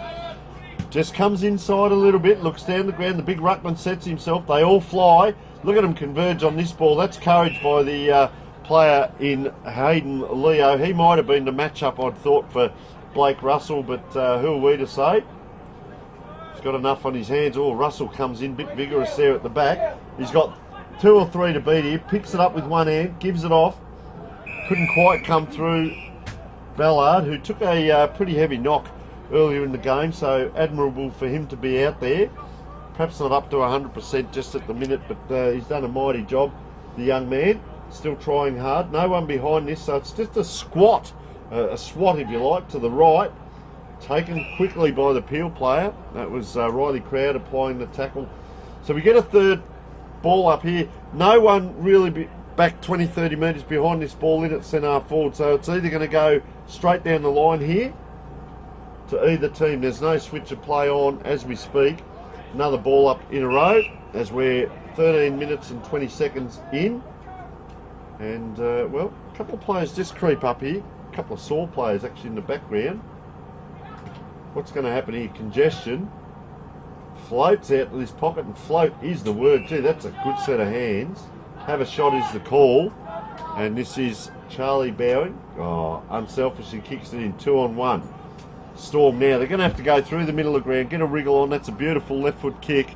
And it is to Ulrich Creek, or Crike, we'll say.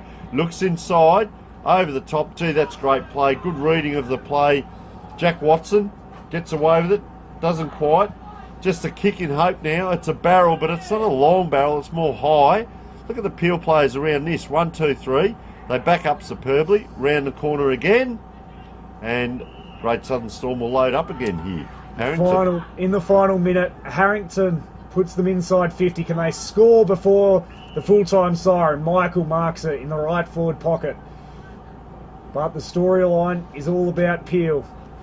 Celebrating down here already too. Look at that. Rightly so. Inside the final 30 seconds, they were challenged by Eastern District, survived with a late gasp goal by Russell, and then won their other couple of games. In the meantime, Michael in the pocket. It's a good-looking kick off the boot. It holds its line. It misses, though, to the near side. So the siren will sound. They've been challenged. They were doubted after the first game. But they've gone back-to-back. They've been the best team for the last couple of years. And Peel run out big winners over the Great Southern for the second year in a row. 7-8-50 to the Great Southern Storm, 2-3-15. A disappointing effort by the Storm. But nonetheless, all the storyline is about Peel, and they are, again, the team to beat heading into the Intriag Country Championships. Coaches are going to meet just in front of us here for a quick shake of the hands. Well done by both teams making the grand final. Like you said, 7-8-50, 2-3-15 Peel. They led by 7 at quarter time. 9 at half time, 17 at three-quarter time, and eventual winners by 35 points. They kicked the 3 goals 5 in the first half, and they kicked the 4 goals 3, so they straightened up a little bit in that second half. I think the telling tale here is 1 goal, 2 goals, 1 goal, and 3 goals in the last quarter. James, for them. Our sponsors, of course, quickly as the players are just shaking hands here. Great Southern Fuels, Dyson Jones Wools, Newdigate Stock and Trading, Moylan Silos, Triple M, CBH Men's Health, Talk to a Mate, Nutrinag, Belt Up, Omnibus, our major sponsor, Freightlines Group, Great Southern's Colts Carnival, Oval 1, AFGU, Great Southern Fuels, Oval 2, Cool and Transport, and Fife Transport Ground. And of course, our Classic Clashes sponsors and partners, we can't thank them enough. The Kimberley Accommodation Group sponsoring the Goal of the Year, AFGRI for the Mark of the Year, High Five e-bikes, Filming Footy, Dartfish, Custom by ORTC, and of course the Archies. And of course our Classic Clashes partners. We travel all over WA covering games in regional areas, and it's we do thank the viewers and the support of those country clubs.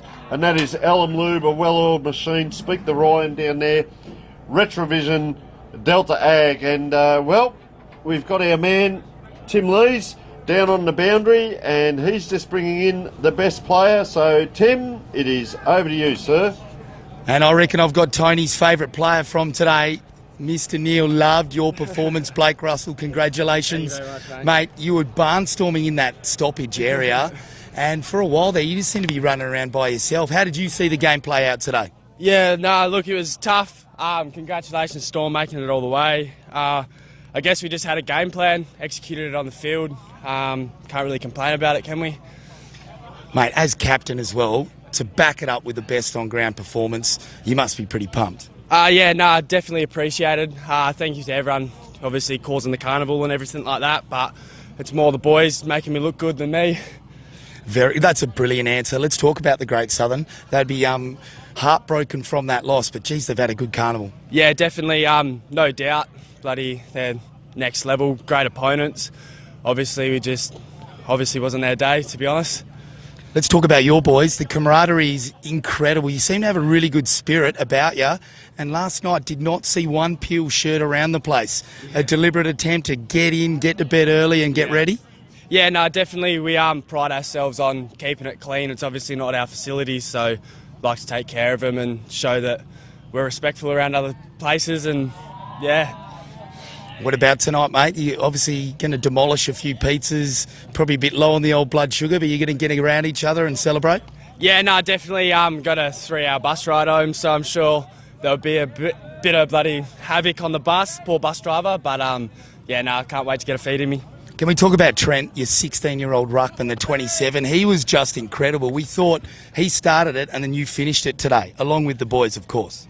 Yeah, no, obviously his first time meeting Trent out here, absolutely performed like a beast. There's no doubt about it. He puts his body on the line and doesn't complain when it doesn't go his way. Just pure good fella. So congratulations, you're taking home the AFGRI footy, couple of pairs of Archie's thongs. Look straight down that lens, mate, and give us a shout out to any of your loved ones, because surely you've had some great support. Yeah. Nah, thanks to everyone for obviously bringing it out. I got Em and the crew, all the boys looking after us, and that's about it. Thank you very much. Congratulations, Blake Russell. Get amongst the boys, mate. Cheers, mate. Much appreciated. Well done. And that's it from us down here on Classic Clashes. We're heading straight up for the awards ceremony. Looking forward to that. At Great Southern Fuels, we know fuel and we know service. We've been doing it for over 40 years. We're a family business, we employ locals, and we support the communities we operate in. But don't just take it from us. Hear what our customers have to say. They're driven by local people, they're great community contributors. We use Great Southern Fuels because they give us a fantastic service at the right price. You can rely on them no matter what. It's just a phone call away and the tanks are full. Why would you go anywhere else? Great Southern Fuels. Reliability you can trust.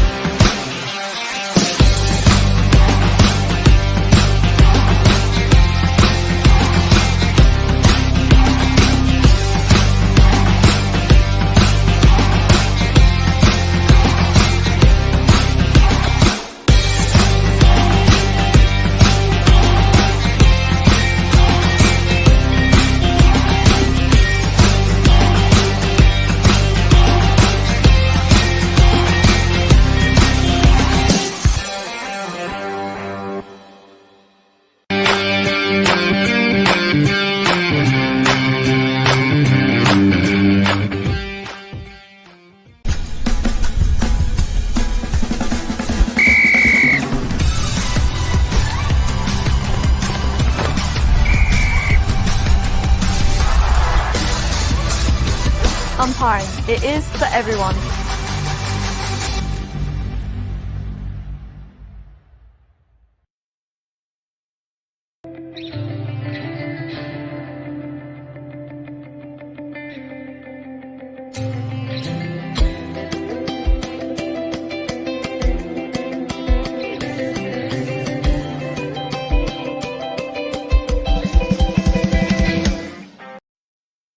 At Great Southern Fuels, we know fuel and we know service. We've been doing it for over 40 years. We're a family business, we employ locals, and we support the communities we operate in. But don't just take it from us. Hear what our customers have to say. They're driven by local people, they're great community contributors. We use Great Southern Fuels because they give us a fantastic service at the right price. You can rely on them no matter what. It's just a phone call away and the tanks are full. Why would you go anywhere else? Great Southern Fuels. Reliability you can trust.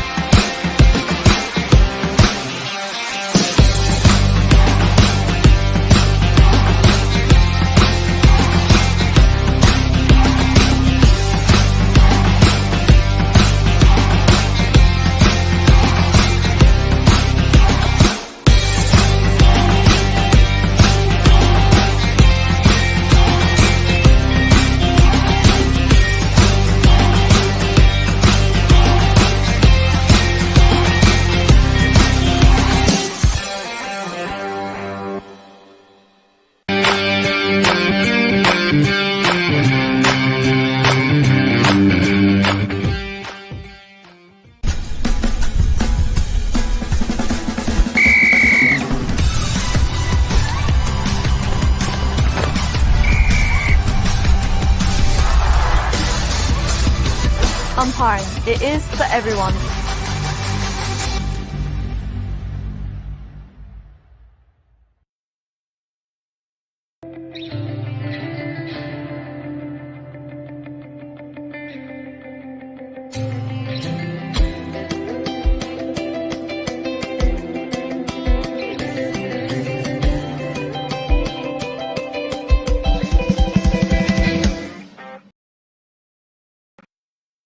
At Great Southern Fuels, we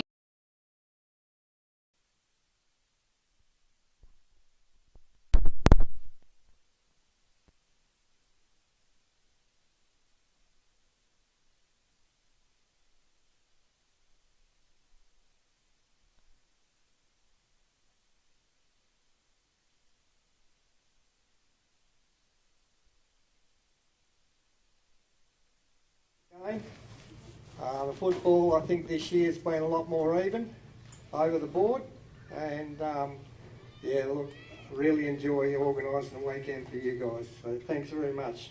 I'll now hand you over to Graham Taylor, our president of our council. Thanks, Brady. First of all, just a big thank you to the Shire of Coolin for the presentation of the oval, the cleanliness, and then the Coolin Clondalkin Football Club, the community, Brady and your committee. Just put your hands together for the Coolin Clondalkin and the whole town here. Thank you. To all the volunteers, the coaches, umpires, football doesn't operate without volunteers, so special thanks to all those. To our sponsors for the weekend, the Motor One Freight Group, Michael Harding, he's gone home, but thanks to him. Great Southern Fuels, Country Footy League, and all other sponsors involved. Much appreciated. I'd like to call up Courtney Gibson from Umpiring WA to present the umpire of Carnival, please.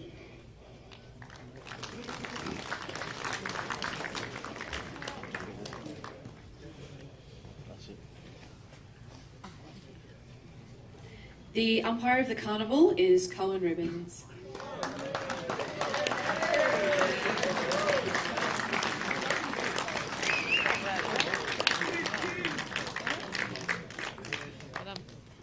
A few words or not? Do you want a few words, Colin? No, I'm good. The Harry Reeves medal, I'll get light member from the Country Footy League, Joe Burton, to come forward, present the Harry Reeves medal.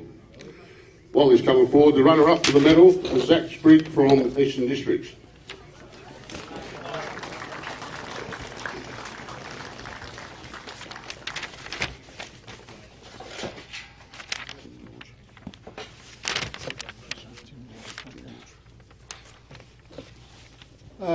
First of all, just thanks to Cool and Cundinin again for a wonderful carnival, as they always do. Congratulations to Peel and bad luck to Great Southern. And the Harry Reeves medal for the best on the grand final was of the whole carnival, sorry. Harry Reeves winner is Tim George. From the Goldfields. From the Goldfields. Anyone here from the Goldfields still? No. What are we up to?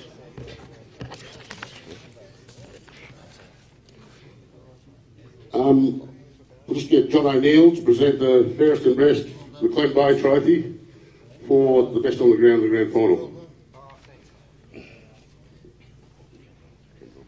Yeah, best on the ground for the grand final is Trent Robbins, Peel, number 27.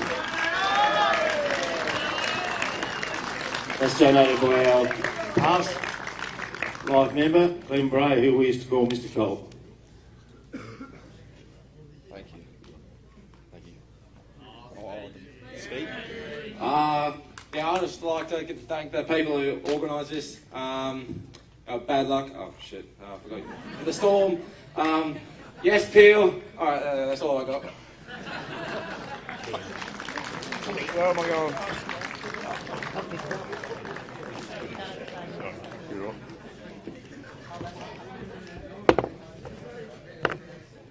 I'd just like to call Darryl Peniza forward to say a few words on the losing side in the grand final. That's a good spot. Yeah, sorry. Okay, thanks to the Great Southern Council and putting on the carnival. As we know, it's the oldest carnival in the Southern Hemisphere, I think he told us the other night. Well done, Peel. It's always, I suppose, a tradition that we both like beating each other, and you've done it 2 years in a row, so we're closer to winning one, you're closer to losing one. But to the Storm boys, well done over the carnival, you did a great job. And to Peel, we'll see you in 2 weeks. Thanks, fella. I'd like to call up the captain and the coach of the Peel. Say a few words.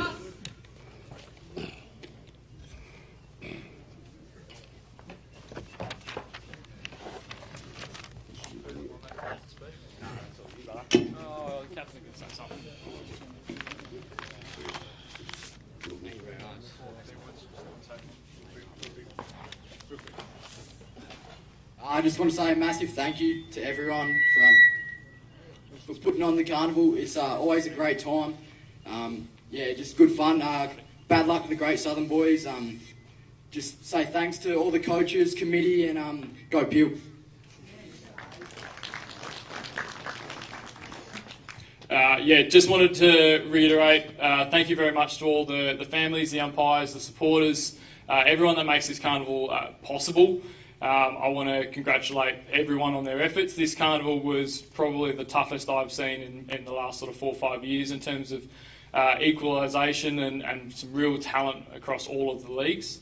I want to thank our sponsors. So we've got Aritza, Peel Thunder, Bendigo Bank, Tyrite, SKG, and a big one to Ray White. Obviously, without their support, we can't participate in these carnivals. And I also want to further thank Country Football WA and Belt Up and CBH Group for their support of the carnival. Peel boys, congratulations. All right, yeah, obviously get to live this and love the moment of winning a title down here in Coolin, and to Great Southern. Like, your program is very, very good.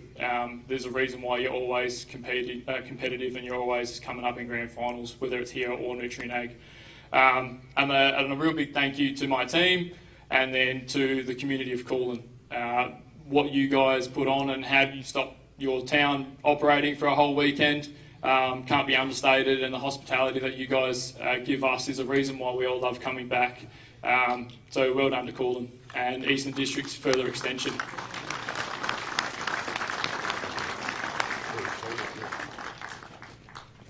Off the top of my head. Jeez. Number 1, Natural Parker.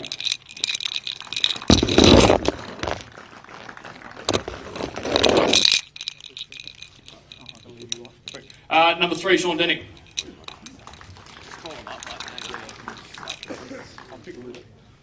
Number 4, Noel Barron-Fish. Number 5, Sol McCann. Number 6, Ashton Listier. Number 7, Riley Crowd.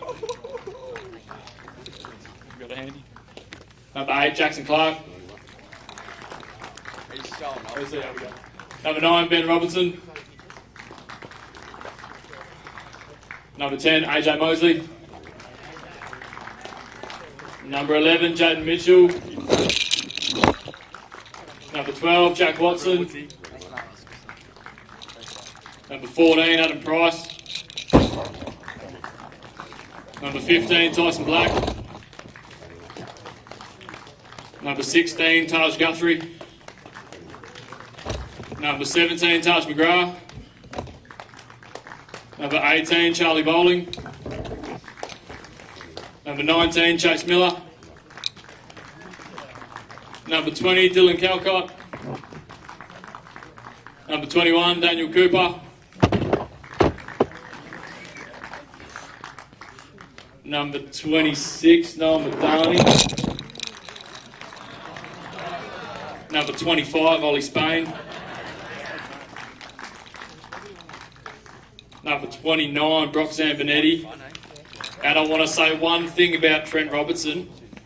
He found out that he was coming 12 hours before the carnival, and he's year 10, so that BOG effort, mate, is huge.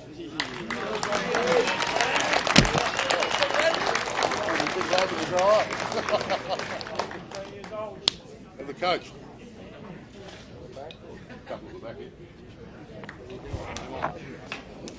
And our 2 skippers.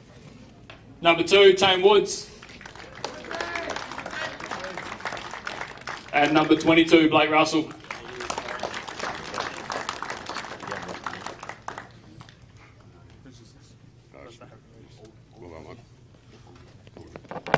Now the coaches. Head coach Jake Wrigley. Kids coach Clint Smith.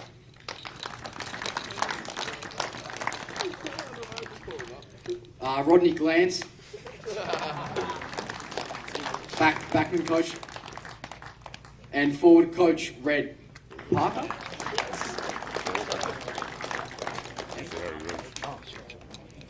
Trainer Emily.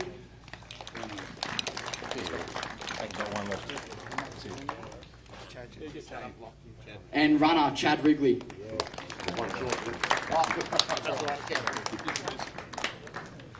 Thank you more than anything. These ones, Harry ready? Go back down there, Chad.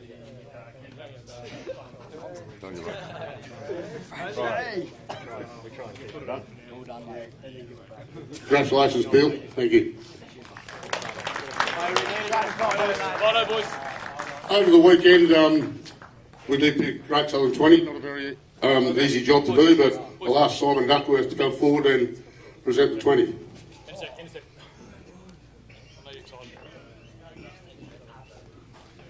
Thanks, Spock. Congratulations to the community of the Great Southern Carnival. Great Southern Colts Carnival was well run. Thanks to all the volunteers, and from a selection point of view, it was a bloody hard weekend to pick because I concur with the Peel coach that the ability was very even for the first time in a long time. There wasn't too many standouts. The Great Southern Colts 20, Blake Russell, Peel. Tane Woods, Peel. Ashton Lee Steer, Peel. Saul McCann, Peel. Jaden Mitchell, Peel. Jared Ballard, Storm. Jesse Owens, Storm. Ned Shepherd, Storm. Regan Christensen, Storm. Jake Nelson, Upper Great Southern. Zach Sprigg, EDFL. Adam Sedgwick, EDFL. Abdul Pickett, EDFL. Jeremy Allsop, EDFL. Tayton Smith, Lower South West Footy League. Kai McGinty, Lower South West. Flynn Sparks, OFA. Tyson Graham, Esperance. Tim George, Goldfields. And Rory Pumper, Goldfields. Cheers. Have a safe drive.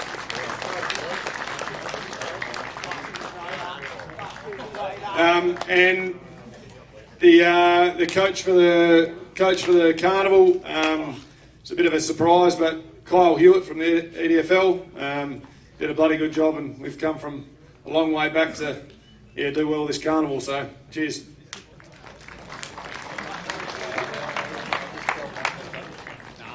Thanks, gentlemen. Thanks to Coolin again for the last 2 years, the Country Footy League. Next year, the Carnival's back in Lake Grace for 2 years. But thanks to everyone. Belt up, drive safe, and look after each other. Cheers.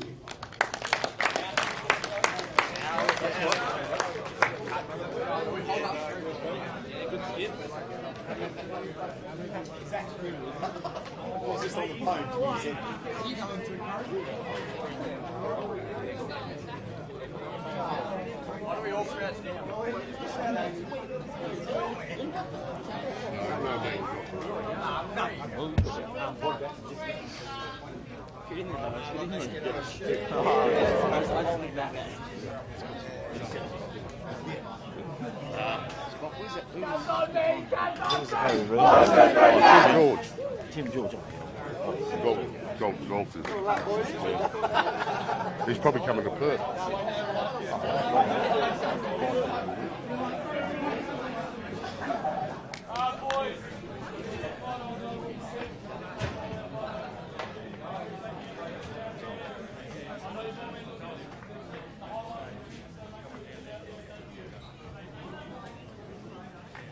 Thanks, Rob.